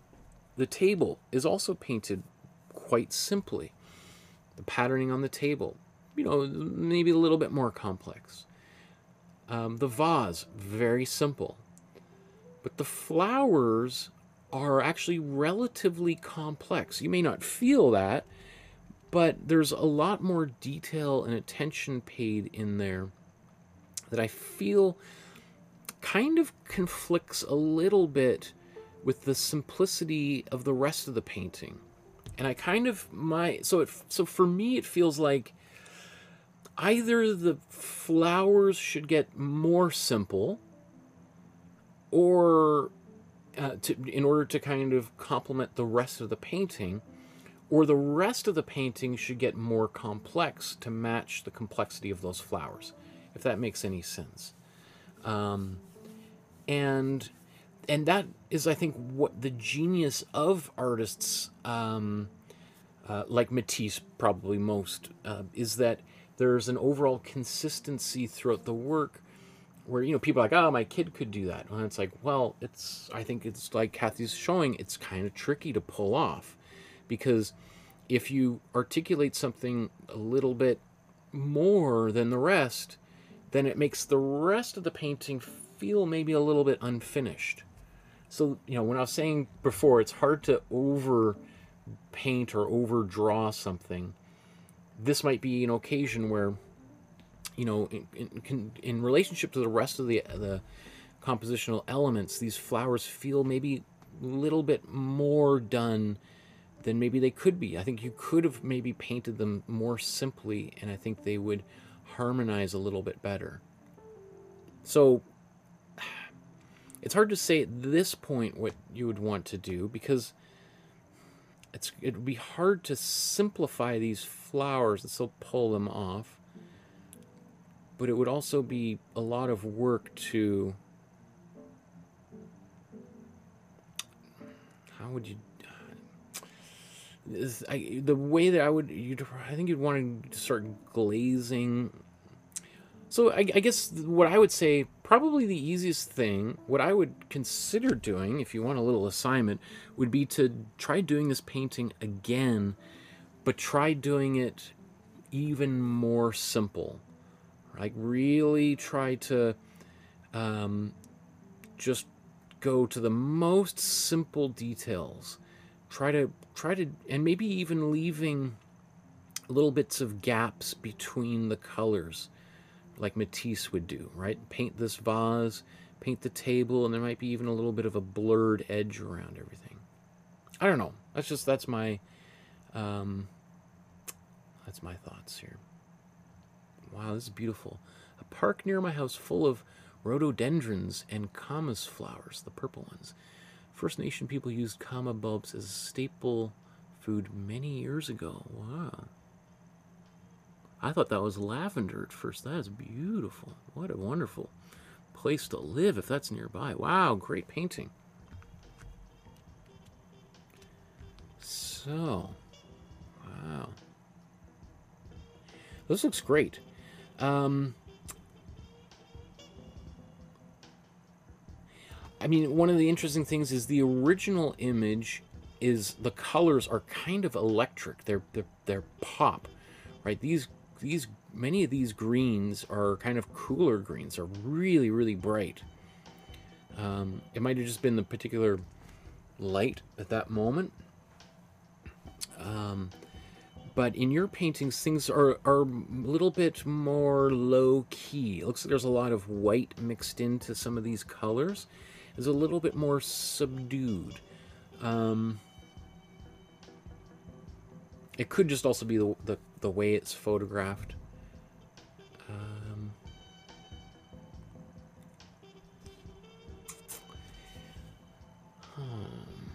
What else could I say here? I mean, this is a tricky one. This is a tricky one because it's almost like when we were talking about the warm and cool colors, you know, you've got like actually quite a lot of cooler colors almost magically in the foreground. And then you've got actually relatively dark trees in the background. You know, kind of two things that you generally wouldn't want to do in a painting. And that would be a trick to pull this. I think you've stumbled upon a real life instance where many of the things I've been talking about are like using warm and cool colors, their darkest value up close, are being really challenged. Like, this would be the kind of thing that I would give to myself and be like, how on earth are you going to pull this off? Man, I'd have to really think about how to paint that painting. So, I mean, I love that you attempted to do it, but pulling it off is a whole other thing. Yeah, I'd have to really think about how to do that. Girl on a Terrace says, "You are awesome, sir." Thank you, my friend. Are you always on a terrace, or just when you came up with your username? Oh, there's Pascal and Lolly chatting. Okay, so Kathy's painting here, the Emily Carr's Bounce of Spring. That was fun. I started with lots of dabbing, impressionist-like, and then kind of went my own way. I think it's great. I do think, like, you know, maybe it's just the last couple paintings, but looks like there's a lot of white in this painting. And you may want to consider some areas where there's more saturated paint and a little bit less tinting of the colors with white, especially as we get closer to the foreground. Now, I can't remember... Oh, I see my version of it down there. Wow. My version has very strong colors and darker shadows. I can't remember what Emily's original version of this is. But again, you know, you've just provided an example that really challenges some of the more traditional quote-unquote rules or suggestions of color application and value application. So I, you know, makes me question how, but yeah, I would, because well, I mean, I love how this turns out. This, especially, you know, my favorite parts are in the background where we do have more muted colors, and so I guess what I'm looking for is more vibrant colors, so using less white essentially in the back or in the foreground. So the colors in the foreground are more saturated, and that's going to create more depth because you've got these grays in the sky, which I think are beautiful, beautifully done. But to kind of create more volume, you probably want to have a little bit more saturation up front. Wow. Okay, so here you go with bright saturated colors up front. We've got this bright yellow. Oh my goodness, that's gorgeous. Emily Carr, Beacon Hill Park, Victoria, BC, where she grew up. I'm in my dabbing phase of painting, or dabbling phase of painting. I love her style. Yeah, there's, I think, very few artists who are able to convey the feeling of wind quite the way Emily Carr did. She is, yeah, one of the greats for all sorts of reasons, but I think excellent here. SK Evil Wolf with the triple hearts. I appreciate that, my friend. Wow. You know, just the way that you've painted that sky, that is gorgeous. And you can see too, like, with this little bit desaturated purpley blues on the horizon, it pushes them further back versus especially right next to these more saturated yellows. Even though they're cool, it pops them in front of it. So I would even suggest a little bit less white right here in the foreground. So putting less grays and stuff up front, if you can avoid it, I think is good. I'd have to see what Emily did here, but it's really cool. The reason why some of these more saturated and warmer blues work well up here is often, you know, the top of the painting is not necessarily the furthest thing from our field of view, because often, you know, that's the sky. So this, you know, the far background could be like the horizon, right? And the bottom of the painting is often, you know, the grass or something in terms of a landscape closest to us. But then the sky is obviously coming back closer to us. So often at the very top of the painting, you sometimes have some warmer colors there because it kind of acts as like the dome coming back over top of the viewer's head or the artist's head, right? Beautiful. I really like the colors in this one. That is gorgeous. Okay, moving on from Kathy to Crystal. Crystal's got a few pieces here. Thank you so much, Michael, for your acrylics and drawing classes. I did these in my sketchbook. Cool. I love this Vermeer.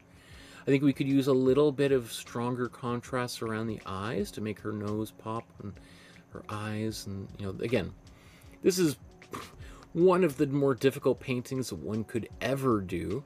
So the fact this seems like where you've began, or at least this is one of the first paintings that you uploaded to the Facebook group, shows that you're certainly willing to take on a tough challenge.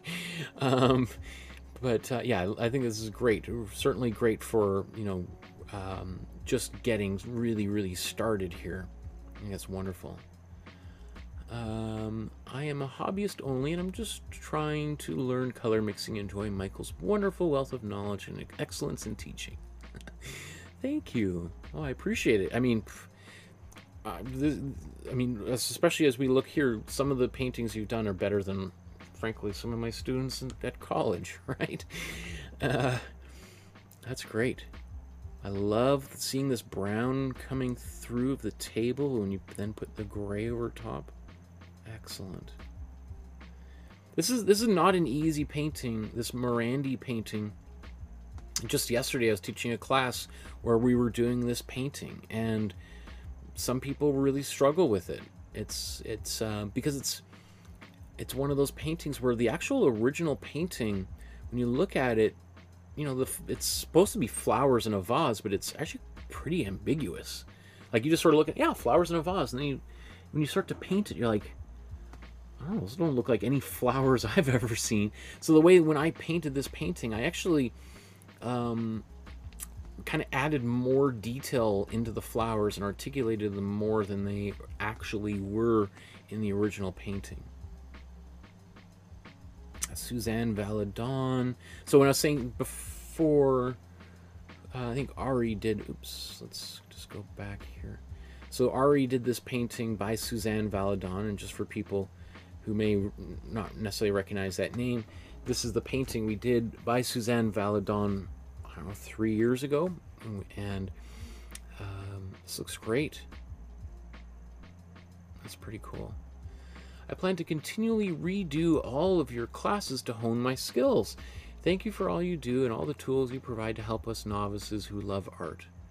That's great. You know, that's one of those exercises I think about doing frequently. I am always kind of wanting to move forward, but sometimes I think, you know what, I kind of feel like going back, and I think what I'm doing right now is I'm getting ready to move studios, is I'm finally getting around to photographing a lot of the paintings, and so it's making me look at them a little bit closer, and I ultimately want to do like the top 20 paintings I've done, the worst 20 paintings I've done, the one, you know, and just sort of, you know, having a video episode like that and talking about them. But it does make me think, like, man, if I took those 20 worst paintings that I've done, not saying the original paintings were bad, but just my interpretations weren't too keen on, and then trying to redo those and see if I can, especially years later, because I myself have gotten way better at painting, especially with all sorts of different techniques, having taught this class for the past 4 years, which is one of the unintended benefits of teaching in general, is that the more you teach, the more you've got to know. And so I have a way more confident in my own painting than I ever was before, because I didn't necessarily paint in the styles of most of these artists that we've done, so I've had to kind of learn on the fly a lot. So I think that would be a great exercise.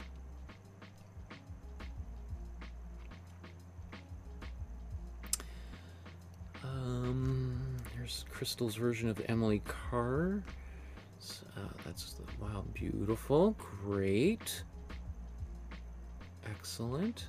I think there could be even a little bit more articulation, since you've done a little bit of this. I think if you're watching this video, you could go back and do a drinking game to the amount of times I said articulate in this paint. I gotta find a synonym for articulate. that I feel like these buildings, the way that they've been painted, kind of demands that more of the painting have a little bit more outlining happening or articulation, right? Just because it makes them just sort of feel like they're so well defined. There's a good way. They're so well defined, and yet the area around them is a little bit ambiguous. And probably in reality, that would be very unlikely. We would see some bushes or trees that are more defined around them.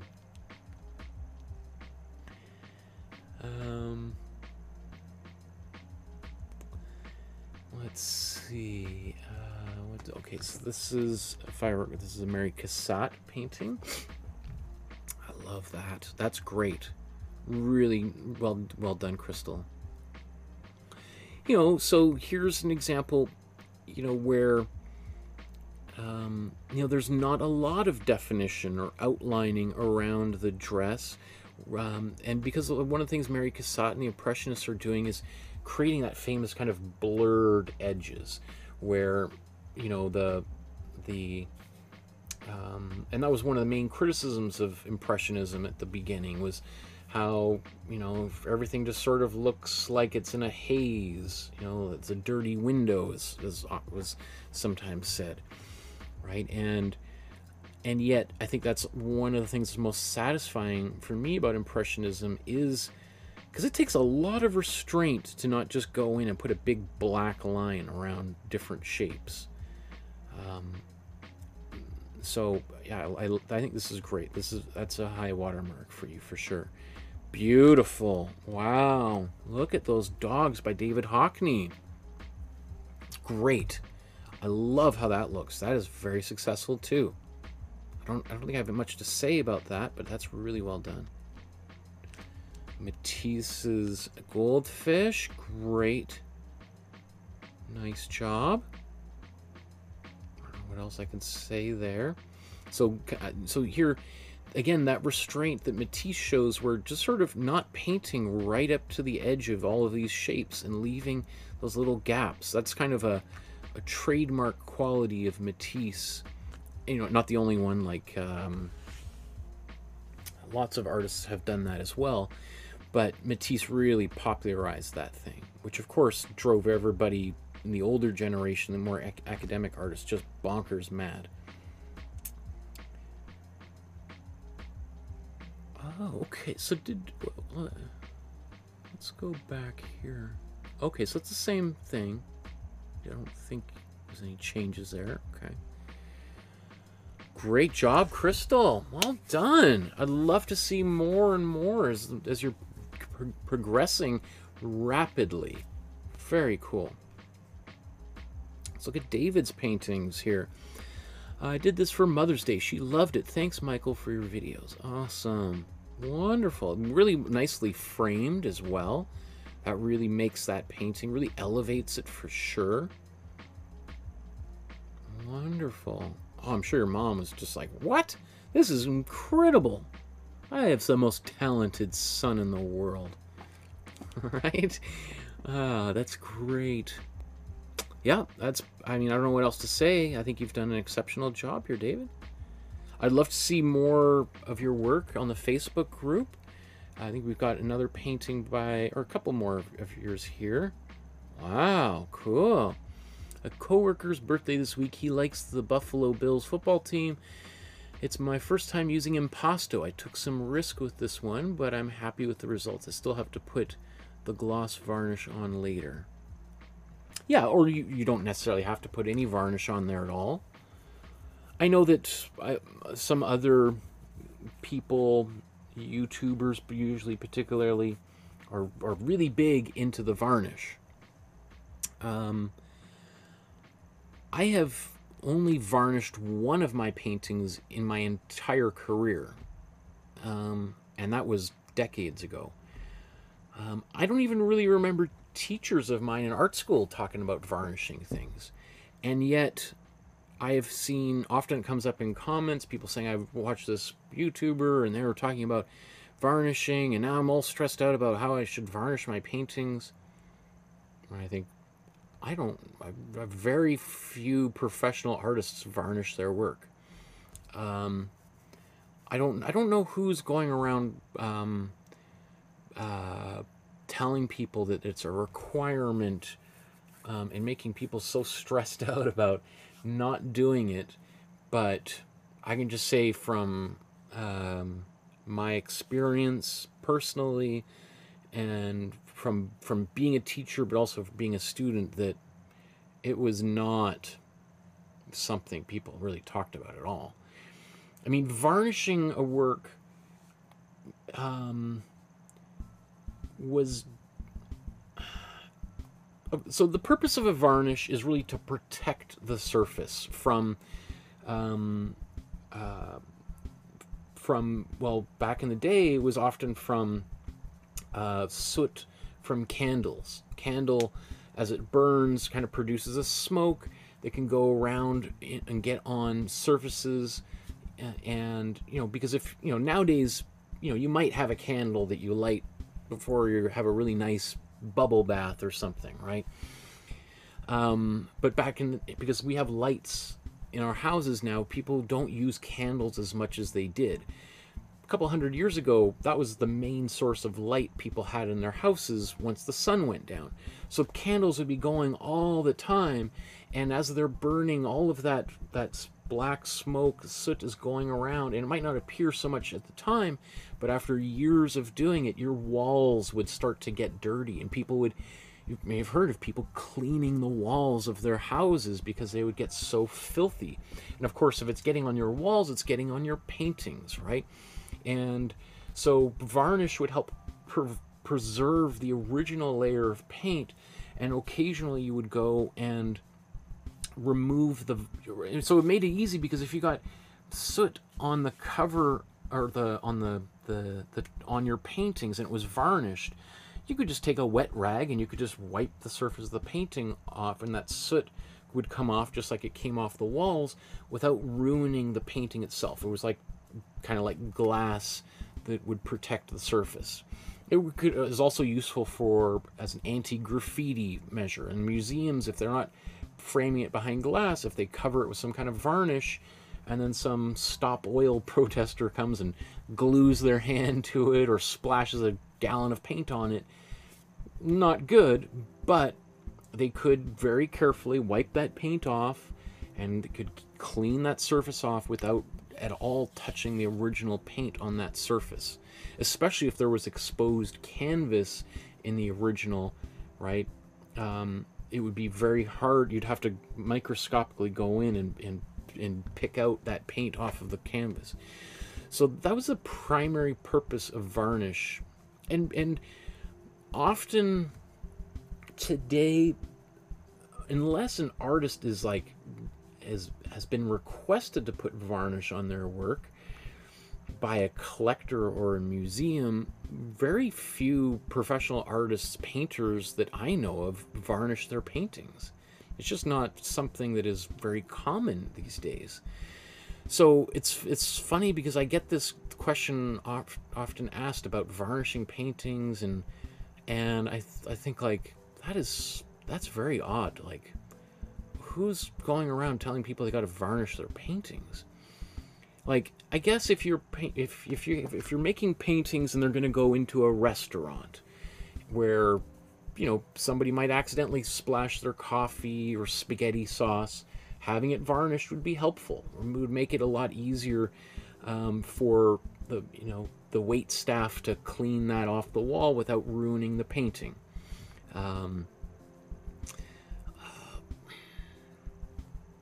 Otherwise, most people are just not varnishing their work. So it's just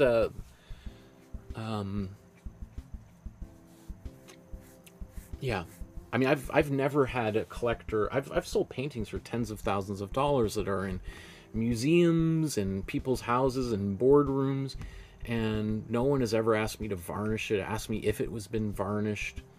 I've told people if it's damaged or there's something on it to call me first, and I will gladly come and clean it.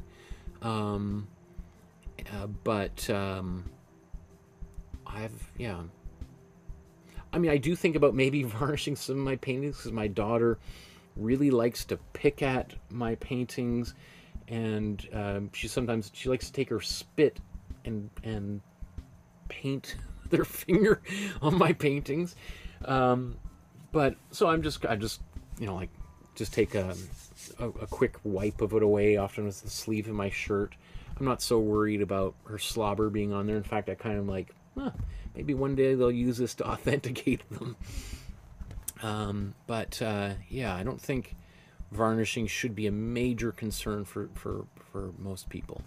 And I know that would probably put me at odds with what some people here on YouTube have to say, but I also, I'm one of the few persons teaching on YouTube that also teaches at the university level,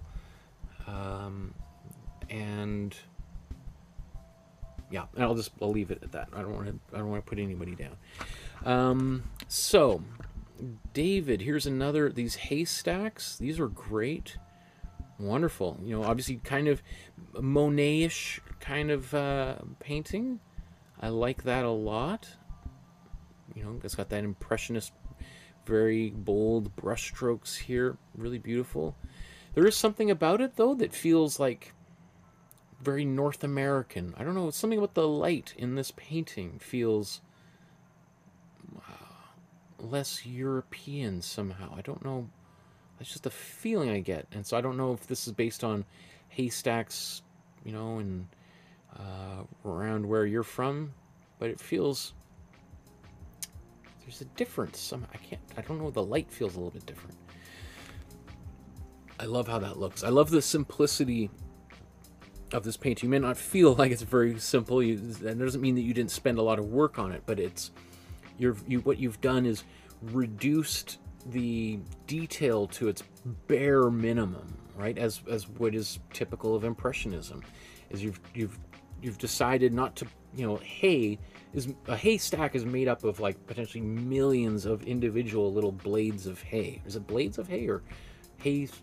Is it a stalk of whatever they call hay? And yet, obviously, we don't see millions of little tiny hay brushstrokes here. So you're focusing on the larger gestalt, and I think that's not easy to do, right? You're having to make some very tough decisions as to what is the overall image, and working towards that and omitting the details. I like that. Great job, David. So Elizabeth here, wonderful. Look at this portrait by Van Gogh. So what it looks like, how is this done? Okay, there's some sort of, I added my style to his portrait but tried to stay true to the iris paintings. So we have this kind of drippy stuff going on in the background. How is that done? It almost looks like you've poured something over it that ate away at the paint to give it those streaks. Or maybe you took the backside of a paintbrush and maybe you kind of drew into the paint in kind of a wobbly, that's probably what you did, right? But it looks great. I like that. It's kind of nice to kind of peel that paint away. And you've got these staining techniques. You've got some drips and splatters. Very cool. I love that. I always say it's really nice to make these paintings your own. I try to, in each one of these episodes, try to hew as maybe close to the original as possible for those people who want to really learn how to do the painting as close to the original art style as possible. So I don't tend to do a lot of that myself, unless I get to a point where I'm like, yeah, I kind of like what I'm doing, I'm just going to keep going in this direction. But generally I try to stay as true as possible to the original, but that doesn't mean that you have to do that at home. And so I love that you've taken that creative liberty here, Elizabeth, to make this painting your own. Great job. Wonderful. Those irises, gorgeous. Really excellent.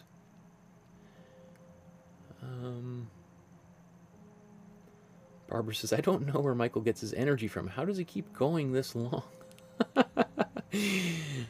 Uh, well, you know, it's for me. This is really, really rewarding. Like, it blows my mind that there are so many people who have been engaging with me through YouTube for the past 4 years. Like, the fact that there's millions of views on my channel and tens of thousands of subscribers, like, I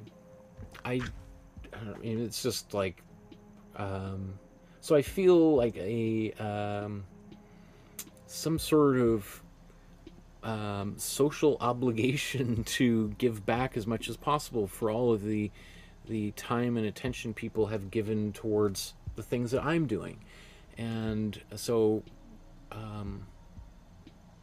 because it's, you know, again, people often sit here and watch me work for hours and hours and hours and hours and hours and hours and hours at a time. So, you know, spending, you know, a few hours every few months doing this is like, makes me, it's just like, wow, I love it. So, Elizabeth says, I'm new to this group, but I have watched Michael's classes on YouTube. I did this Van Gogh last year with the irises. I enjoyed the class so much. Very cool. It looks great. Yeah, I don't know what I can't really offer anything except for the amount of patience and detail. You know, painting this painting it requires patience, especially because of all these overlapping leaves, right? That it's one of those things that can, if you're not patient, can quickly devolve into a mess. You're just like, it's takes so much time. Oh, these overlapping lines, and it can get really messy really quickly. So whenever I see anybody tackle this painting, I'm like, that shows, you know, determination and patience, more so than a lot of other paintings. And so, yeah, great deal of respect for anyone who tackles this one. Elizabeth, Picasso's Child with a Dove. These classes are amazing. Thank you, Michael. Oh, thank you, Elizabeth. That's great. Yeah, isn't it cool to, like, this is, I think, a painting that was a really great example of the importance of building up layers. Because I always hear from people like, it seems like a lot of work to, like, why don't I just paint the green to begin with? Why don't I just mix the purple, put it on there right off the bat? It's like, well, because if you want it to look like the original, you want to know how Picasso got this effect where the painting kind of glows, you got to put a couple extra layers on there. That's what makes it work. So putting this kind of purpley color, magenta, I think, underneath, and then putting the green on top, it's like, oh, well, that's a color that's literally impossible to just mix one layer of and get it. There necessarily is multiple layers working simultaneously together that coalesce in our brains to create this really cool effect. It's really great job. Great job, Elizabeth. Okay, Jean, I don't know if you're still here in the chat, but we've come back around from your drawings. Now some paintings of yours. So, Jean, a little nervous to share. I've been taking drawing classes and had this idea, so I pulled out the paint and practiced and ended with this. I have a long ways to go and will begin the painting courses. Cool.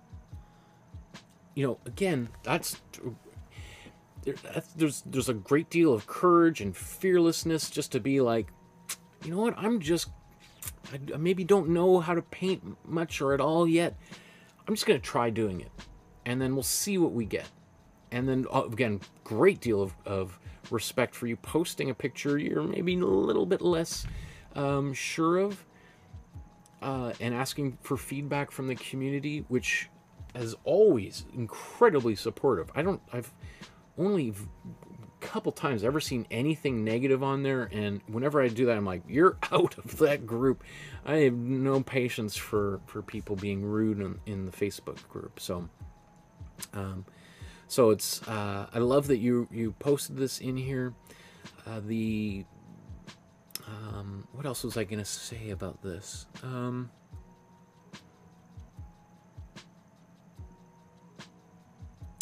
yeah, I don't know.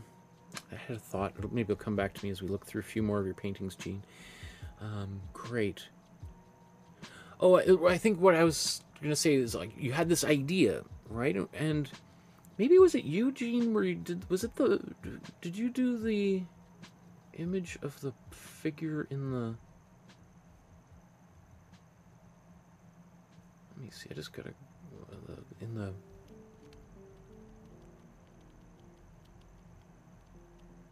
yes, okay. So, okay, I just want to bring this back up here. So we talked about this maybe 3 hours ago. We were looking at the drawings, and what I really admired, Gene, is how you had this idea, and you're during a dream, and you got up and you did this drawing of it, and I think that's so cool. And the fact that you've kind of done the same thing with your paints, and you're like, I had this, like, this dream or this thought, this vision, and I just felt a need to paint it. Oh, it makes me so happy. I just get so excited about that. And the more and more you paint, the more articulate you're going to become. There's the word. Take a drink. The more you'll be able to use your abilities to describe the thoughts and feelings, dreams, visions that you have. Right? I mean, think about like Frida Kahlo is a great example of an artist who used her painting skills to communicate all of these bizarre, weird, fantastical, dreamlike, surreal images, and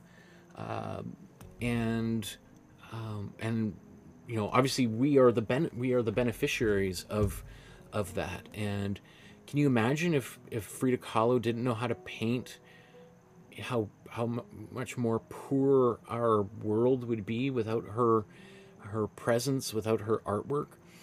And so it just makes me super excited. If this is what we're doing when you are just beginning the painting courses, and yet you've got such a vibrant imagination, man, we are just waiting to see, like, what you create here in the future. So, Jean says, if you know Grandma, you would recognize this letter in the mail. She always leaves a message for the mailman on the outside and the words, "In God we trust," on the front. That's cool. So, this is, I assume, your grandmother, and this is sort of like a what would you say, like not a tradition, but a gesture that she developed to kind of write little messages on the envelopes for the postal carriers and maybe for other people. That's cool. I always sort of imagine, like, whenever I travel, I like to write postcards to friends. I always either go to museums and buy little postcards, and when I'm sitting at a coffee shop, I'll write little notes on them. And I'm always kind of in the back of my mind a little bit aware of that, when the postal deliverer is walking up the steps to my house, they're probably reading it, and nothing salacious on those postcards, but I always wonder, just about the, postcards are they're not private messages in envelopes. They're kind of public, and yeah. So I think probably in the back of my mind, I'm always thinking, like, maybe I need to make this clear enough so the who's ever delivering the mail doesn't feel like they're excluded from the message. I don't know why, but I just sometimes.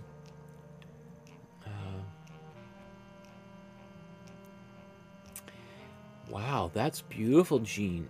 For home for Father's Day, sat by a false river, enjoying the breeze and having a nice time with watercolors. I like this a lot. I like this for all sorts of reasons. I like you may have started this drawing with pen and then finished it with watercolors.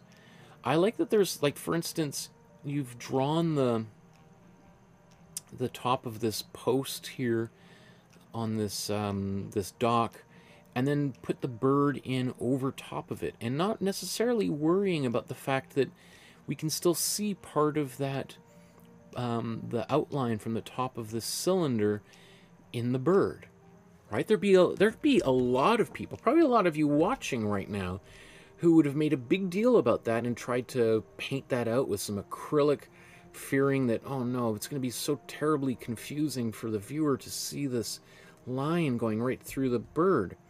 Whereas Jean is like, well, you know, if I paint some brown over top of it, that line almost totally disappears. And it can kind of, there's, you know, even if there's that line still there, what's so bad about that? That is stuff that I love to see. You know, it doesn't always work as well as it's working here. But, you know, it goes back to that thing I was talking a little bit earlier about erasure of just because there's a mistake in there, and whether you even consider it to be a mistake is a whole other thing, doesn't mean it needs to be removed. You know, again, art is different than an accounting ledger, right? If you do an account, if you're coming up with if you're putting all of your numbers for your taxes in there, and you write down $800 instead of $600, and you don't erase it properly, then maybe the person at the IRS or Canada Revenue looks at it and is like, what is going on here? Is this 800 or 600? What's going on? Okay, we're going to investigate this person, right? That's an instance where, you know, cleaning up your mistake is really important. And in almost every other facet of life, erasing your mistake is generally considered desirable, right? You spill wine on your carpet or your floor, you probably want to do your best to clean that up, especially if it's not your carpet, it's somebody else's. But when it comes to art, cleaning up your mistake and erasing it completely is not necessarily I'm not saying not a bad idea, but maybe could be counterproductive. Think about, you know, I'm a pretty big Beatles fan, and if you're a Beatles fan, we've been pretty lucky over the past year with the Get Back documentary, and there's another one coming out soon, or no, was it anyway? You know, one of the things about the Beatles is often there's sounds in the background, and I've watched all these YouTube videos of like, if we listen to this song and we take away all the other tracks, we can hear in the background people talking, or somebody laughing, or a plate falling in the floor and breaking. And those are things that I, as well as I'm not the only music fan who actually really likes those things, because it gives people kind of like, oh, you know, especially people who really invest their energy into it. Oh, you've got to listen to this. Listen to this little part where there's somebody laughing in the background. Who do you think that is? And they're like, I don't know. Who could it be? Oh, maybe it's not even one of the Beatles. It's Eric Clapton. Eric Clapton was in the background, right? Or there's in the Beach Boys Pet Sound recording. Apparently, who was it? I think it was, or maybe it's not Pet Sounds. Maybe it was in one of the recordings after for the Smile album. Paul McCartney's in there, and apparently he's eating carrots in the background, and like you can hear his crunch, and it's like, oh, that's Paul McCartney. So those are things most people would say, get that out of the recording. That's terrible. It's intrusive. Why do you want that in there? But those things make it so much more interesting. So long story short, Gene, I love this line coming through this pigeon or whatever this is on this dock there. I think it's great. Pascal says, did I hear happy accident? Yes, thank you, Pascal. Yes, I'd be remiss to go an episode without mentioning the happy accident and Bob Ross. And Pascal, any imperfection is what gives, or and like how you in quotation, any quote unquote imperfection is what gives the thing personality.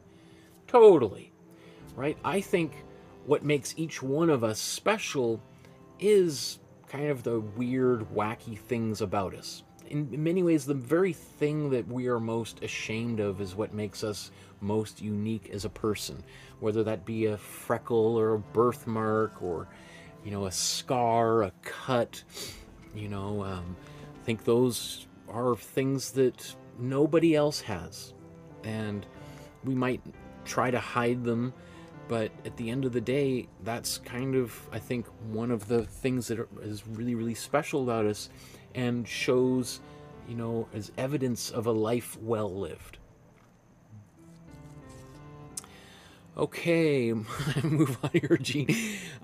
This is great. I did this in watercolor, just experimenting right now. Great.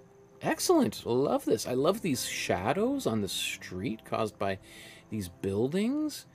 Excellent. Yeah, I love this little pathway that meanders up and down and around and disappears around the corner. Lovely. Very cool. Like that a lot. Right? When it comes to landscapes or cityscapes, you almost always want to have some kind of little road or pathway going into the work. Artists have been doing that since the dawn of time, because it literally gives a pathway for the viewer to enter into and around the picture. Gene, oh wow, what are we looking at here? So these look like leaves with white dots on them. Wow, that's wild. Like, this looks like there's a lot of energy in this painting. It looks like it was a lot of fun to paint, right? There's a lot of, there's explosive colors and lines, very dynamic. There's a feeling of immediacy painting this. This is very attractive. I really like that. Okay, moving on. Judith here. So there's a whole story Judith posted. This is my first ever Facebook post. I don't know if that's just to our group or in Facebook in general, but this is awesome. Not that I want to encourage necessarily everybody to be posting, joining Facebook besides our class, but my parents, my father and stepmother, celebrated their 50th anniversary last summer. And if I recall, the rest of the post was, you took the original photo, and I think that might be it up here, and then there was like a 25th anniversary where the family recreated the photo, and then there was like a 50th anniversary where the family recreated that photo again a second time. So we have this same image repeated 3 different times as the family grew, and now you've got even the grandson in the picture. So beautiful. Conceptually, a beautiful image, right? The idea behind this, really beautiful, really generous. I mean, just the fact that your family did this, recreating this wedding photo over and over again, is really beautiful. That shows like what a strong family connection. Very playful family too, right? Sounds like everybody in that family has got a real good sense. Well, not sense of humor, but just an awareness of time and the importance of family connection. And then your decision to kind of put that all together into this painting is really inspired, because, you know, this whole painting tells a really wonderful story. You know, obviously there's some details that are missing. Most clearly, the faces, right?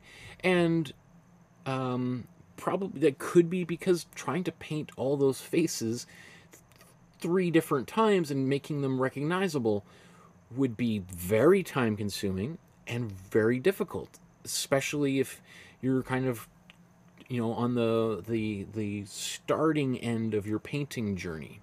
And so I don't know how many paintings you've made over the years, Judith, but there's certainly demonstrates quite a great deal of level of competence here. So it seems like you've been painting for a little while, so that maybe you would be able to paint those faces. But even then, just the time involved in doing that would be really tricky. But I think those faces aren't necessarily required for an image like this. After all, the original photographs still exist. So what this is kind of more of kind of the larger story, in which the faces don't really matter so much, because it's pretty clear, especially when we start up here, who's who here, right? You've probably got the bride and the husband here, and then maybe the children here, right? Especially if this is, you know, a stepmother, so maybe there's previous children from a previous marriage here. And then we probably have a pretty clear idea who's here again, because certain people are starting to get some white hairs here. And then as this progresses, well, we've got a little bit more white hair, and somebody's got a cane. So it's all, you know, the story kind of tells itself really nicely. I like that a lot. I think, you know, the decision to put this kind of splatter paint around, I think that works. It kind of looks a little bit like confetti. I guess in my mind, I'm just trying to think, should there be more of that? Should there be less? Should it be a solid color? Or should we kind of more precisely try to paint little confetti pieces? I don't know. I think that's good. I'm not questioning your decision. I'm just trying to think, could we make this any better than it already is? I think it's great. I think it's really cool. In fact, I mean, I was going to say, could they be done on 3 different canvases hung side by side? I don't know. Then they might look like 3 different paintings. There's something nice about this. I think, you know what, I mean, I'm just spitballing here, but just imagine if there was a 4th one, you know, on this that would reconnect with the one up top here, and that one was in an imaginary future, like the Jetsons, where maybe your original, where your father and stepmother are in some kind of floating wheelchair kind of thing, and there's we have another generation of kids with standing on a hovering skateboard, and somebody's in an astronaut. I mean, I'm just because I just think there's kind of a lot of potential here for doing really fun things. So yeah, it makes me think of like, okay, you did this painting now, but 25 years from now, what are you going to paint? And how could we incorporate that somehow into here? Anyway, great job, Judith. Let's look at Eula's painting here. Van Gogh's bedroom. That's beautiful. Excellent. We've got a bunch here by Eula, or a few. That's beautiful. I don't know what else I could say there. Let's look at... Wow, that's beautiful. Franz Marc's horse. Great. I think you did an exceptional job pulling this one off. Nothing else I can say there. And then I thought this was really interesting. I like this comparison here. You've got this painting by Soba Singh, the portrait after Guru Gobind Singh. Really happy how this one turned out, which I think is gorgeous. This is an exceptional painting. I think this is maybe even better than the version I did. I think this turned out really, really well. Exceptional. And what I love is you also kind of put in here, maybe some motivation for everybody who's just getting started and struggling with portraits. Just compare this to my first portrait. This takes time and it's tough. Sorry. A little burp or something coming up in my... So I love that you have these side by side. Your first portrait, this is Renoir's Woman Reading. versus the Soba Singh painting here. And we can really see the contrast between these two and how far you've come over. I think it's been just about a year since you've been painting with us. And I mean, this is one of those things where a picture says 1,000 words, right? You look at it and you're like that says everything about how, you know, when you commit yourself to something and you're determined, you can really make huge leaps forward. Like, I mean, this painting, this your most, I think this is maybe your most recent painting, is like, you know, this is exceptional. Like, this is professional level painting that most people don't think they could ever get to in their entire lifetimes. And over the course of about a year, you've gone from being a beginner painter to creating exceptional works of art. And that should be very encouraging for everyone, like you said, to consider, you know, because sometimes you're at the beginning, it feels so far, I'll never be able to do that. And so I love that you're sharing a bit of your own journey here.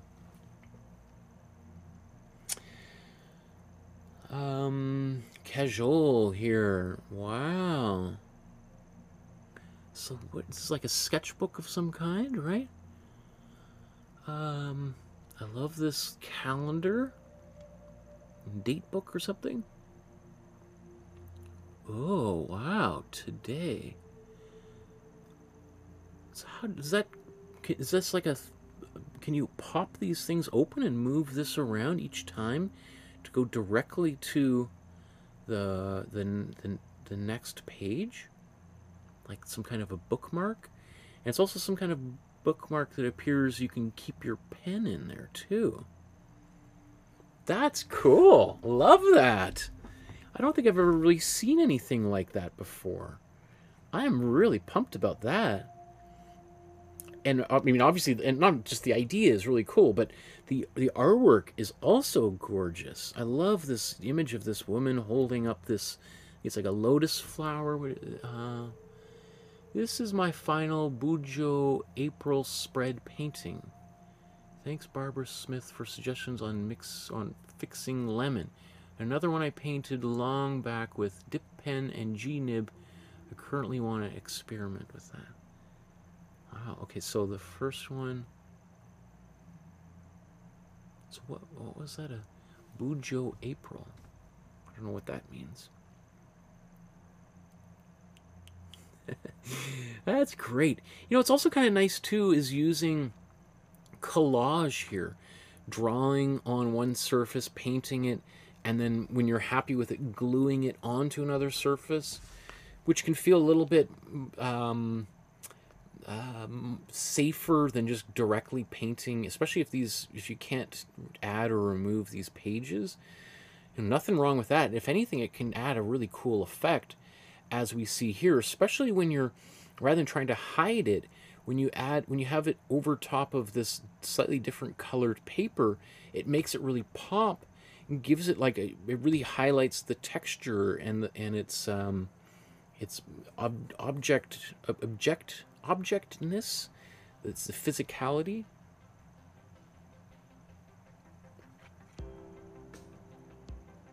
Oh wow. I'm not satisfied with the detail work. Really? So what? Okay, what would be the detail work? I imagine that might be the outlining or the center of the flower. I mean, it does look like maybe you painted a little bit, and there's a few different layers. And what can happen is the texture can kind of build up, and sometimes if you kind of paint and paint and paint over the same area, it can kind of look, it just looks like there's been a bit of fussiness happening there. I think it's possible that a few things, especially if you're using kind of glitter or metallic paints, those are the kind of paints that, you know, are really only activated when you look at it from different angles, right?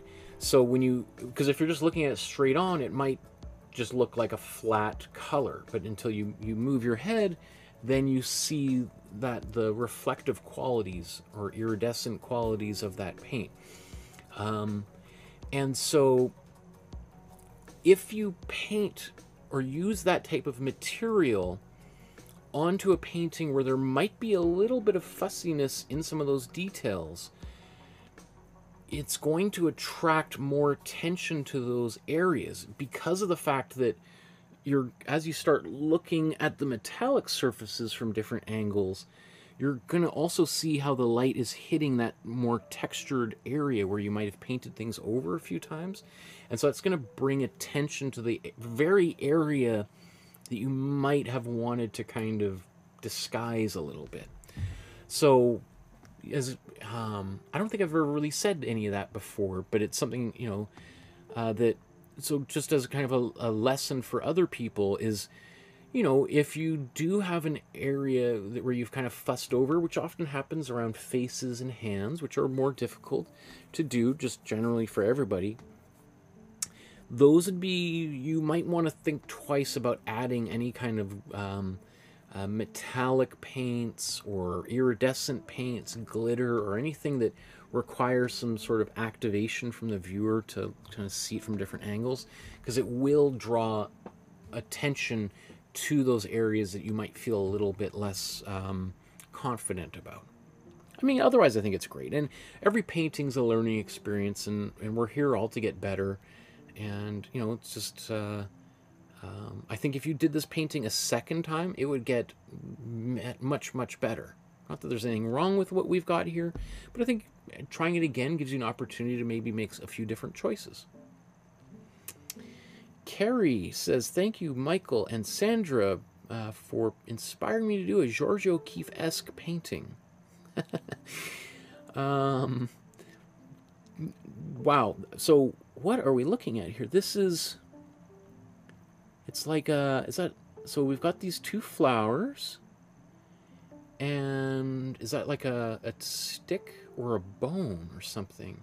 What is this thing in front of it? I think it's a like a broken bone. Is that, and again, might be kind of a George O'Keeffe-esque because she did paint lots of flowers as well as bones that she found in the New Mexico desert. And then we've got this, I think it's a moon or a raindrop up here. So there's a number of kind of ambiguous things going on. And is that a little star, or is that like a cross down here? Maybe it's a star. Because this doesn't that look like a tooth and maybe like a bottom jaw of a animal of some kind? I think. Very strange. Again, maybe it's also because of these kind of bluish purpley colors or something, and maybe that's because maybe it's a moon. Although why would the moon have a shadow like that? There's something that just makes me feel kind of like dream-like, sleepy, fantastical kind of thing. Like, are these things floating in the air, in the sky, or are they resting on the ground? It makes more sense that they're resting on the ground because the shadow's touching the object, right? Because if it was in the sky, it probably wouldn't be casting a shadow onto the sky.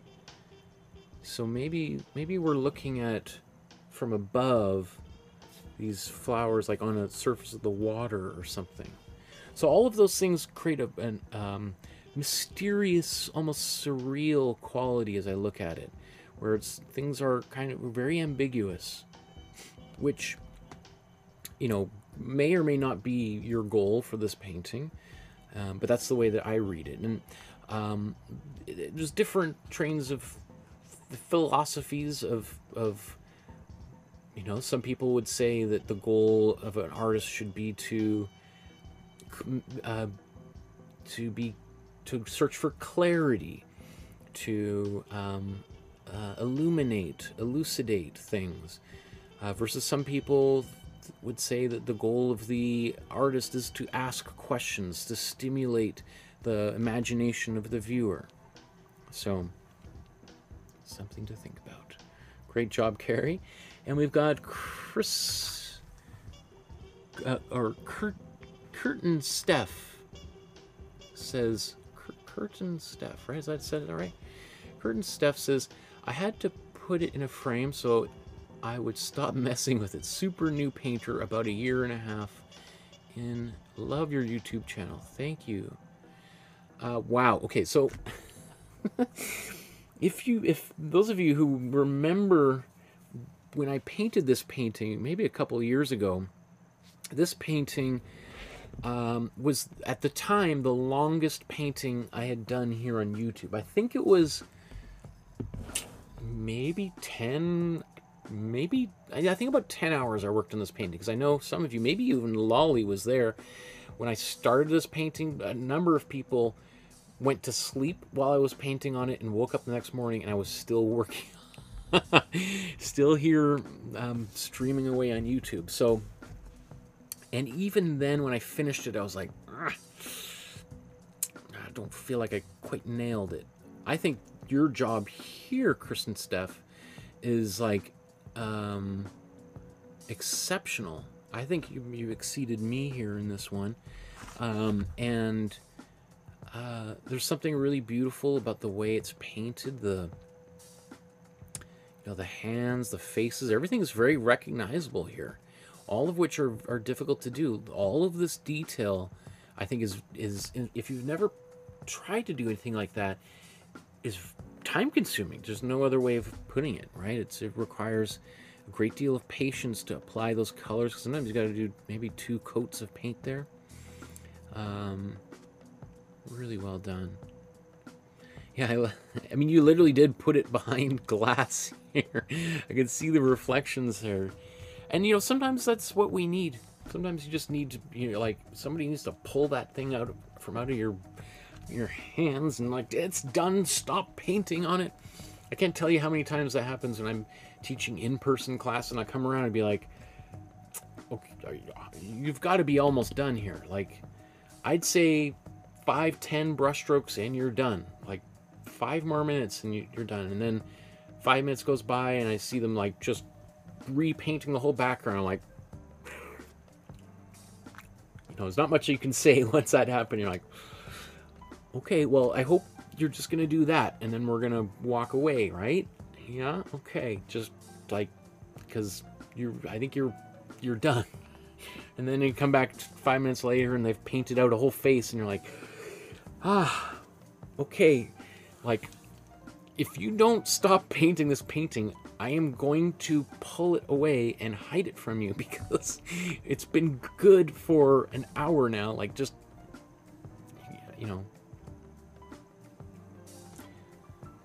what's happening here?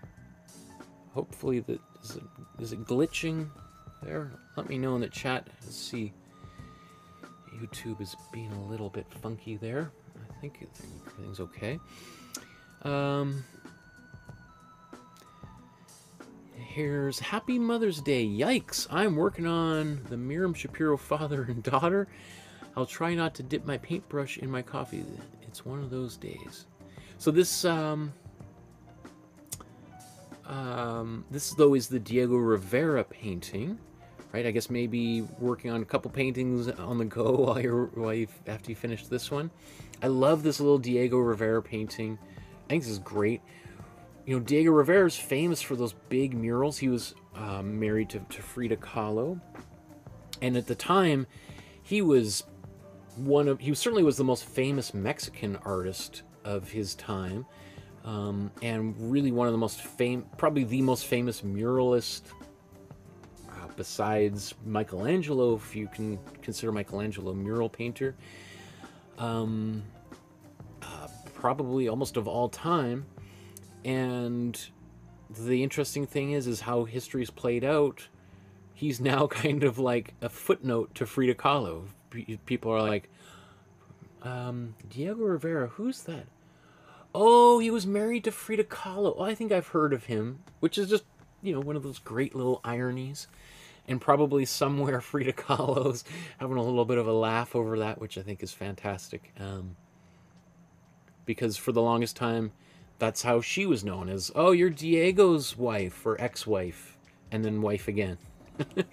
And she was kind of written off, you know, because, oh, people only know who you are because you're married to this famous artist. And well, time has certainly changed that narrative. There's Chase in the chat. Hello, my friend.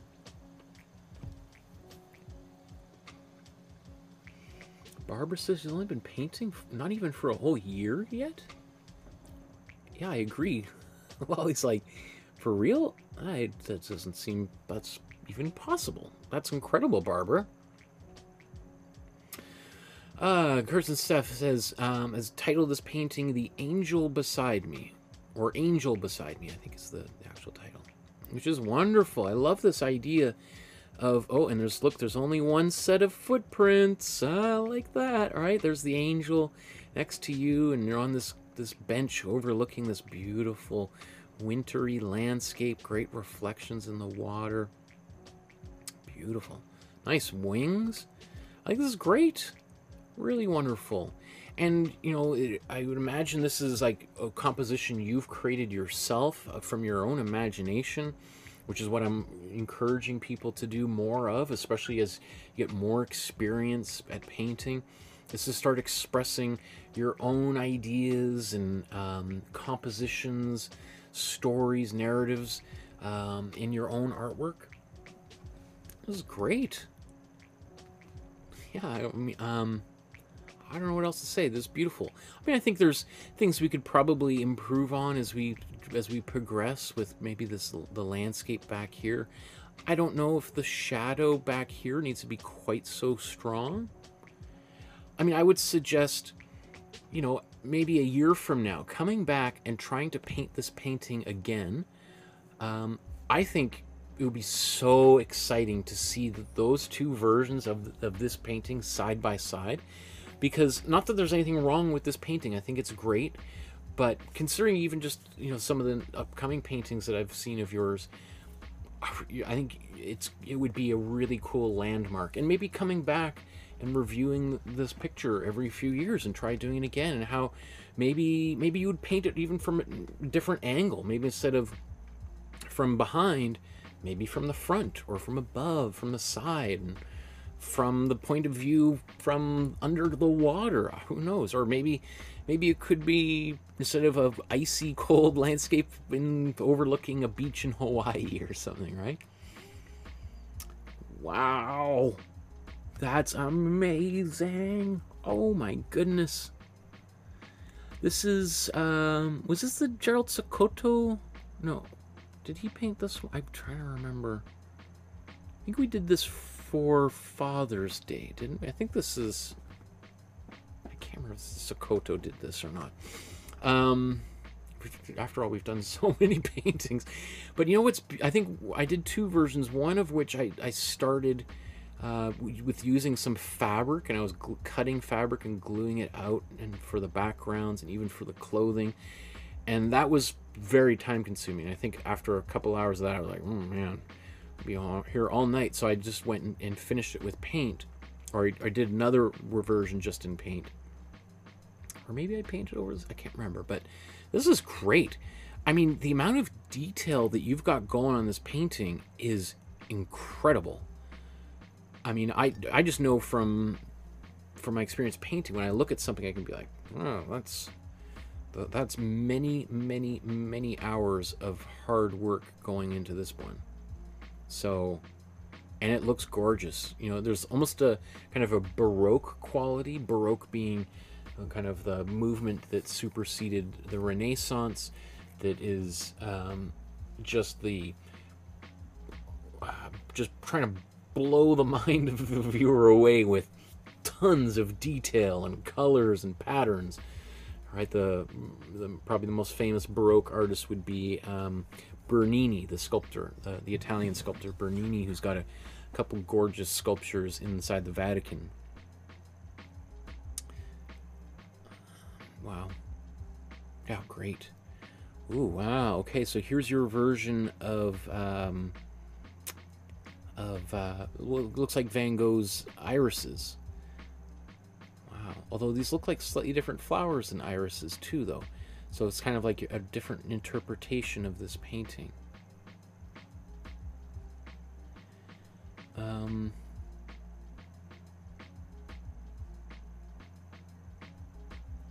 that's cool. I like these colors a lot. I also like the blending that's happening on these leaves. Again, painting all these leaves, as I said earlier, is challenging because there's a lot of kind of you know, like this interlocking web-like quality of all of those leaves that requires, you know, a great deal of patience and determination. And it's one of those things where you can, once you sort of find yourself in it, you're like, why did I do this to myself? So I think this is really cool. This is really great.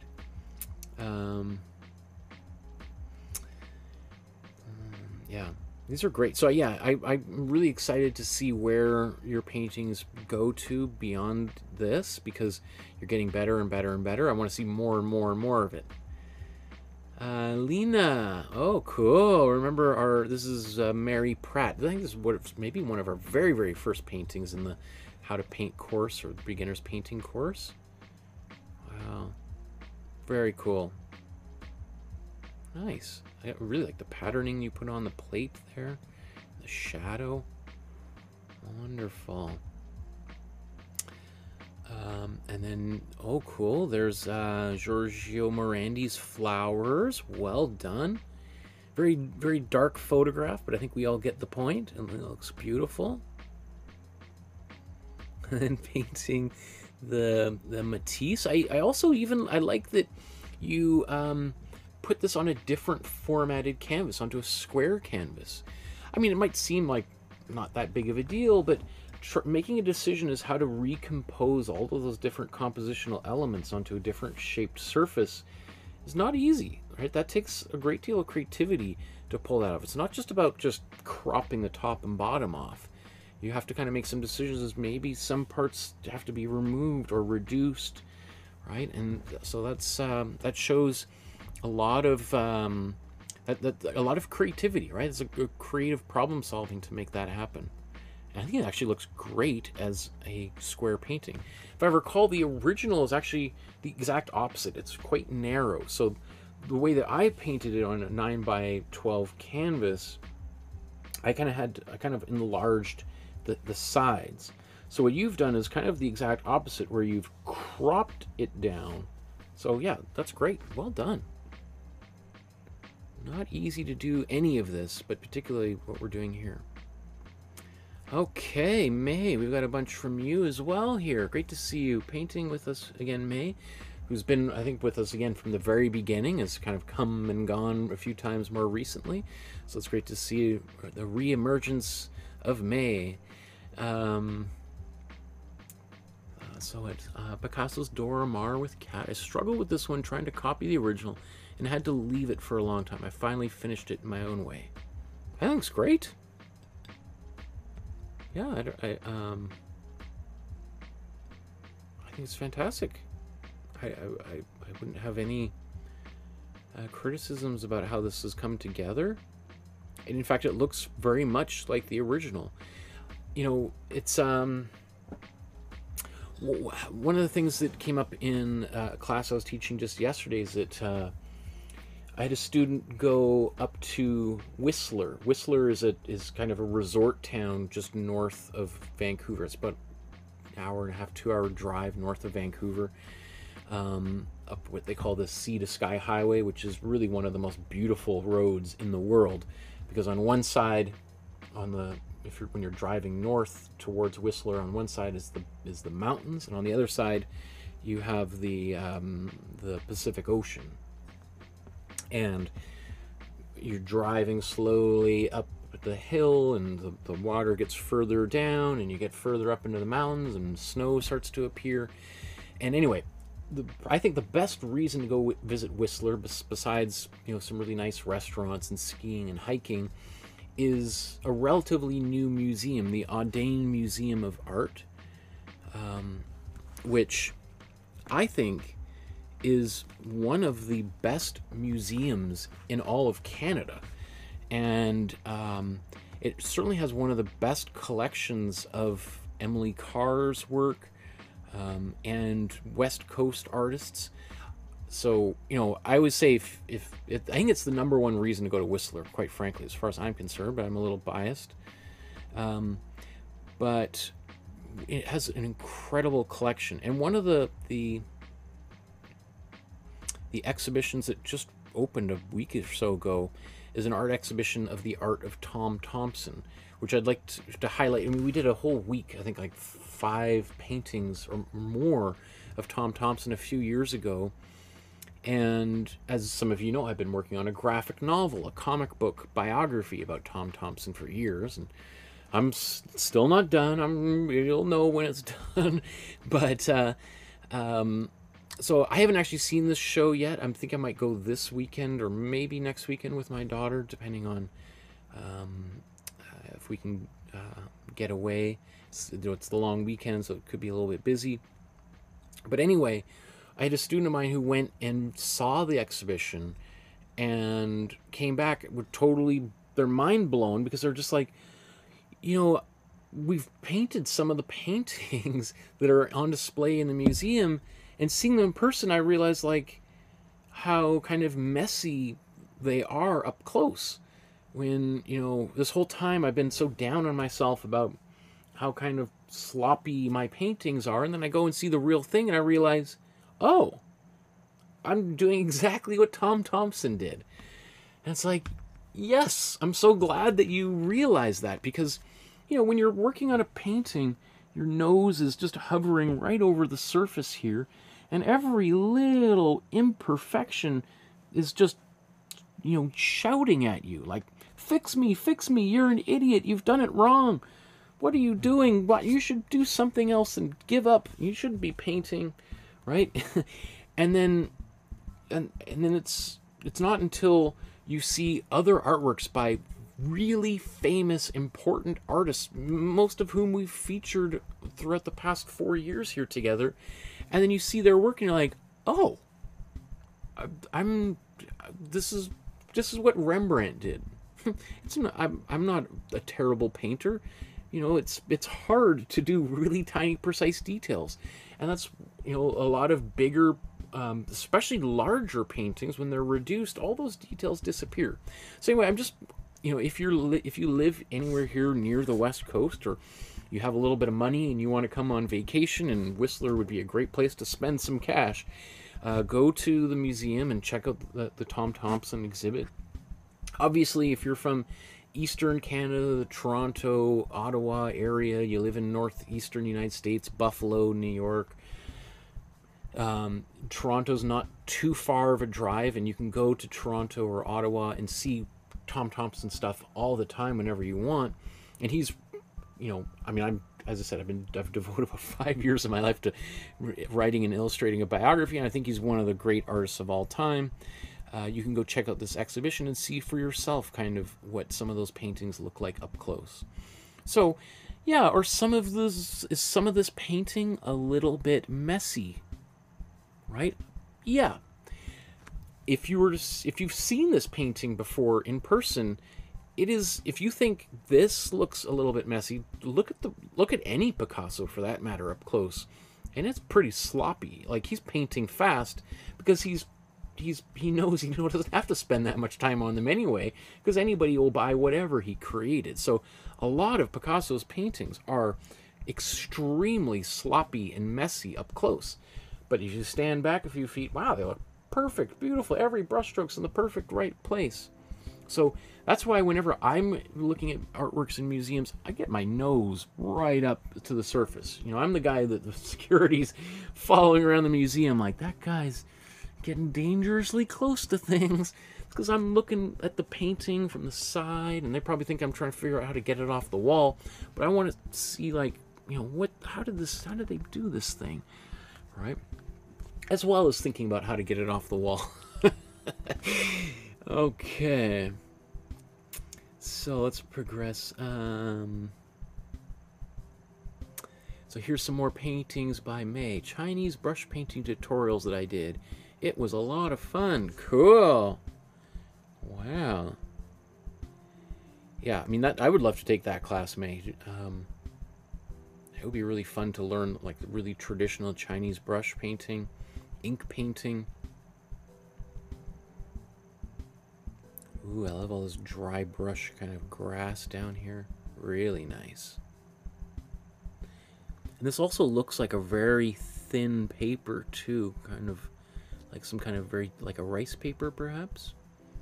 Which, you know, oddly enough, like some of those Chinese papers, when they get wet, wrinkle and buckle, which you would think would be the exact opposite of what you'd want, right? In the West, we often use watercolor paper, which is often thicker and sometimes even made with like cotton fibers, so it's almost like it's like semi-paper, semi-fabric, so it absorbs water really well, and after it dries it can be basically laid perfectly flat. But if you spend any time in a museum that has any collection of traditional Asian art, one of the things you might notice is like, wow, some of the paper is actually kind of wrinkly and warped.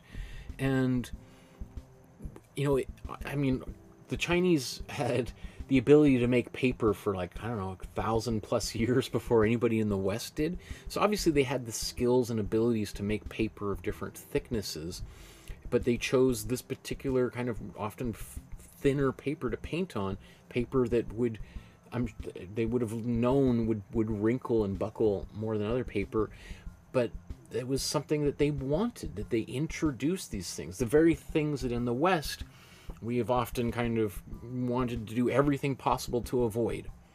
I think that's wonderful. I love that in one culture something could be a disaster and everything possible would be done to mitigate that problem. And in a totally different side of the planet, there's people who are going out of their way to create those types of effects. That is what I think is beautiful about living, being a human being on this planet, is seeing how two different cultures can look at the exact same thing and see it in completely the opposite direction, right? Yeah, I just think that's what makes life beautiful, is that pretty much almost with everything you can imagine, there's a culture on this planet that sees one person's sees something that's one culture believes to be negative as a positive. I think that's really cool, because that's very inspiring for the creative mind. That's why so many impressionist painters fell in love with art from Japan and China and Korea, especially art from Japan, because it was really arguably one of the first to really arrive in Europe during as the Japanese culture started to open itself up to the West. You had all of these artists, like their minds are just, their whole concept of reality was blown apart, seeing how a different culture was painting. After all, in Asia, or in Japan when it first opened, they weren't using the perspective as they were in Europe. So just the whole concept of organizing a composition, the picture plane, was approached in a totally different way. It might as well have been aliens from a different planet coming in, and so those European artists are like, wow, like you can make a painting that doesn't have mathematical perspective and it can still work and maybe become better than anything we've done. Wow. And then if you can do that, well then what other rules have we been taught that's the only way to do it? Can we just chuck out the window, right? And you can see how the wheels start in motion, and before too long you've got cubism and fauvism, abstract expressionism, but man.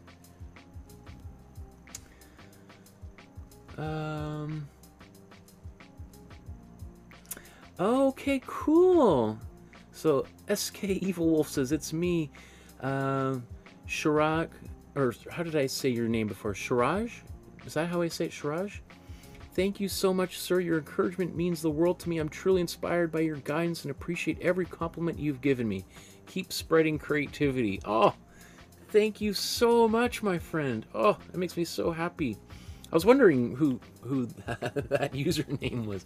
I'm so glad to see that's you. And yeah, amazing work that you've created. I don't know if there's more of your stuff coming up here, but because I did split the drawings and paintings into separate groups there, so perhaps we'll see that here.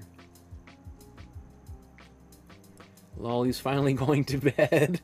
Good night, Lolly. I'm sure it's like probably 6 in the morning or something where you are. Wow, that's beautiful too, May.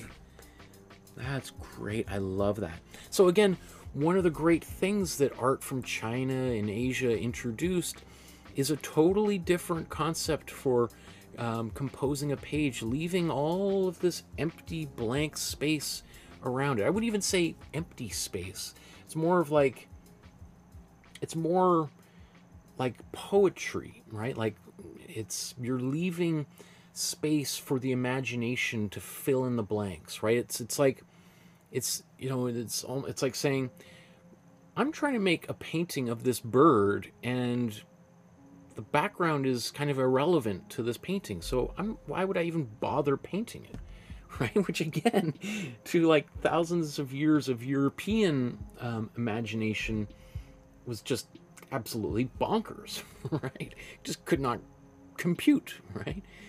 So, yeah, beautiful. I love it. I love it. And that, that's another thing. One of the things I have loved about doing these episodes, especially focusing on non-Western artists and other cultures, is it's given me an opportunity to really explore and research and learn and kind of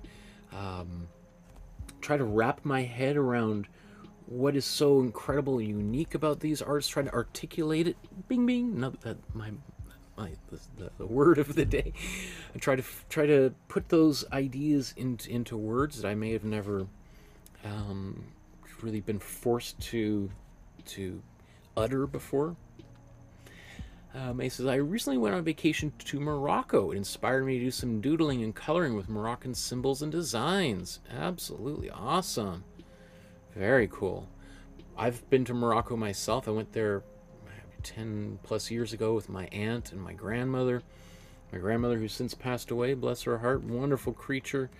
And man, we had such great times there. What a wonderful people, man.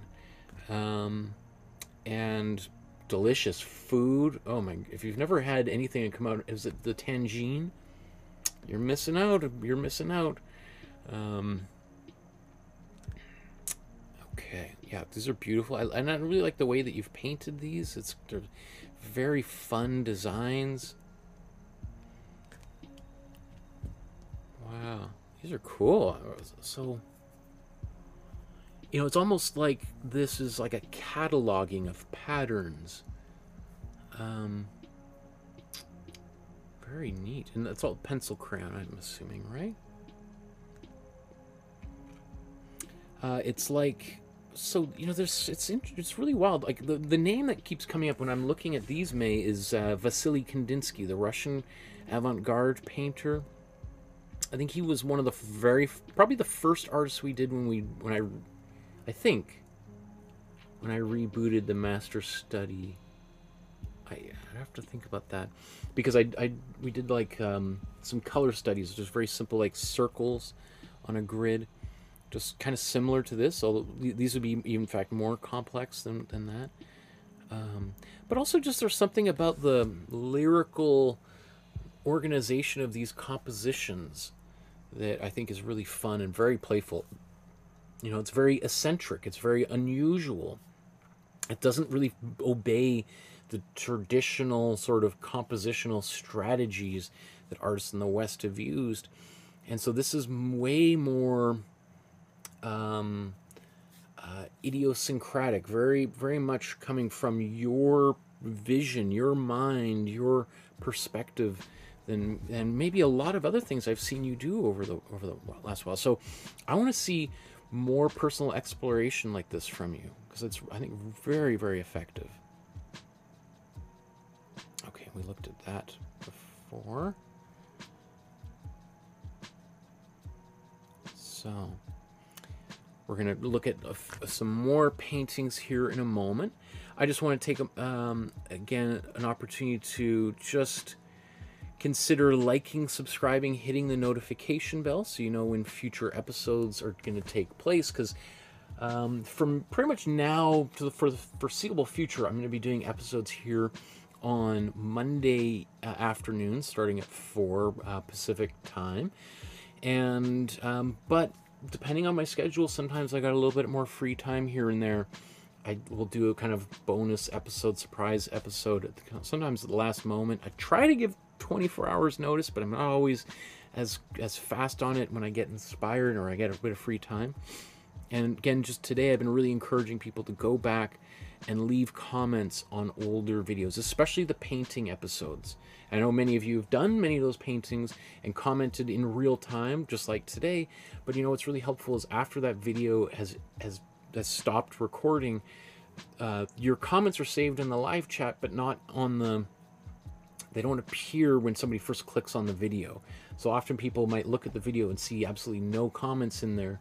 And often that might make people think that this is not a particularly good video. They don't want to watch it, so they click away. So that would be a huge help. Also, if you want to leave a donation, $1 or $2, $5 through PayPal, that would be super helpful. You want to send an e-transfer via email or a check in the mail. Those are really helpful ways to keep this channel up and running.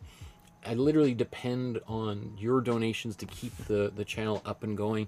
As I said earlier, throughout the entirety of my YouTube channel, especially over the past 4 years since I started doing these classes, I've made $10,000 in ad revenue from Google.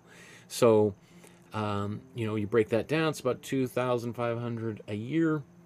You know, that's nice, but considering the amount of time goes into putting these together, it ends up on pennies for the hours of work, right? So I just had to buy a $1,000 new camera here, and so your donations help pay all the bills, and all those bills just go right back into paying for the internet, etc.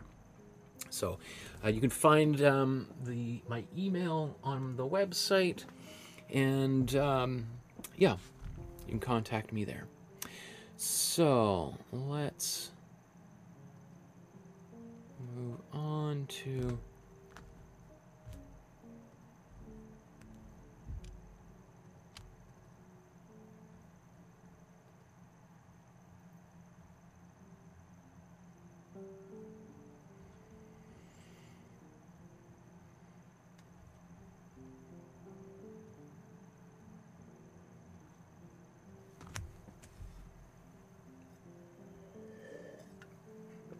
Chase asks, have you ever been to Japan?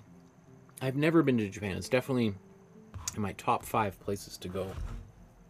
I've never been to China or Korea, Vietnam, Cambodia, never been anywhere, Philippines.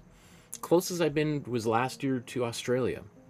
I've never been to India, anywhere in the Mideast, Iran, Saudi Arabia, Qatar, Israel, never been any of those places. The only place in Africa I've been to was Morocco. Loved that. I'd love to go elsewhere. Really like to go to South Africa. So yeah, I mean, having said that, I'm blessed to have been to the places I've been. But you know, once you get that travel bug, it never seems like enough. Okay, so what's going on here?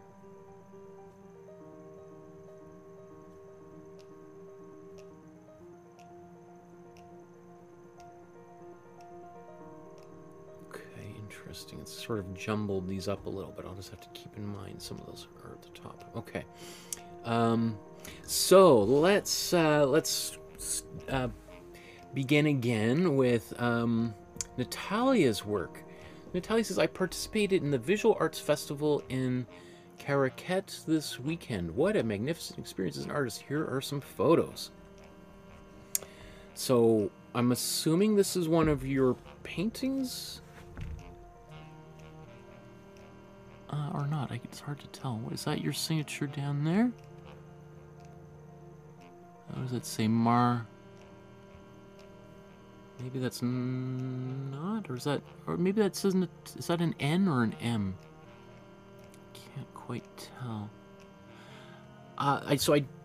Or no, maybe this is this guy, Marcel Leblanc, right? Maybe that's what that is. So, we've got a few paintings by you, but I don't know which ones you've done, Natalia.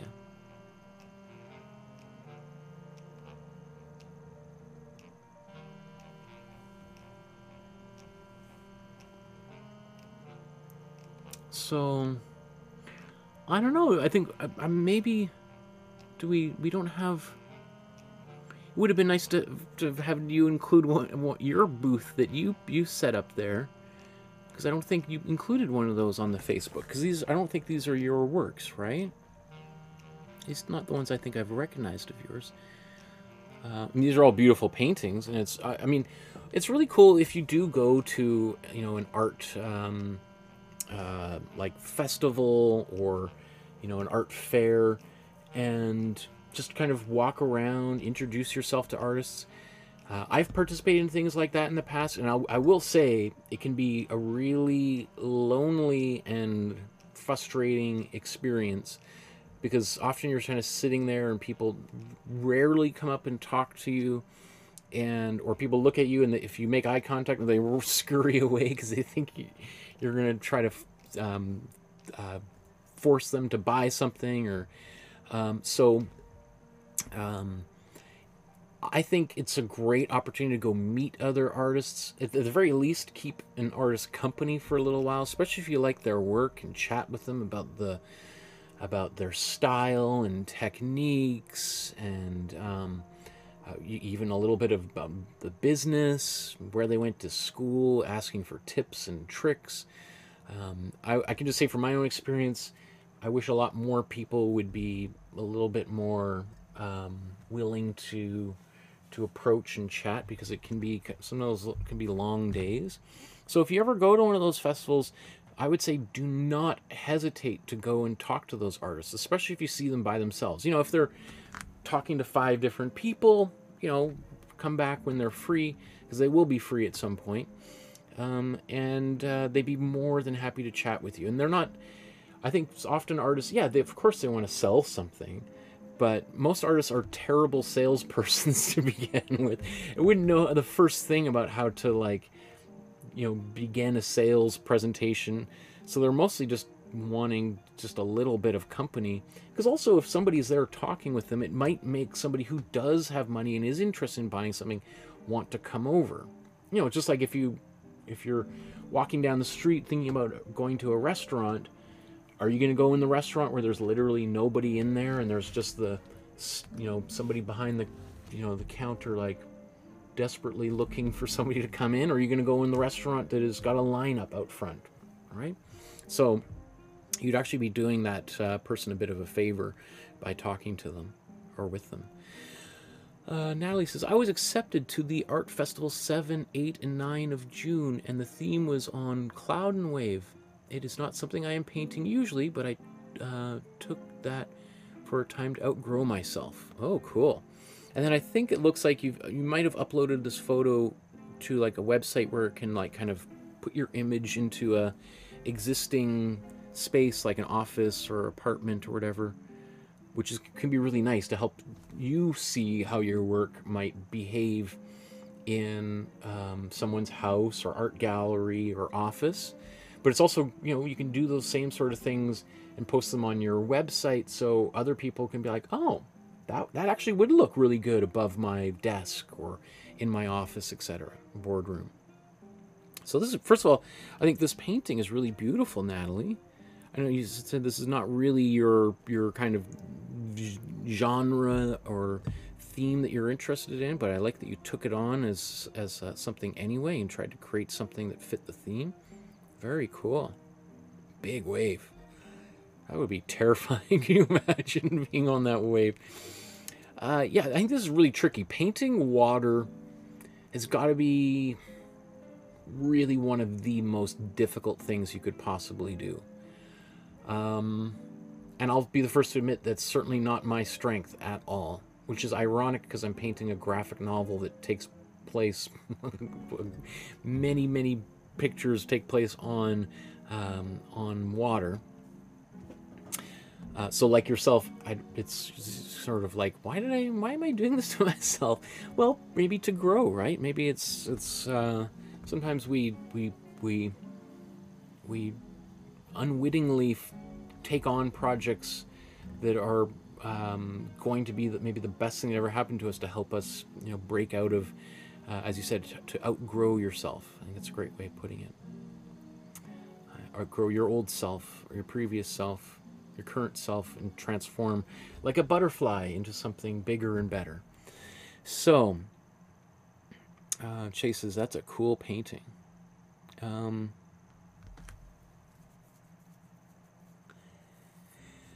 Let's see. That's beautiful. Oh, wow, that's great. Look at this big ballroom. Wow, this is a really nice painting. I like this, Natalie.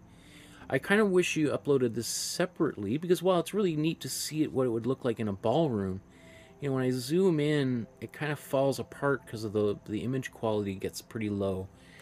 This is really cool.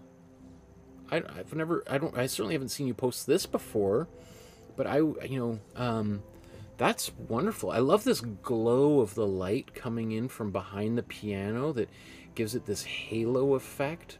Really cool. I love the way that you've painted this woman she's kind of, again, sort of like we were talking about earlier with El Greco and these elongated figures, where her body is kind of, very thin. Her head is kind of a little bit smaller and elongated. It's very, it's very stylized, right? And I think that's really cool, right? She's got those big furry cuffs, right, and around her neck too. Really wonderful. I like this. Beautiful colors. And I think it would make for a great painting in like a space like this, especially if it's very monochrome, a lot of white. That color pops. But this, I could see this working really well in like an art space, I think this would work really well like in like the lobby of like a civic theater, where the opera performs at, or I think this would be like where people are lining up to get drinks during intermission. This kind of painting would be perfectly placed in something like that. Here's another one. Maybe we didn't look at this one before. That's great too. I love these feet, this dancing. I'm assuming that's what they're doing. Dancing is great. Really cool. Yeah, and these kind of browns and grays and blacks certainly work well with this kind of tanned leather couch. And I'll say one of the most interesting experience I ever had was when I was in undergrad. I did what do they call it, job shadow for, I don't know, a year. I worked in a major art gallery, really probably one of the best art galleries in the city in which I was at the time. And it was very illuminating seeing how the sausage is made, if you want to use the metaphor of like how an art gallery sells artwork.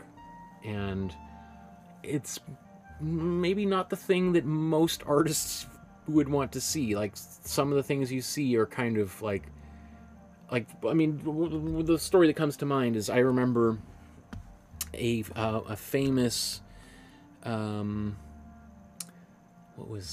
this famous, what would you say, like, he wasn't even a photographer. It was more like anyway, this guy, I think he ran a modeling agency, and he came into the gallery and he was like, I mean, he literally, I mean, I'm not making this up. He said something like, I just got this, I think, a purple couch, and I'm looking for something to put above it. I am not kidding you. It sounds just like I'm making this stuff up, but he came in, and so the gallery owner was like, okay, well, how about, can you give us like 10 minutes? And if you want to go get a cup of coffee, come back and we'll bring a bunch of stuff out. And there was already an exhibition. This is a private art gallery. And so the director was like, okay, come with me. And we just went into the back and just started pulling paintings that were, you know, in these like filing systems, pulling paintings off the racks and unwrapping them, and because they're usually wrapped in some sort of plastic and bubble wrap and stuff. And we just laid out dozens of paintings all around the gallery on the floor. Even took some of the existing paintings off the wall from the current exhibition, even though the gallery was wide open and the public could come in. And we just frantically put up as much work and laid it all out. And this guy came around and he's like looking at all these paintings. Some of them were like all purple. Some of them just had a little bit of purple. And was like, I like that. Didn't ask who made what, you know, what it was about. Was just purely looking for purple, and was like, I like that one. How much is that one? And the gallery is like, let me check. Oh, that one is like 30,000. He's like, okay, I'll take that one. That sounds good. I'll just, and the guy was like, okay, great. We'll wrap that up. When would you like that? He's like, well, I've got to go. I've got a meeting. I'll come back in maybe an hour. And the guy's like, yep. In fact, we could come and, in fact, we can take it and install it in your house if you like. He's like, that would be perfect. And so we wrapped it up and met him at his house an hour later on, put it on the wall right above his purple couch. And gallery made, as I said, like 30 grand. I mean, obviously 15,000 of that went back to the artist, because I think they probably, which is very, very normal, split 50-50. But, you know, it was like literally, you know, finding a painting to match the couch. And this guy was like a famous, you know, he wasn't like some, what do you say, Philistine who could care less about art and design. The guy was like literally in the modeling fashion world, but was more concerned about finding something that would match the couch than finding a painting by a famous artist, whatever. It was just about the color. And so I just mentioned that because I think, you know, most even many of my friends would just shudder and would have nothing but negative stuff to say about that entire situation. But when you see that in person, you're like, okay, this is how some people, especially people who got a lot of money, this is how some of them make their decisions. And if you're going to be really, you know, probably before I saw that, it was like, that is like a no-go. I would never sell my art to that kind of person.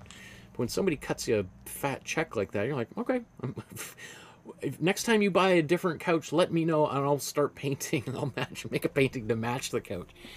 Okay, let's move on here. Wow, this is another one of yours, Natalie. So look at all the diverse styles you're using in your paintings.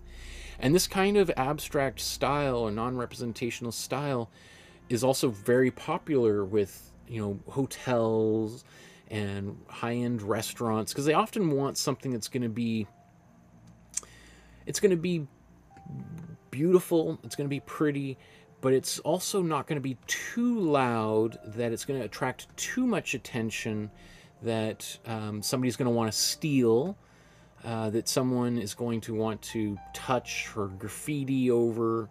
You know, if there's a big picture of a person's face there, somebody might want to draw a mustache on it, right? So if it's kind of, if it's beautiful, it's occupying space, and it elevates the space, makes the house look more expensive, great, but it's not competing for attention and, you know, taking all of the, you know, it's just sort of there, like, you know, like a really, like this, like a really nice chair, right? You know, like obviously there's really beautiful chairs that are fluorescent pink and yellow and all sorts of wild patterns on it. like they used to do in the 80s, in that Memphis style, as it's called, that would be really, really loud. Not everybody wants that, right? And you probably wouldn't want to put a chair like that in a hotel room because it's probably going to get beat up pretty quickly. So anyway, really, these are great, Natalie. Excellent. I'm so excited to see, you know, the diversity of work that you've had these exhibitions, right? And yeah, again, it's very interesting to see them kind of included into these types of photos as well, these mock-ups. Okay, we'll move on to Nikki here. And this painting inspired by Claude Monet's Water Lilies, of which obviously he did dozens and dozens and dozens of different water lily paintings, one of which we've done in class.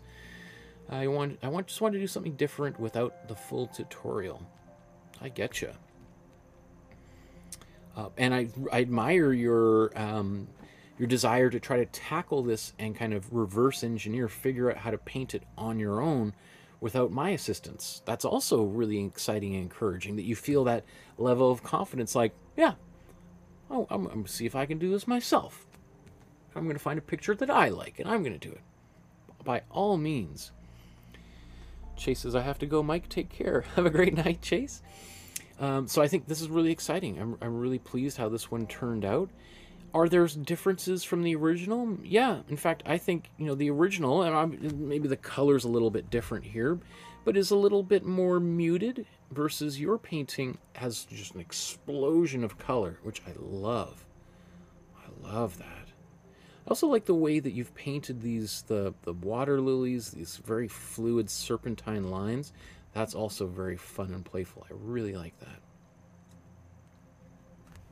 Okay, moving on. Odalus says, I recently took a beginner encaustic class. It was great fun. The only instruction was to have fun and play. Good. So for those of you who don't know, encaustic is essentially wax, painting with hot wax and melting it, painting. You can paint it onto the canvas, and of course it'll dry relatively quickly.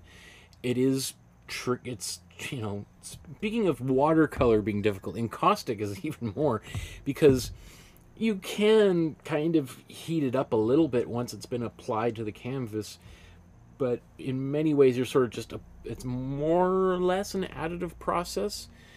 So it can create really cool effects. You can get like this weird, or not weird, it's like this layering effect where, you know, light is penetrating through various levels of layers of wax, and then kind of bouncing back up, and as it bounces through, it kind of is modified, and your eye kind of perceives it maybe differently depending on which angle you're looking at.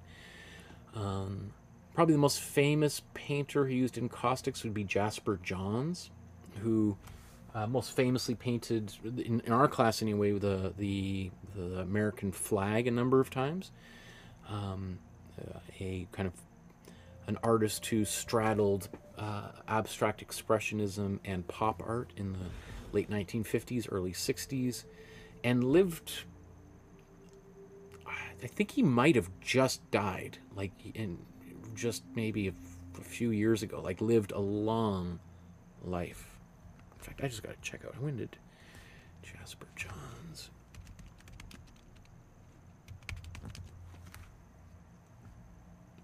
He's still alive. My goodness. Okay. So correct me, I'm wrong. My apologies. 1930, so he's 94 years old. I was going to say, because I think, you know, he was given the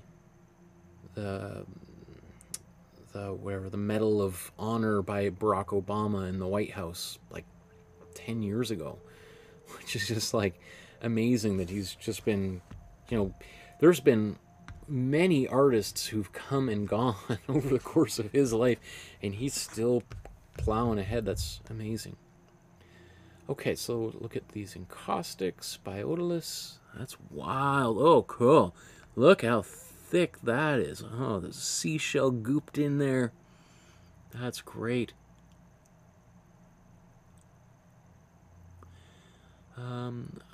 I've been trying new mediums because I enjoy the learning process, and hoping one will pop out is the one I should concentrate on. That's great. That search, that kind of interest in trying new things and trying different materials and mediums, I highly encourage that. Because, you know, maybe if you get frustrated with acrylic paint, some people will be like, well, I guess I just can't paint. I should just give up entirely.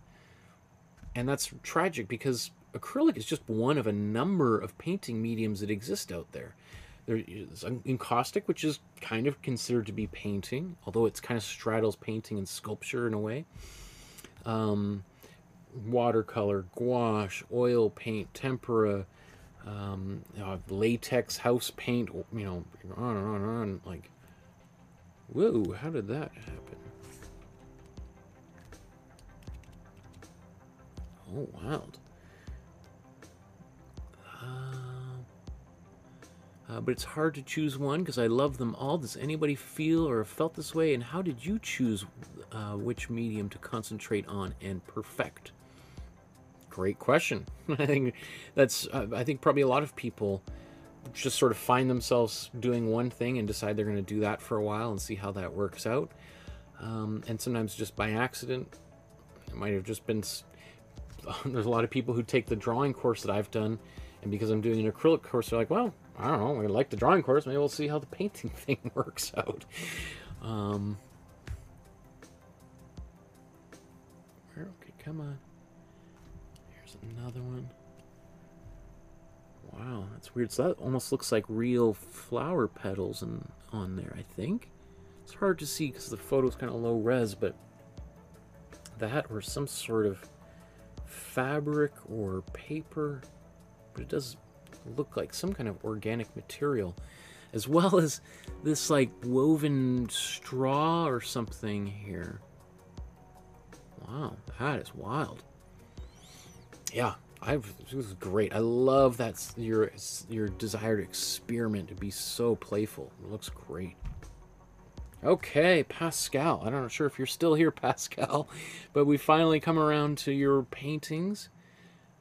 Pascal was with us for like 3 or 4 hours, very patiently waiting while we've gone through hundreds and hundreds of your work on the Facebook group. But Pascal's here says, whip from a paint and sip event. 2 hours of creativity with whatever supplies they had handy. Awesome. So, I love that you created this painting spontaneously in a couple of hours using whatever materials they had on hand. Really fun. So this looks like a, you know, a couple dancing next to a window. You got this kind of pastoral scene of these little ducks on a pond or lake in behind. Wonderful. Very cool. Yeah, I mean, for a couple of hours, that's great to be able to knock that out. That's wonderful. Really great. I love this. I mean, one thing I've always loved about your work, speaking of like this painting here, is just like there's a tactile quality to all of your work, Pascal, of things kind of, there's a goopy texture, impasto, messy kind of quality that is very attractive, right? There's a freedom to the way that you paint and express yourself that I think is really wonderful. You know, you can really feel the texture. You can almost hear the paintbrush being applied to the canvas. I love that. You know, and painting, as I said, I think a couple times tonight, painting with that level of texture is very difficult. The paint does not want to cooperate when you paint really thick like that, because the paint, first of all, it takes a long time to dry, and because it takes a long time to dry, if you paint other colors on top or next to them, the colors will mix, and can be really nice. We love it when colors mix, but it's very easy for those colors to really quickly start getting muddy and blending into a sludge, right?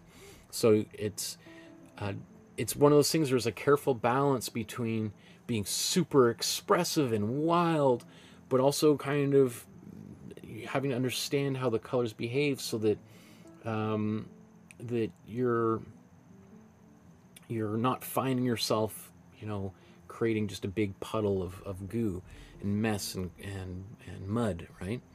So that takes a certain amount of skill and knowledge about color mixing to be able to kind of have some idea of how those colors might behave when they interact with one another. And here's you painting. Oh, this is much smaller than I expected. Okay. I thought this was a much larger painting. Wild. Okay, let me just... So that's the original. Huh.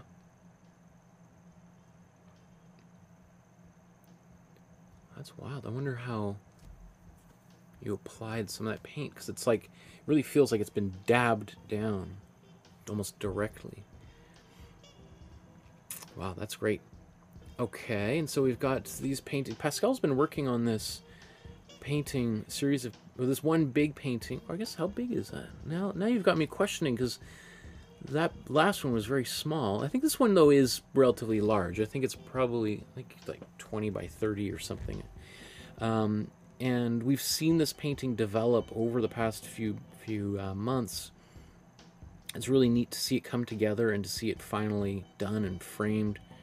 Really wonderful. Now, so this was your 200th painting, varnished and framed. I think this is what you've called it, the Muses' Aria, Harmony of Inspirations. Cool. And I apologize because I can't quite remember the story behind this painting, but I do remember that like every single thing in here had some significance, whether that be the images on the walls. I think this is a mirror. These paintings, obviously, got some paint brushes and tubes and paint brushes, you know, but these skulls, and was that a pipe, vase of flowers, this horse peeking its head in, maybe eating the flowers, and this big mountain in the background, which could be, you know, Mount Fuji or Mont Saint-Victoire in southern France, or Mount St. Helens, or who knows, Mount Vesuvius. It could be a bunch of different mountains, right? So it's kind of neat, because a painting like this is sort of kind of like what you saw, a harmony of inspirations, like kind of a cataloging of things that might be really important to you, artists and objects that that have inspired you over the years, and you've kind of put them all together into one image. It's not too dissimilar from Vincent van Gogh's painting of his bedroom, where in that painting he's included some of his own paintings on the walls, as well as some images of Japanese prints that he was obsessed with and collecting and using as inspirations for his own artwork. So I think, though, that this painting is maybe more hypothetical. If I recall, it's not really based on like an actual room. It's more like an imaginary space that you've kind of decorated with these inspirations. Yeah, really cool. I'm so glad to see this come together, because we've been working on it for a while, and there's a lot of work over the months, many months. We've seen this painting develop. I remember, I think one of the first things we saw is you stretching the canvas and applying some I think clear gesso maybe onto the surface, or maybe it was white gesso to prep the surface. That's great. So what a journey this painting and you have been on as you created it. Really exciting. Okay, Pascaline now.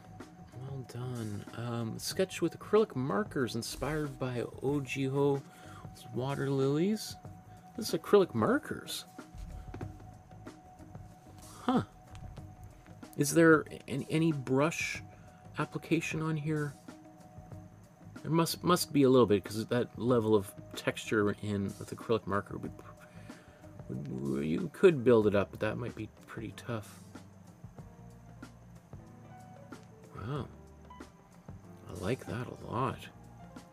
So that's interesting, doing a painting that may be primarily acrylic markers, because, you know, often people will use those acrylic markers more as just sort of a finishing touch, or at least that's in my experience of like using like those like Posca pens, right? right? These, I think this is what you're talking about.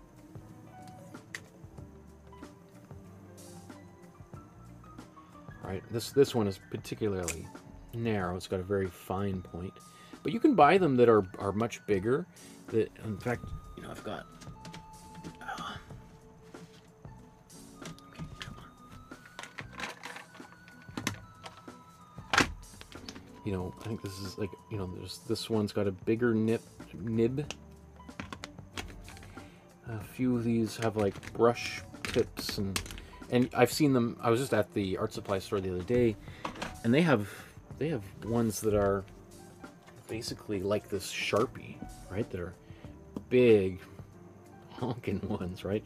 So it's similar to this with like a really big nib, and so you can get some of these big wide lines that I see in your painting here.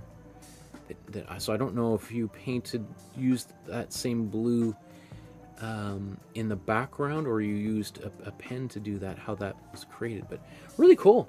I like that. That's just, even for me, makes me think like, oh, you know, maybe we could explore using different sizes of Posca pens and see what we can get out of it, because I've never really explored Posca pens as like primary art material. For me, it's always been sort of a, you know, like a very specific tool that I often just use in lieu of doing small detailing. So I'm glad. It always makes me really excited when I see people use materials in ways that haven't really thought of doing before, and so that makes opens my own mind as to what is possible. And I'm always searching for. I really like it when I'm confronted by new things that force me to open my mind, which might sound like obvious, but you know, it's not the way necessarily everybody thinks. Most other people go the opposite way and will run in the opposite direction whenever they're confronted by something new. Not that I'm patting myself on the back, but I do think that is usually one of the features of an artist, is someone who is more willing to entertain contradictory concepts or ideas, and rather than sort of shying away from, you know, just like somebody was talking about earlier about being a lifelong learner. I think that's kind of more of a quality of you find with artists. Okay, so Peter posted here, this is the second painting I made with Michael in his community center painting class way back in the fall of 2019. So I teach painting classes here in Vancouver at a local community center, and as well as at the university here in Vancouver. And Peter was a student of mine way back when, before I started doing these live streams. And then later on joined the live streams, was a very active member in that, and has since gotten busy. And but he shared this other painting that he did more recently. I saw the Joker version of the Scream somewhere on the internet, and I thought that I have to have that sitting next to my original Scream painting. It looks like I've come a long way since 2019. I agree. Couldn't agree more. Right? This is very fun. Again, I love it when people take existing images and then customize them, create their own thing. This is really wonderful. You know, it does show quite a generational leap forward in your painting ability, especially the figure of the Joker in the foreground here. Right, that is, I think, what is most exciting. Even particularly the sky and the way you've done the bat signal there. That is also really nice. But I'm most impressed by the Joker here. You know, it's painted in a different way than Munch would have painted. Munch probably would not have had these outlines like that in his painting. But also Munch probably wouldn't have painted Batman and the Joker. So whatever kinds of trying to hew to some authenticity of Munch's original style is you know, kind of absurd when we get to this point, right? So I think really mostly what we're just talking about is taking a very familiar, a very iconic composition and then completely reworking it into something else. I think this is great. Okay, next we've got Richard, who I'm sure is probably no longer watching right now, but I think maybe 3 or 4 months ago, Richard posted this photograph that he had found and was wanting or considering doing a painting of it. And I was saying, like, yeah, you should do a painting. I'd love to see your version of how this might turn out. And lo and behold, voila. And that is awesome. That is truly amazing, Richard. And I have nothing but great admiration for the way this turned out.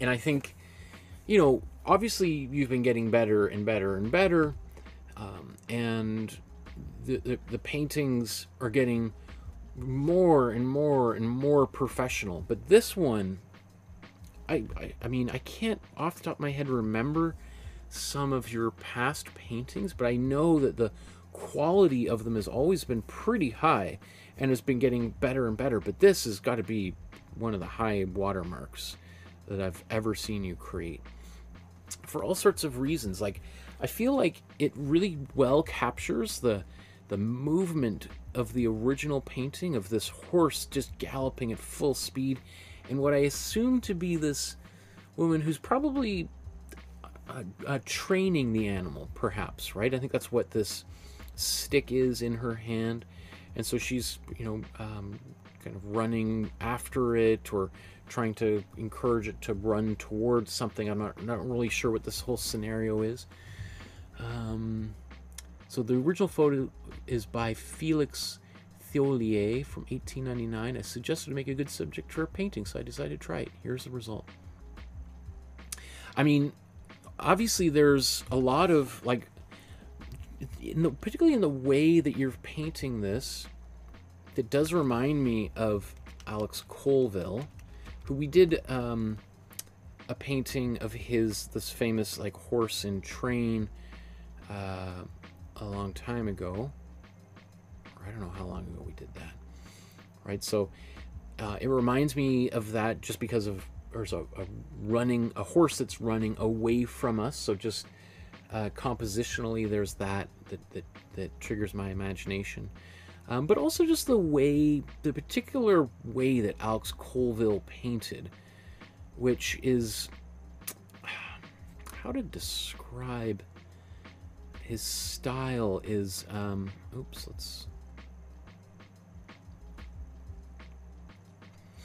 there's again, a kind of fantastic quality to his work, and I mean that in the slightly surreal, you know, familiar and unfamiliar, that it,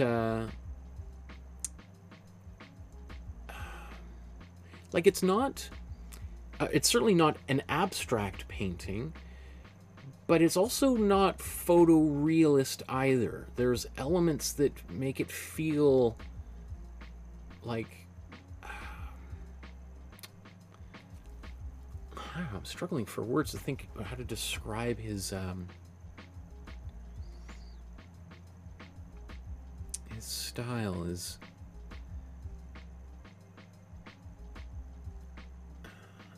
There's a strangeness, you know. It's a strangeness that I don't know if it's a big stretch, but it feels very Canadian. Like, it reminds me a lot of the work of the Canadian filmmaker David Cronenberg.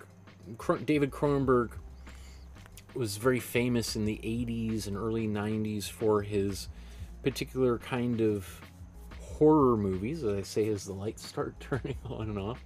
Maybe that's why I've tapped in the phantom of the studio. Wanted to say, yeah, talk more about horror movies.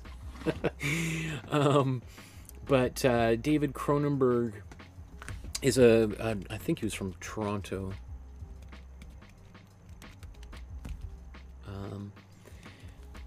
who's like, what is some of his early movies? Shivers, Scanners, Videodrome, The Fly, starring Jeff Goldblum and Gina Davis. That was a big one.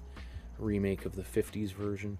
Some of his more recent films, Crash. Not the Crash that won all the Academy Awards, but the one based on the J.G. Ballard book. I love that movie. I mean, all of his films are pretty weird.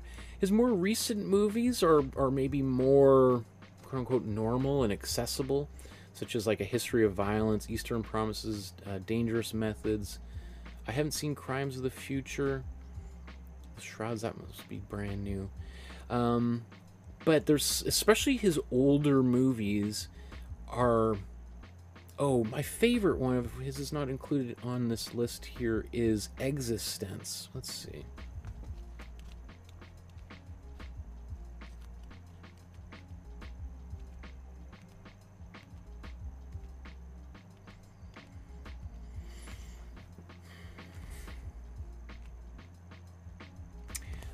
So Existence, I wrote about this movie in my graduate thesis. I loved this movie. I still love this movie. I think this is one of the most creative, wonderful, weird, scary, hilarious movies I've ever seen.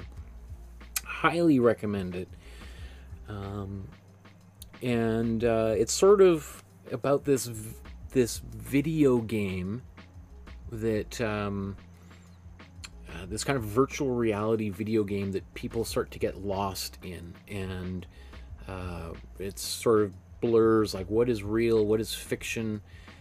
If you don't like video games, it doesn't matter because it really doesn't have much to do with video games. But I love this movie, really great.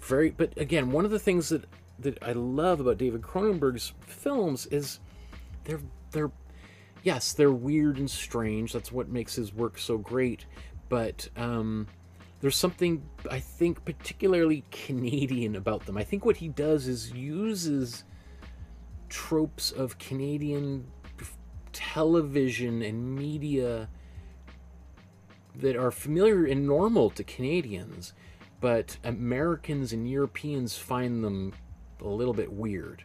Because that's kind of like Canada is kind of this weird amalgamation of American culture and European cultures and French cultures, as well as other cultures from elsewhere around the world. But that's kind of been...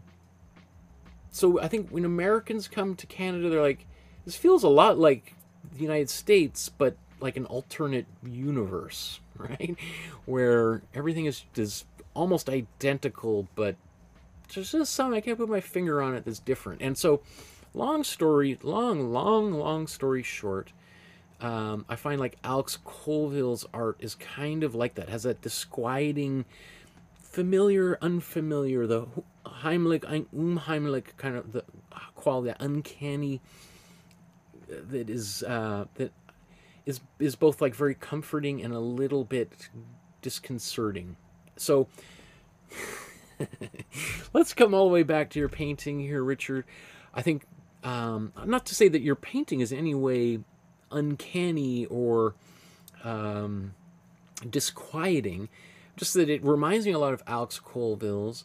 And there is, I think actually what you've done is actually, I think, made a evolutionary leap forward from the original source material here towards your painting, made it not only uniquely yours, but I think better than the original photograph.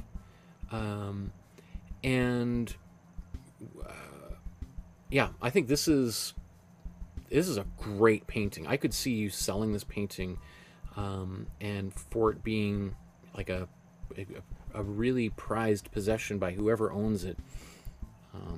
Let's continue on here. Here's a painting Richard posted. My daughter took me to the National Gallery of Canada in Ottawa for Father's Day. Always wonderful. Here is one painting we saw by Emily Carr.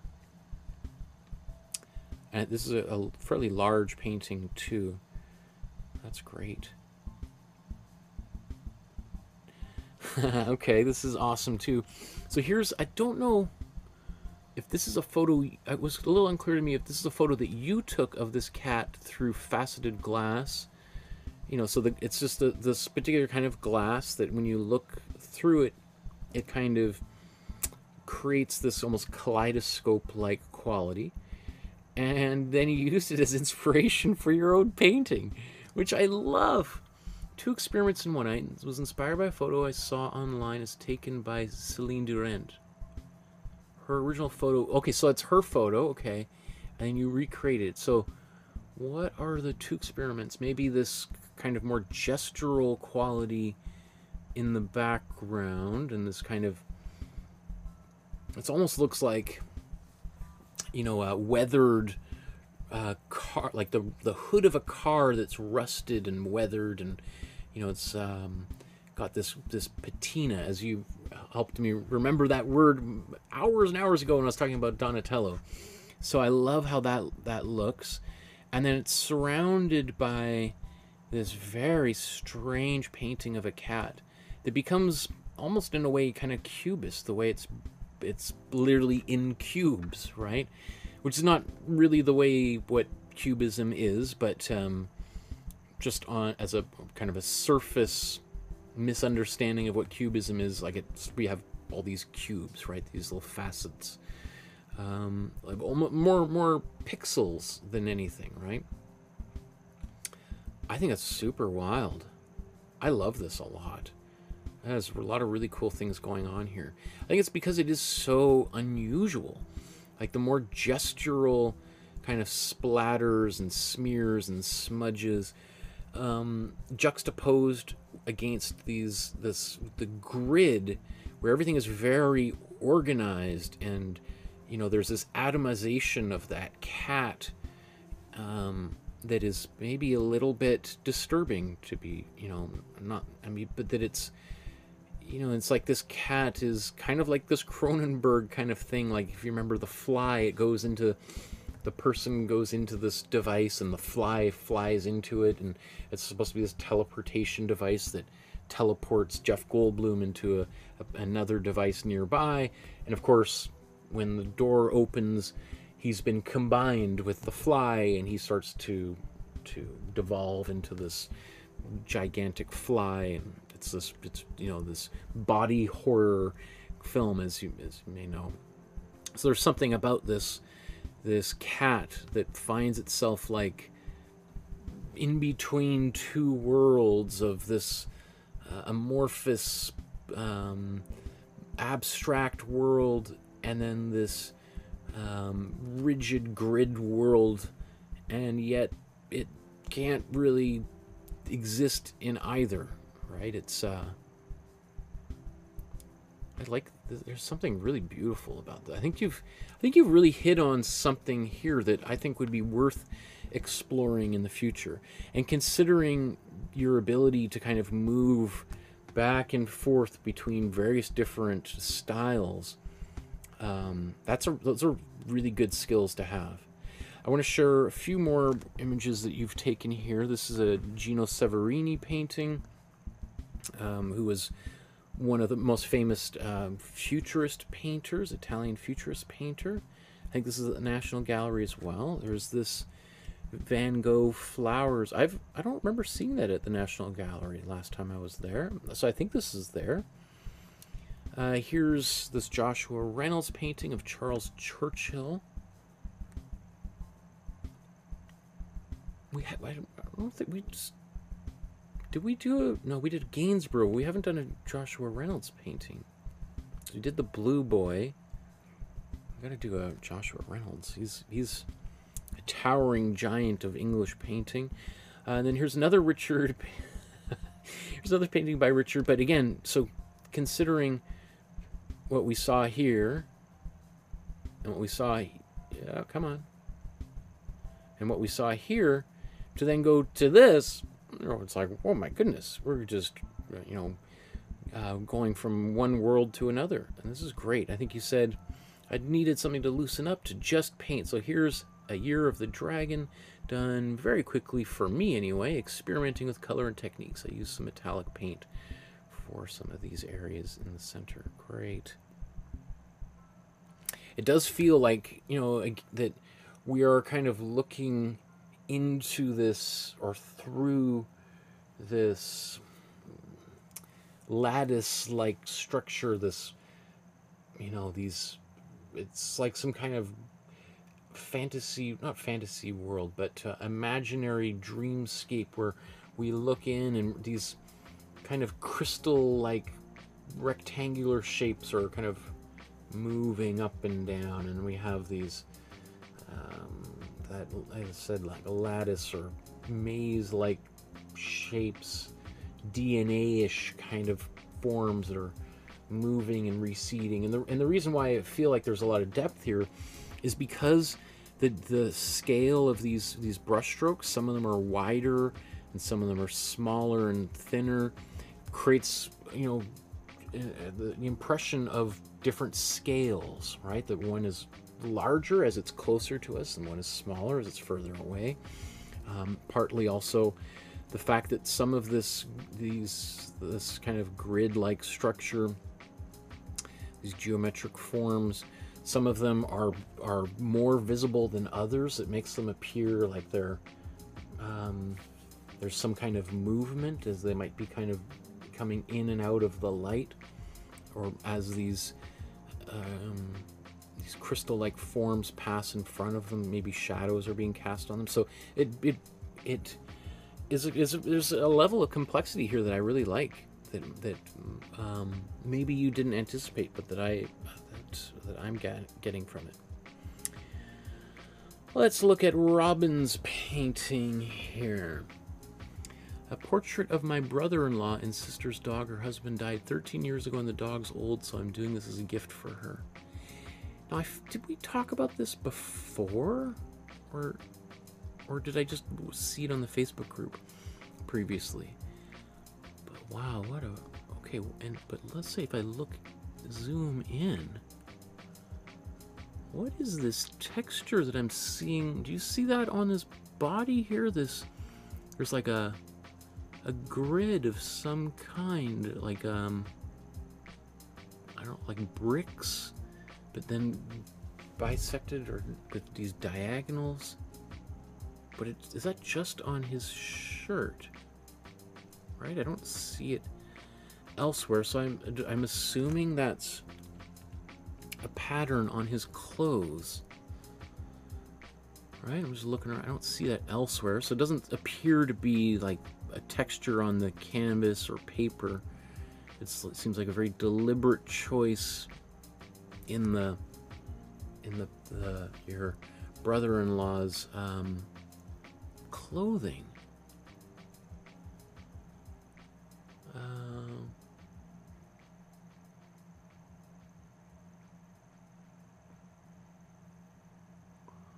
Wow. So what kind of clothing? I mean, it's almost like you see that in like soccer or football jerseys. They have often kind of very kind of subtle patterns like that. So I wonder if that's a nod. Oh, there's Robin. Robin happens to be watching too. So that pattern was done on the shirt only. Yeah, that's very wild. I like that a lot. I mean, those are really kind of nice, like those very subtle details that are, if we're zoomed out, we don't really see that pattern at all until you kind of look a little bit closer. And I love that kind of thing because it's like a little reward to somebody who takes that extra little moment to look a little bit more carefully and examine the details. And so I think that's really kind of, there's a generousness to that I think about. It's the same sort of thing when you're watching a movie and someone's taken a great deal of care to get the period clothing and props and cars and all that kind of stuff down right, so that the world that those actors and characters inhabit is believable. And so that's something I find with that's kind of nice. That it might be one of those things that almost nobody perceives except your sister, right? So, I was like, oh, I love that, right? And it's probably one of those things when she shows it to other people. It's like, look at the shirt. Do you remember that shirt that he used to wear? It's like, exactly, right? It's not just a green shirt, but there's that pattern in there. The yellow glasses are fine. The dog is also really cool. Well done. Yeah, even just the application of paint, like on this couch, like the way that that couch is painted, it kind of there's a kind of, what is that? It's like almost, it gives it a velvet kind of quality. I don't know if that's where the couch was painted, but you know, velvet kind of has that quality that, you know, if you brush your hand one way or another, the color appears to kind of change, or it tends to get brighter or darker, just because of the way the fibers kind of, you know. And so the way that this is painted, it kind of gives me that impression of like the texture of that couch. Robin says, I had problem with the clothes. I imagined the figure my own drawing, but I couldn't do shadows. I don't know. I had problem with the clothes. I imagined the figure my own drawing, but I couldn't do shadows. I think this is fine. I don't see any problem with the shadows in any way. I like the shadows that the couch is casting here. I mean, I suppose one might say that, you know, if the corner of this couch is casting that shadow that way, I suppose you could say that there's probably be similar shadows coming off of the feet going in this direction that might be a little bit longer.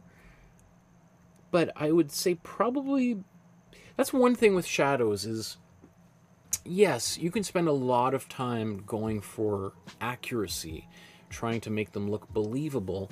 But the thing is, most people, like, I mean, like almost everyone, including a lot of artists, are generally completely unaware of shadows, and the only time they might really notice them in a painting is if they're egregiously wrong.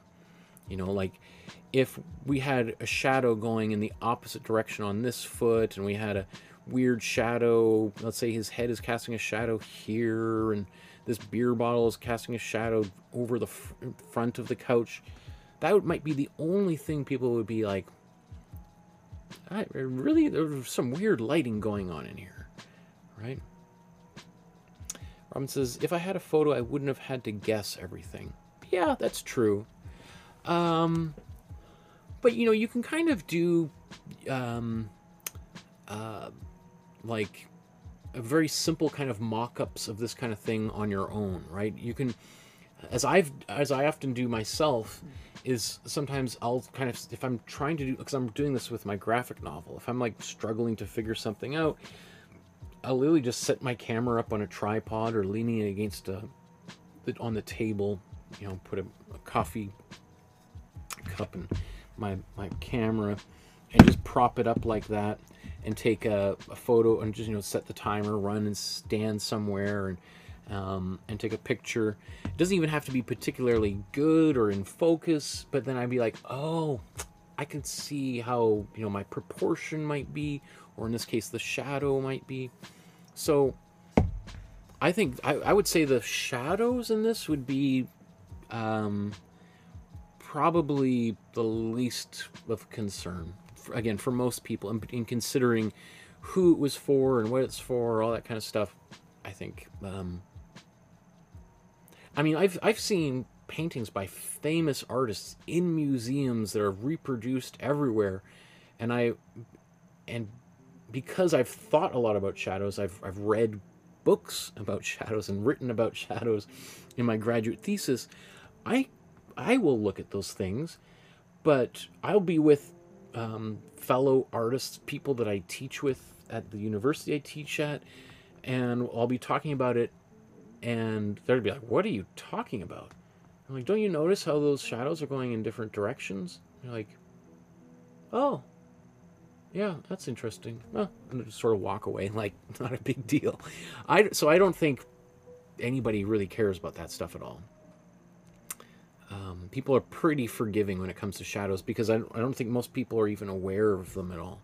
Most people don't even really think about like, I teach a photography class, and one of the assignments I'll give people is to take photos of shadows. And people are, when you say that, they're I look around and people are like, oh, this is the stupidest thing I've ever heard. Like, why would anybody take a photo of a shadow? It's like the least interesting thing on earth. And, which I think, I think that says everything. People generally shadows are generally an afterthought. So anyway, I think this looks great, Robin. I'm impressed that it just happened to be here watching when we got around to your work finally. So great job. I think you should be really proud. I like how this one turned out. Okay.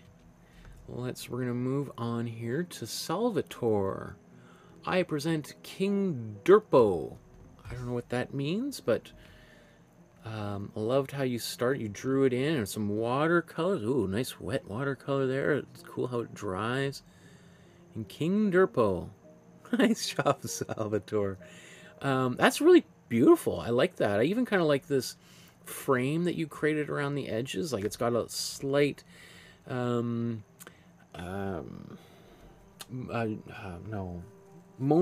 kind of quality, right? He often used colors that are kind of encapsulated by these black outlines. I think that's really cool. Very colorful picture too. I love this character. I don't know if this is something that you've created or has existed for dozens of years and it's very popular with kids or whatever, but this could be, in fact, let's take it. I gotta look up King Durpo.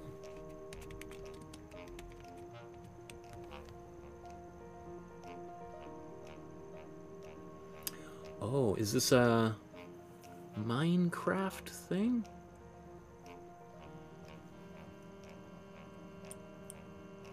I guess, but it's King Derp. Doesn't look like anyone's created anything quite like that. So that is, if this is your own kind of character you've created, like, wow, I want to see more of this. Like, where did this come from and what are you going to do with it now? Very cool. Awesome job, Salvatore. I think you've really created something quite unusual. We're going to move on here, and we're looking at the work of Sandra, who is watching for hours and hours, and I probably has since gone to sleep here, being a very pregnant, soon-to-be mother. But these color studies here, Sandra says, I haven't painted in months since I found out I was pregnant, so to warm up, I did a quick Markowsky color wheel. By now, I must have done it at least 20-plus times. Awesome. Yeah, I just, I was at Michael's Art Supplies the other day looking to buy some paint for some of my classes, and they didn't have the Amsterdam paint that I think they carry it, but they don't carry the larger tubes that I use. So I just was like, you know what, I'm going to try buying their Artist Loft paint, which is their kind of proprietary brand or signature brand. And I haven't had a chance yet, but I plan on mixing a color wheel with that paint to see what the quality is of it. And if it's good enough, then I'll include it maybe in some of our classes or in-person classes. But I've always been curious because it is a less expensive brand, and it's also, Michael's in the United States and all over Canada. So obviously I want to find paint that is accessible to the widest number of people so that they can do what we're doing in class and get similar results, right? So that would be the very first thing I would do, would be once I got a new set of paints, is to mix a color wheel to see, so I can anticipate better the results I've got. So just looking here though, Sandra, I do see that. So this quinacridone magenta that you're using for your cool red, just on the surface, does seem quite dark. I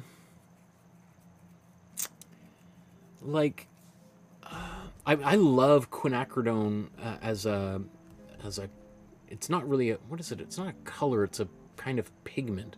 Because you can get quinacridone blue, quinacridone, I think, do they have quinacridone red? I think I've seen quinacridone teal, or there's anyway, it most often comes as like a blue. So this quinacridone, I think, is one of the things that quinacridone does really well is it blends really well with white. I do find, though, when it's on its own, it looks a little bit darker than I would like it to be, especially for my magenta. Quinacridone is also a color that is relatively transparent, or as a pigment, it's relatively transparent. As I said, it comes in various different hues. So I don't know if I would say that is necessarily the best color, depending on your uses as like as a cool red.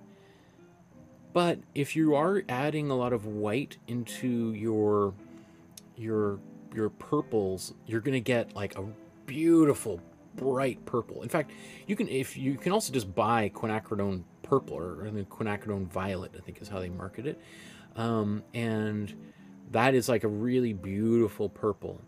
I mean, I love the quinacridone blues. Anyway,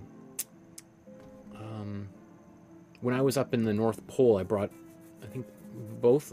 Well, I think my cool blue was a quinacridone blue, and I was mixing a lot of white into my colors, and it just gives like this. It's a synthetic pigment that is relatively new, and when it gets mixed with white, it glows in a way that is rare with other pigments, and it glows in a way that doesn't, like, often when we tint a color, when you add white to a color, that color becomes muted very quickly. It becomes very pastel really quickly. Whereas when you add white to a quinacridone, it almost, to at least at first, actually seems to get more intense very briefly before it's like it is a little bit darker, so it kind of seems to get more saturated before kind of coming back down as it loses its saturation. I could be completely wrong. That's just my subjective impression, having used that paint, and I haven't used it in a while. But I think it is a kind of I know a lot of the painters that I know really love quinacridone for that reason. That it sometimes can be a little bit brighter than bright. It's not quite fluorescent, but approaches that.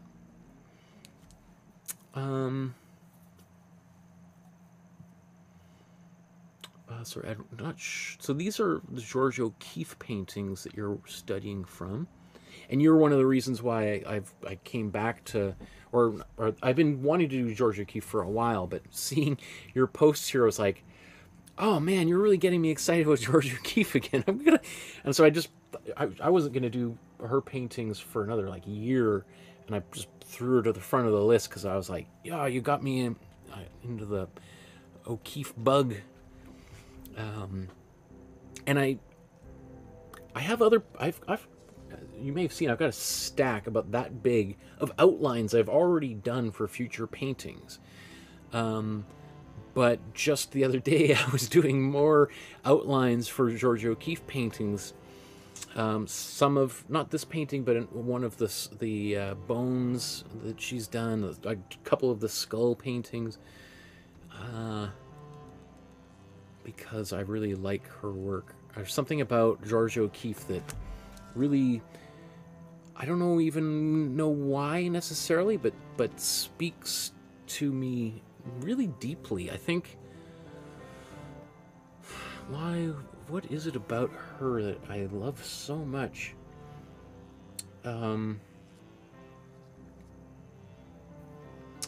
Well, George O'Keeffe, I mean, it probably has a little bit to do with the fact that I'm a father of a young girl. So, one of the things I've tried to do with these episodes is feature as many female artists as I can, so that she grows up in a world where it's just totally normal for women to be artists. Like, that's what I feel. I feel a great deal of responsibility to try to do that. Not that I care whether she becomes an artist or not, But she's always loved drawing and painting. Like before, we had never given her any pencils or crayons to ever use before. And one day she found a pencil I'd left out on the couch or something, ran to her room and just drew all over the walls.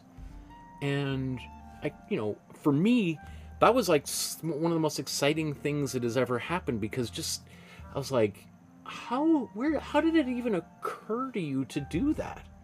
Like, in the best way possible. I was like, wow. Like, and it started making me think, like, really, art is clearly like in our DNA, that, like, because I guess my daughter's probably seen me drawing my comic book on my tablet. And she's come down to the studio a few times and obviously participated in some art making. But that was before I think she ever did that. She drew on the walls. So that blew my mind. So I was like, man, if she's going to be an artist, I want to make sure that she's got some heroes that, as opposed to just another old white guy to study from. Which is, when I was growing up as a student, you never, in art history class, I don't think they mentioned a single female artist. I don't even think they mentioned George O'Keeffe or Emily Carr or Frida Kahlo. Like, that's like that's a newer thing. That's the generation, the younger generation from me, that learned art history that way. Anyway, long story short, this is great, Sandra. It's nice. Oh, and I love too, you mentioned how you use these red sunglasses as a way of checking the values of your painting. I still mean to buy some red glasses. I'm a little bit skeptical about how that would actually work, because if you're painting a painting that's got a lot of reds, that I would imagine that red would be filtered out. So really what you're just seeing is the blues should become black. But again, this is just me, like, I almost would say, looking at it with like, 3D glasses, like a blue and a red, to be able to kind of go left and right. That to me would seem like a very helpful way of being able to see the values unmodified by color. Of course, one of the easiest ways would be to just take a picture on your phone or your computer, and then to oops, where'd that go? And then, as I said before, you just take the slider down here for saturation, turn it all the way down, and then we can see very clearly what the value contrasts are. So we can see just in this painting here, the central, I don't know what this is. Is that an egg or something? What is that paint? What is this painting that she did here? I think this is some sort of skull on the bottom, and maybe teeth, maybe. But we can see that, like, basically, as long story short, all of the value contrasts in your painting are working pretty well. I think they're a little bit darker than hers, but they're still in proportion to one another, which is, I think, the most important kind of thing. What would be concerning is if we made this black and white, and then we saw the difference between your foreground and background basically just disappear, right? Which can often happen, right? Sometimes you think you've nailed it, and then you do this exact same thing, and you realize, oh, my background, even though it's orange and the background's blue, weirdly enough, once you reduce or remove the saturation, you might be surprised to discover that they are the same value level, right?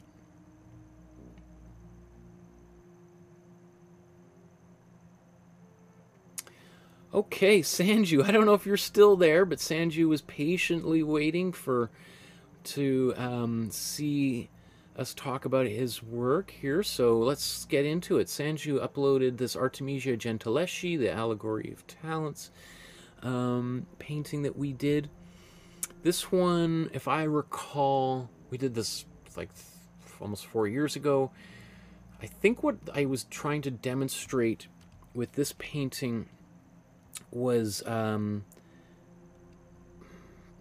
the grisaille technique? I think what I ended up actually doing was taking the a photocopy of the original painting, and then I used Mod Podge to glue it down onto a canvas. I let that dry, and then glazed paint over top of it, I think. Right? So Sanju's sort of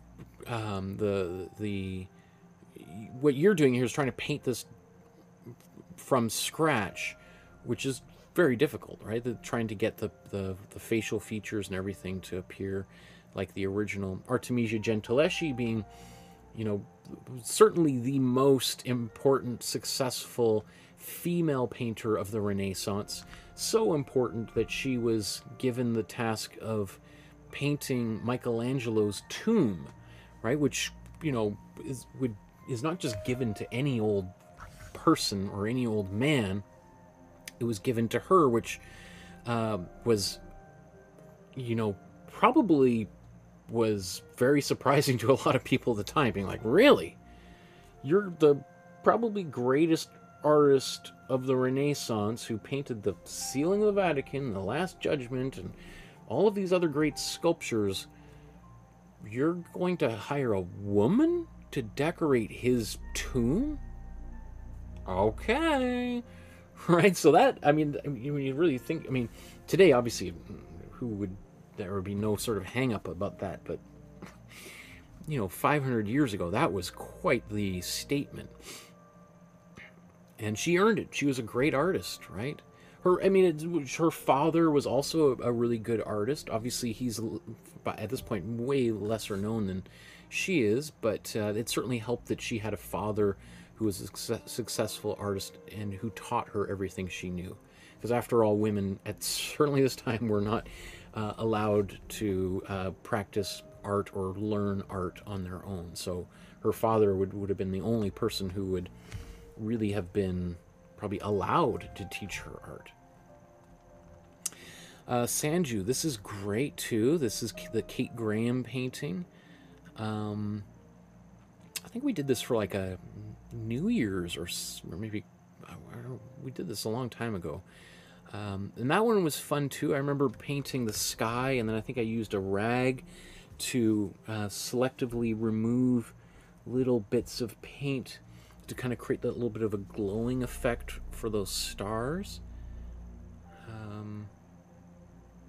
So this is a fun one. This would be also a really fun one for kids to do. In fact, this is a good one for people who are just learning how to paint to do, because there is something kind of fun about getting your fingers a little bit dirty, doing a little finger painting. Wow, I finally did the Jean-Paul Riopelle video, and I did it outside the house. So Jean-Paul Riopelle being basically Canada's answer to Jackson Pollock, although he did do like some splatter drip paintings like this, but more of them also was him kind of then interacting with the paint using like tools like a palette knife to push the paint around a little bit. But certainly gives one permission to kind of get a little bit wild and a little bit dirty. That's great. And again, you know, kids would, this would be talking about like the work you've done with kids, Sanju. This is the kind of stuff that kids would just, it would almost be to the point where so much fun for kids that things could get out of control pretty quickly. Like I could imagine trying to do this with well, I was going to say younger kids, but I would almost be worried more about high school level kids, you know, starting to spray each other with paint and it gets in people's hair, and before you know it, there's a big argument. Yeah, that could be really fun. Again, it verges on creating a total chaos. You'd want to do that outside, and you'd have to insist that all those kids come to school in clothes that can get ruined. Not just paint on them, but ruined. And maybe the kids would have to wear like, you know, like a shower cap, because, you know, God forbid you get paint in their hair, and if it's acrylic it starts drying, and then, oh my goodness, cutting that hair out, you know, parents might not be too happy. This is cool too. So this is the Banksy painting. I messed up with the stencils, but most important for me was not the perfection, but knowledge and skills obtained from trying these paintings. Awesome. And you know what is kind of funny? Is this the painting that was at the auction, and then as soon as it sold, kind of shredded and then kind of broke? It's kind of funny that at the bottom of this painting you have this kind of the threads of this canvas are kind of dangling loose, which are similar to what happened with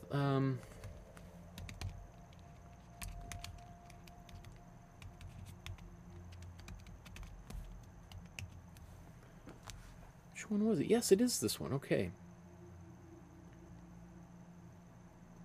Right, so this, oh, it's slightly different. It's this little girl in the balloon is floating away, but you can see this is how the painting, when there was a mechanical device in there that as soon as the painting sold for millions of dollars at auction, it descended and began shredding, and created actually this really beautiful look of this kind of this loose paper at the bottom. Of course, it makes the painting even more valuable because of that that little stunt. But anyway, that's just funny, just that little echo of that little what would you call that, the seam, the loose end of the fabric kind of being visible like that. Okay. Sanju says this is the certificate for art therapy program that you just finished. My goal is to propose different art activities to the community. Awesome. You know, Sanju, you're doing great work for your community. Like, really, really powerful, important work. And I want to do anything I can to support those activities. It makes me so excited to see, let's look at some of the work that these children have done. And you've done work not only with children, but with adults. I think you did one where you guys were at the beach painting, which makes me super jealous. That sounds so cool. But I just love these, you know, getting kids excited about making art. Look at all of them holding their paintings up. That's so cool.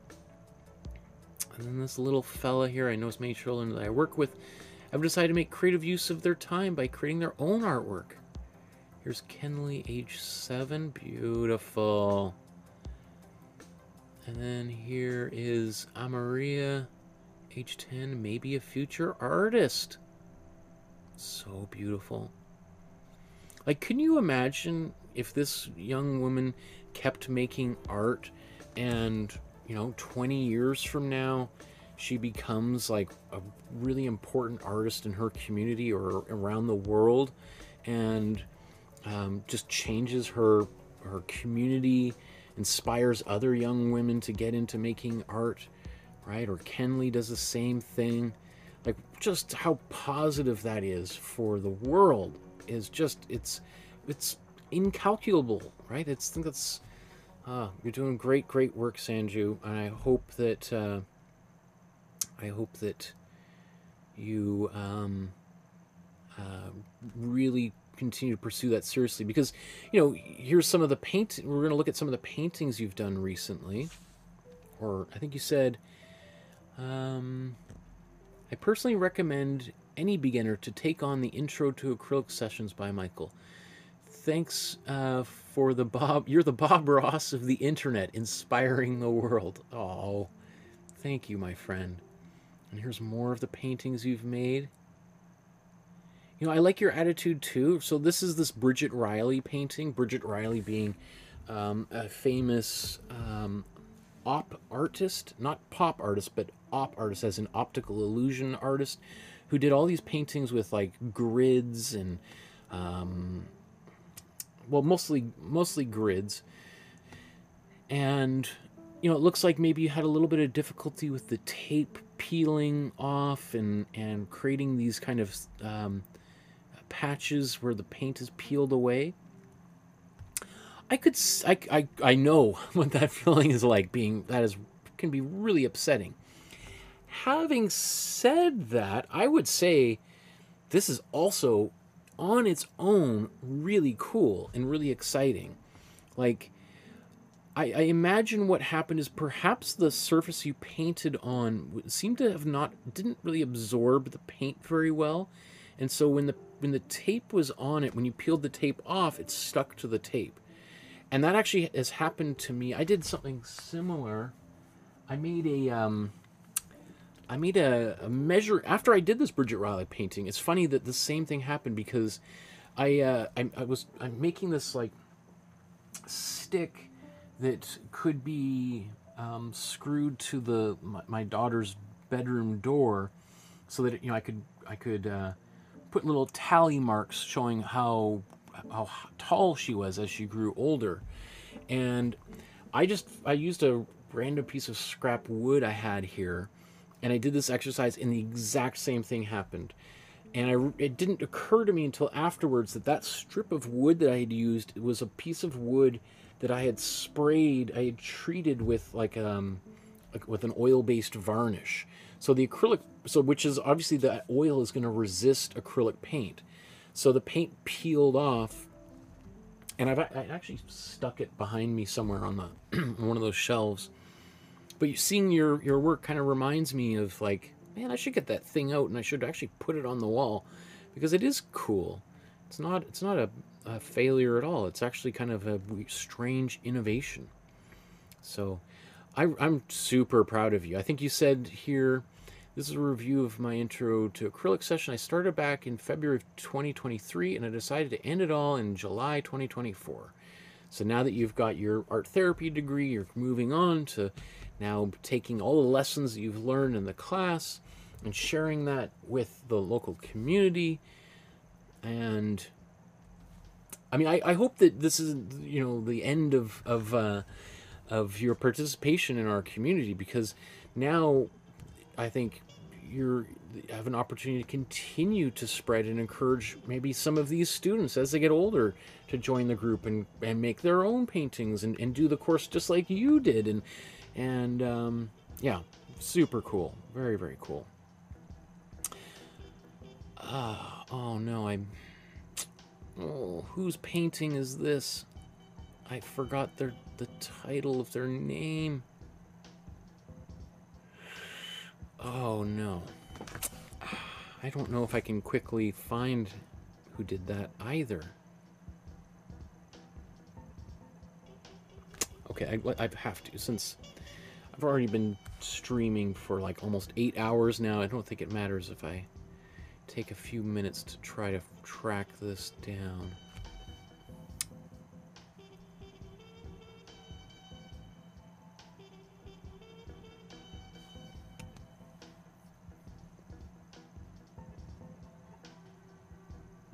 It's being glitchy.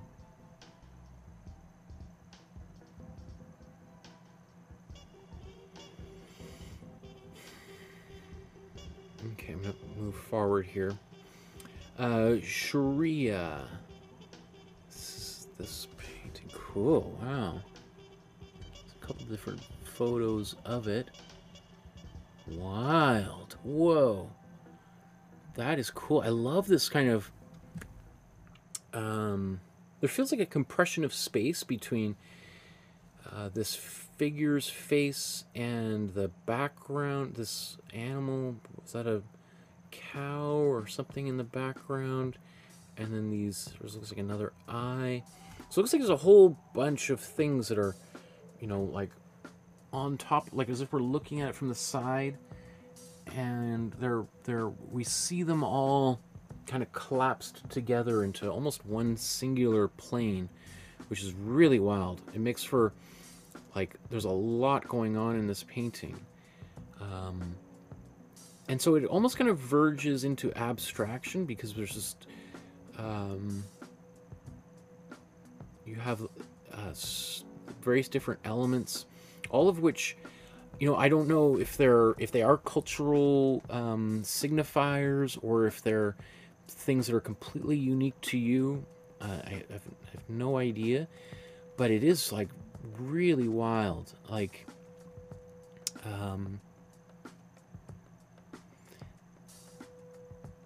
yeah, it's, I love the colors here, like great use of color. Like all of these colors are relatively muted.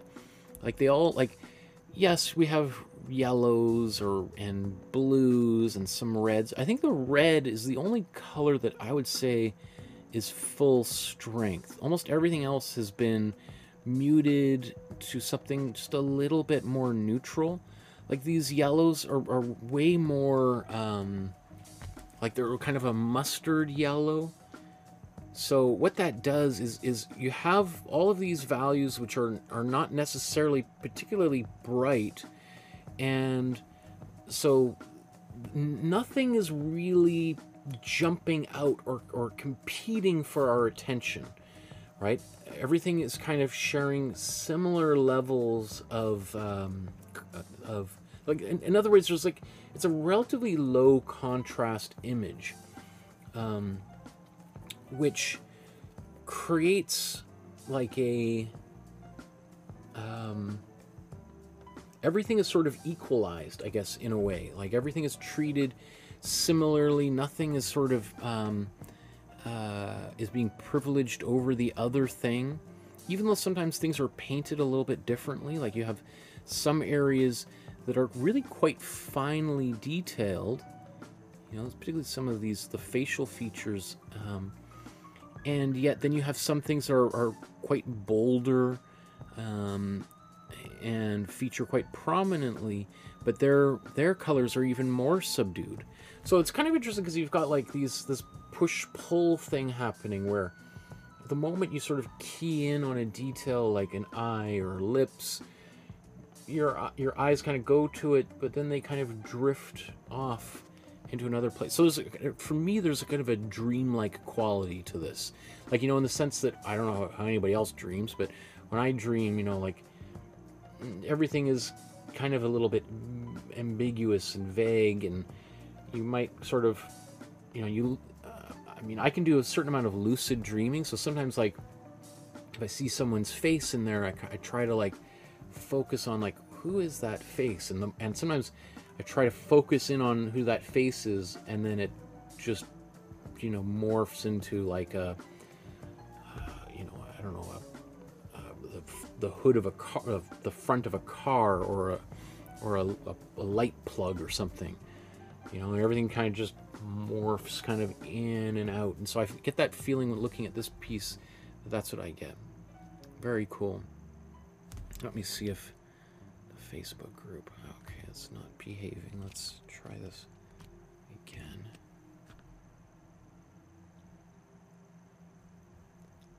Okay, that's going to do its own thing. Let's come back then. I think this might be Tarja's. Because I remember, well, I think there were two of these paintings back to back. So I have a feeling this is...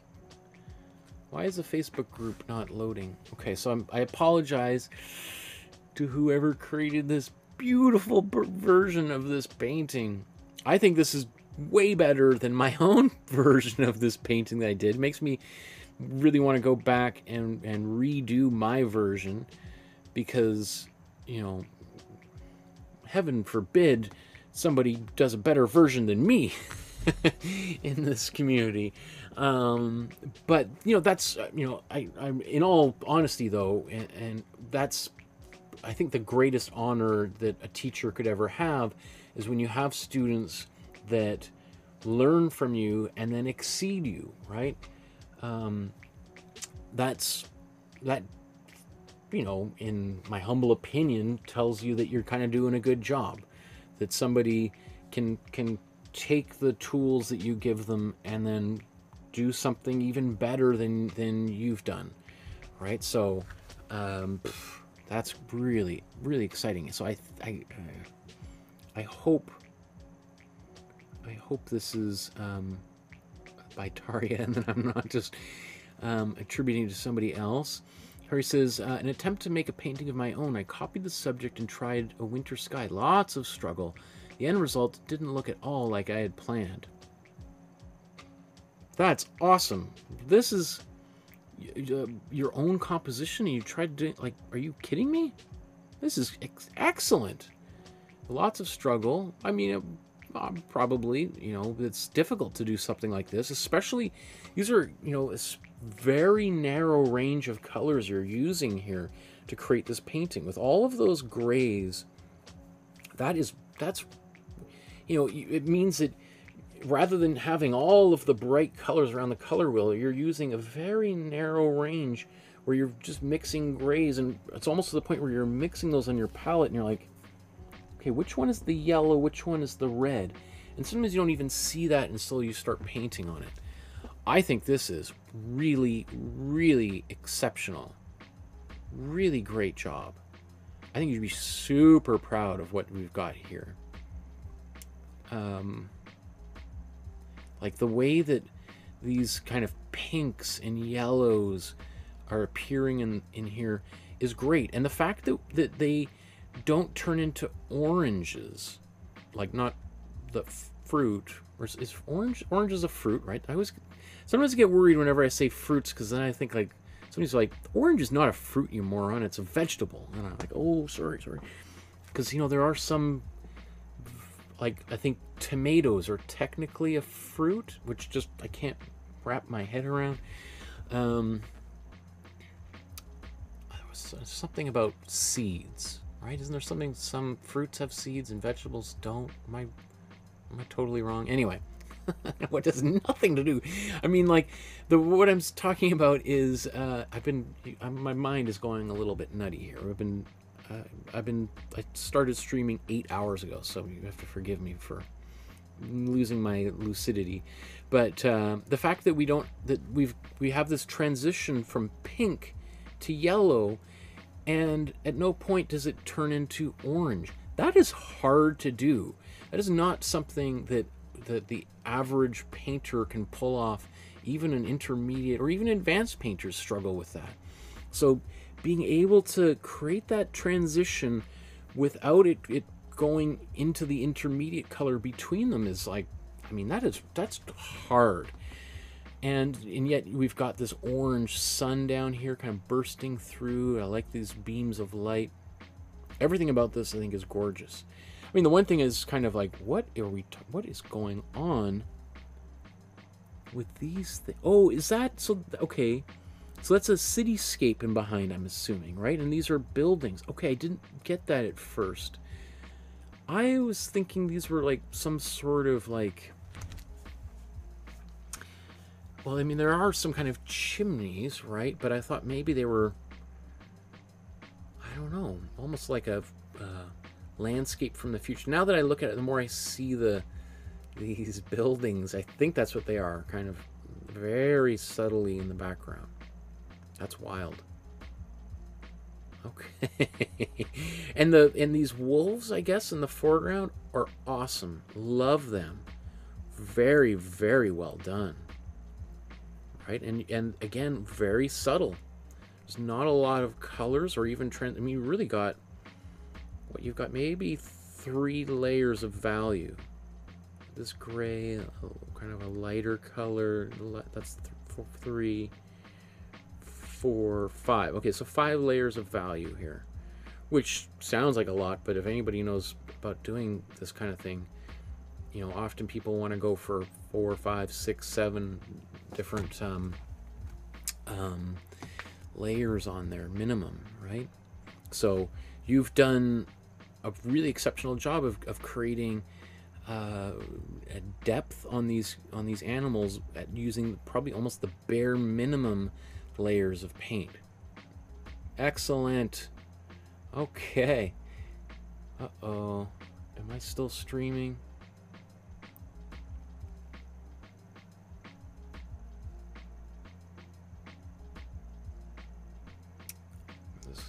I'm getting the spinning ball of death over here. I just want to load this again just to see if that's good.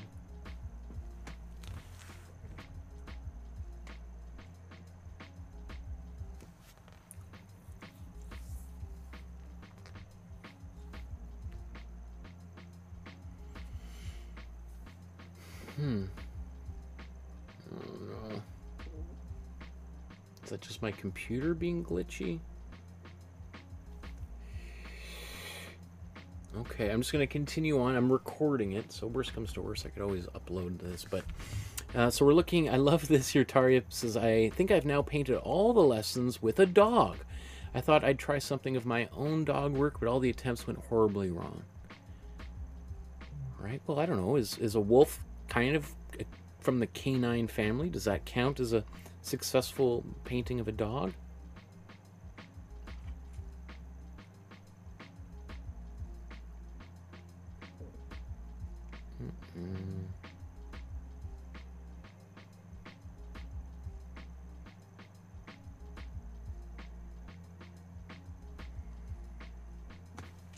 Okay, I hope I'm not having some technical glitches here, but wow, these are really cool. It's funny when by posting this here, it never occurred to me how many paintings we've actually done that feature dogs in them. So it makes me, I'm pleasantly happy, pleased that there's enough dogs to keep people like yourself occupied. I wonder how many cat ones we've done. I hope there's not a group of people who are about to stage an uprising because haven't treated our feline friends with equal master study episodes here. These are great. Yeah, I mean, we might have talked about all of these individually when you posted them, or maybe not. I don't know if you did. You post all of these to the Facebook group in the past? I don't know. Okay, I'm just going to continue going forward here. Taria's, this is my version of Yayoi Kasuma's Flower, and yes, it was meditative. That turned out great. Again, this was a time-consuming painting because painting all these little black triangular shapes is kind of mad-inducing.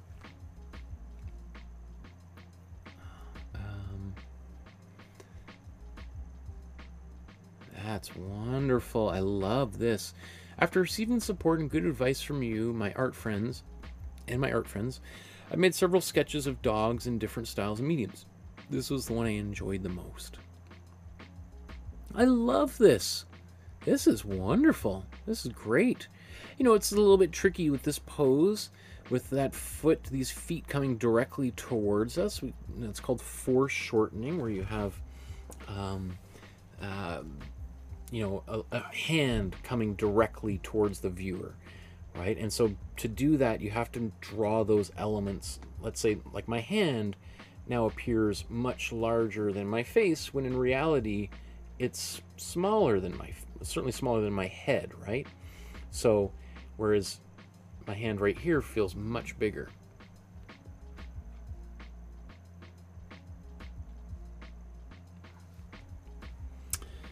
Barbara says, I was looking back through the feed, and just to let you know, my friend's 10-year-old is studying Frida Kahlo, and her 6-year-old is doing Kandinsky. Awesome, Barbara.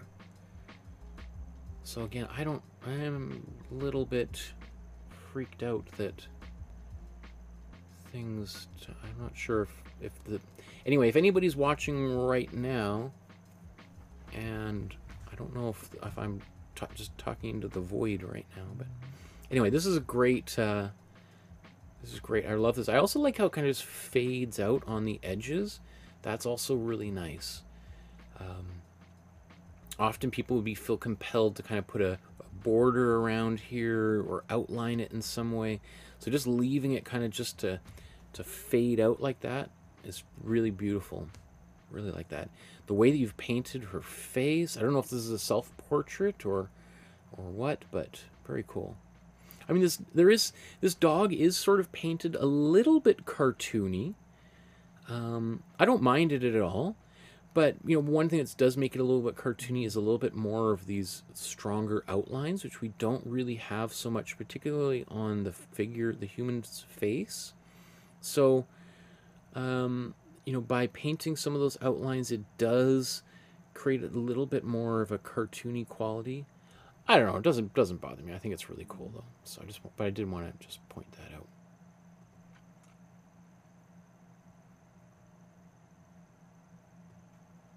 Okay, what's going on here?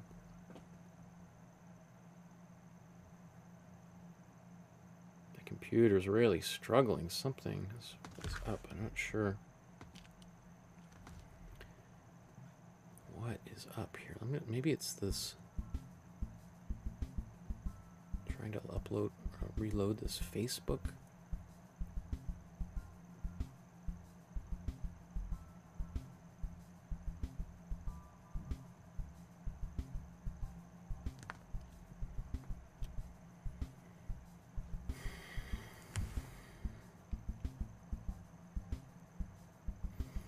Anyway, while that's happening, let's push on.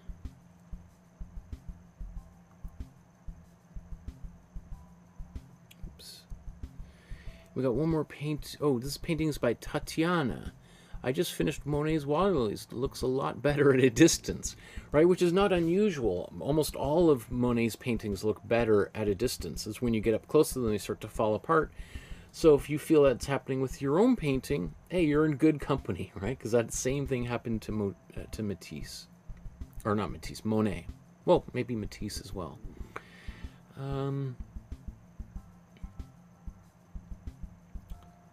Look here. This is, Vanya says, I was in Amsterdam, went to the Rijksmuseum, which is their big art museum, their version of, let's say, the Metropolitan or the Louvre.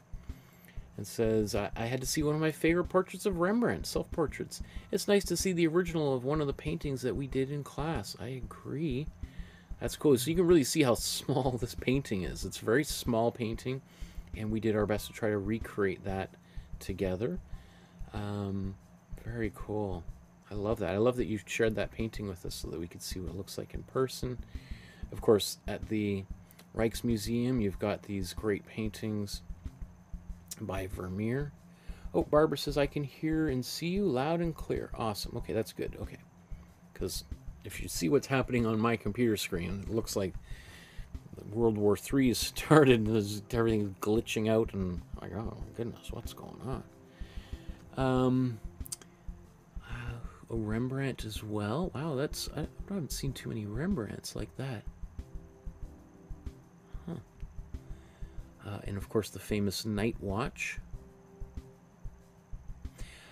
I would love to do this. I mean, and this is only just a small portion of this much larger painting. I would love to do this painting because it is considered to be maybe one of the top 10, top 20 most famous paintings of all time. I mean, certainly the prized possession of the Rijksmuseum, which I would say is maybe in the top 10 greatest art museums on earth. So, but it's a big painting with maybe 20 different figures in there. So that makes it virtually unlikely that we would ever do this in class just because it would just take forever. Vanya, this painting here, these great still lives that those Dutch artists did.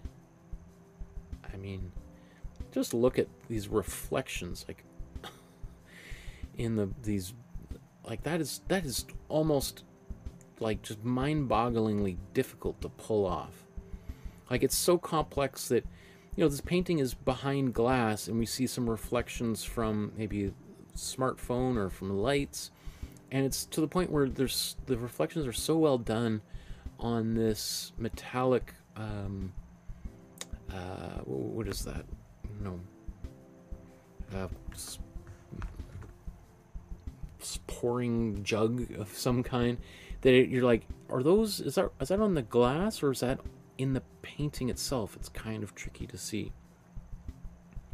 I did see once in an old art magazine, somebody took a bunch of paintings like this, and then tried to use like fairly primitive computer technology at the time to then like to take those reflections out and then try to like what would you call it? Not deform, but reform those images. Try to flatten them back out to see what they looked like. I think that would be something that would be much easier to do today. I'm sure even like Photoshop has like a tool that you could probably do that within minutes that would have taken, you know, weeks to do years ago. But be really fascinating to see how well those types of images hold up.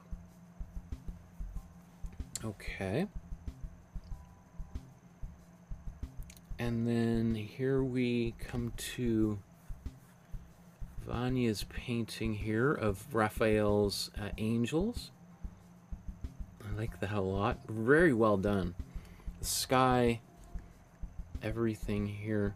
Oh, it's interesting. Like, look how kind of simply you've painted these wings, and yet, you know, when we're a little bit further out, it looks fantastic. So it's a great example again of just what I was saying, that, you know, often people imagine these works look really perfect and pristine in person, then you can be really surprised when you get up close and like, oh wow, it's like it's actually really kind of loosely painted. Right? I always think it just has to look good enough to be convincing from the average distance that a viewer sees a work, which is usually about like, you know, a human body's length away from a painting on the wall, right? And if it looks good at that distance, then it's likely going to be even better from further away.